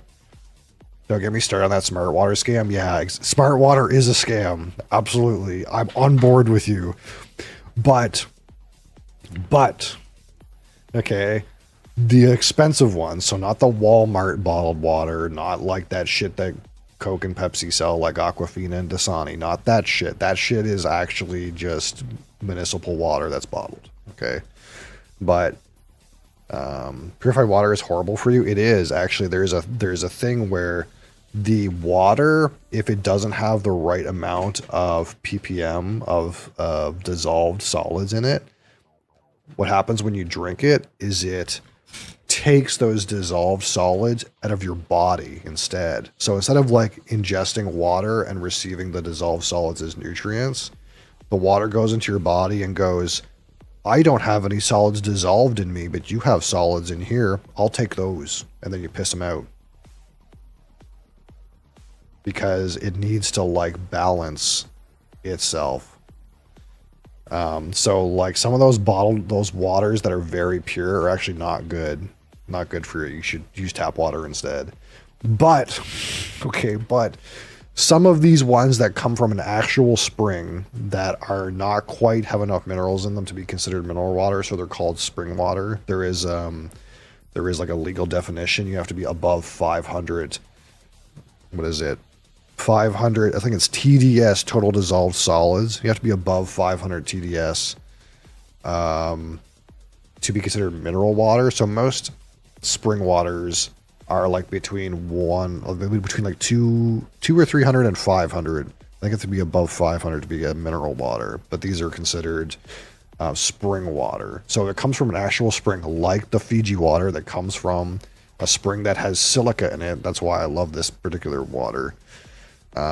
Or like Evian. So I know Evian is just like fucking some overpriced like shit that movie stars drink, like to spend fucking $5 on a bottle of water. But it does come from a real spring in the French Alps, and it does have a lot of TDS in it, a lot of dissolved solids. It's actually better for you. Is it better for you in a meaningful way? Probably not. I just like it because it tastes good and has a good mouthfeel. That's the only reason why I like them. Evian has a good taste to it. Now, if I go and drink like the like $2 for 2 dozen pack bottled water that they give for free at work, for me it tastes like hard. It tastes like hard water. Like it's like it's hard to describe, but like this is like soft, and the bottled water that I get for free at work is like hard. It's hard and harsh on the mouth, which I know sounds like some kind of like marketing bullshit, but I think some amount of it is just that, like, since I've tuned myself to this kind of thing, I've gotten more picky with water. But even like when before I was into this, I always loved this particular water because it has silica in it and no other water does. I don't think has this much silica in it. Has more silica than any other mineral in it, ppm wise, other than bicarbonates, I guess. So this one does actually have a certain softness, even more than Evian does. Dude can't handle bottled water but drinks straight whiskey. Yeah, like bad bottled water is terrible. I hate it. Just grab some tap water from Oasis filter water. Yeah, I mean you could. You're in Nebraska. Yeah.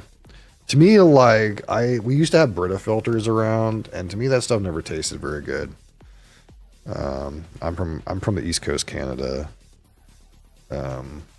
But yeah, but there's also some amount of like, maybe if I use these bottled waters while I'm doing whiskey review, then like maybe they'll give me some money. You think that'll work? Like, I cleanse my palate with Fiji water. You should too. You think they'll give me some money for advertising Fiji water to you, Creeks? You think they'll give me something?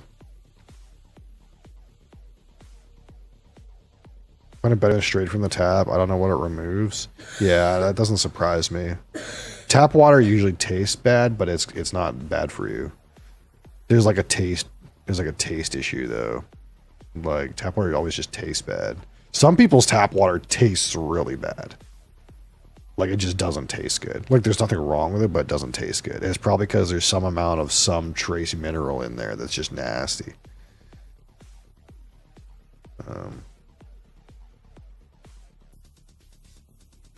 Heard the tap water in Florida is awful.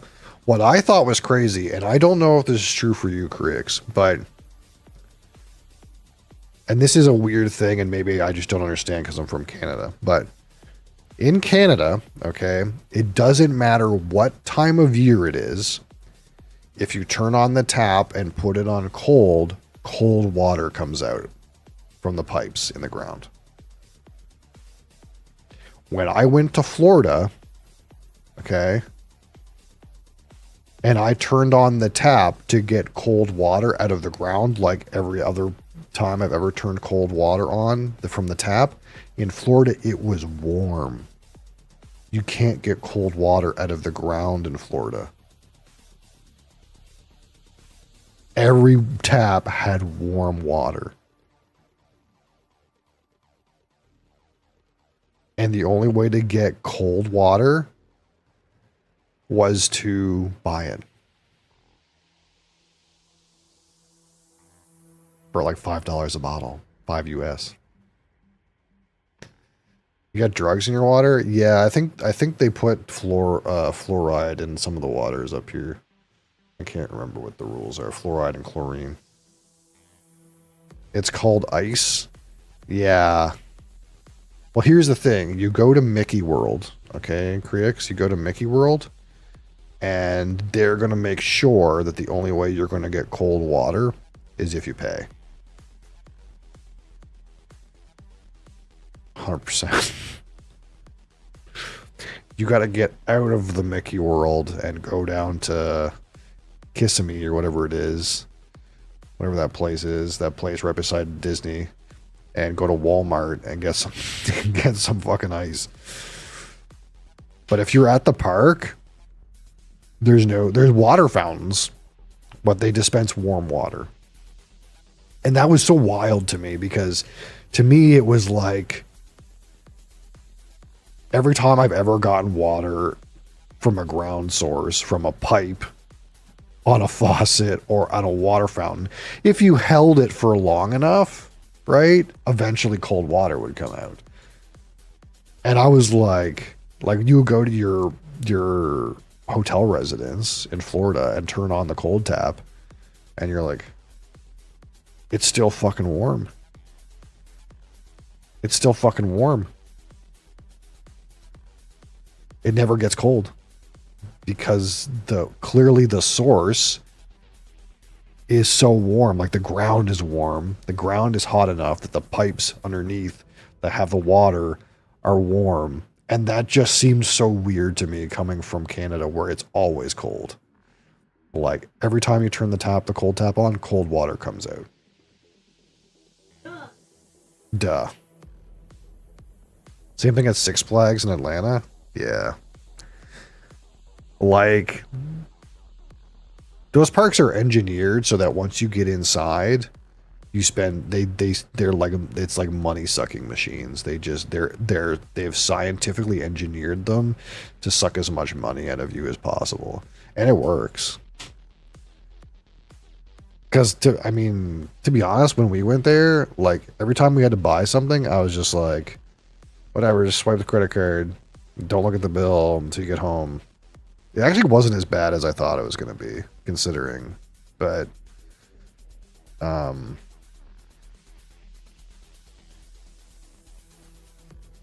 yeah, exactly.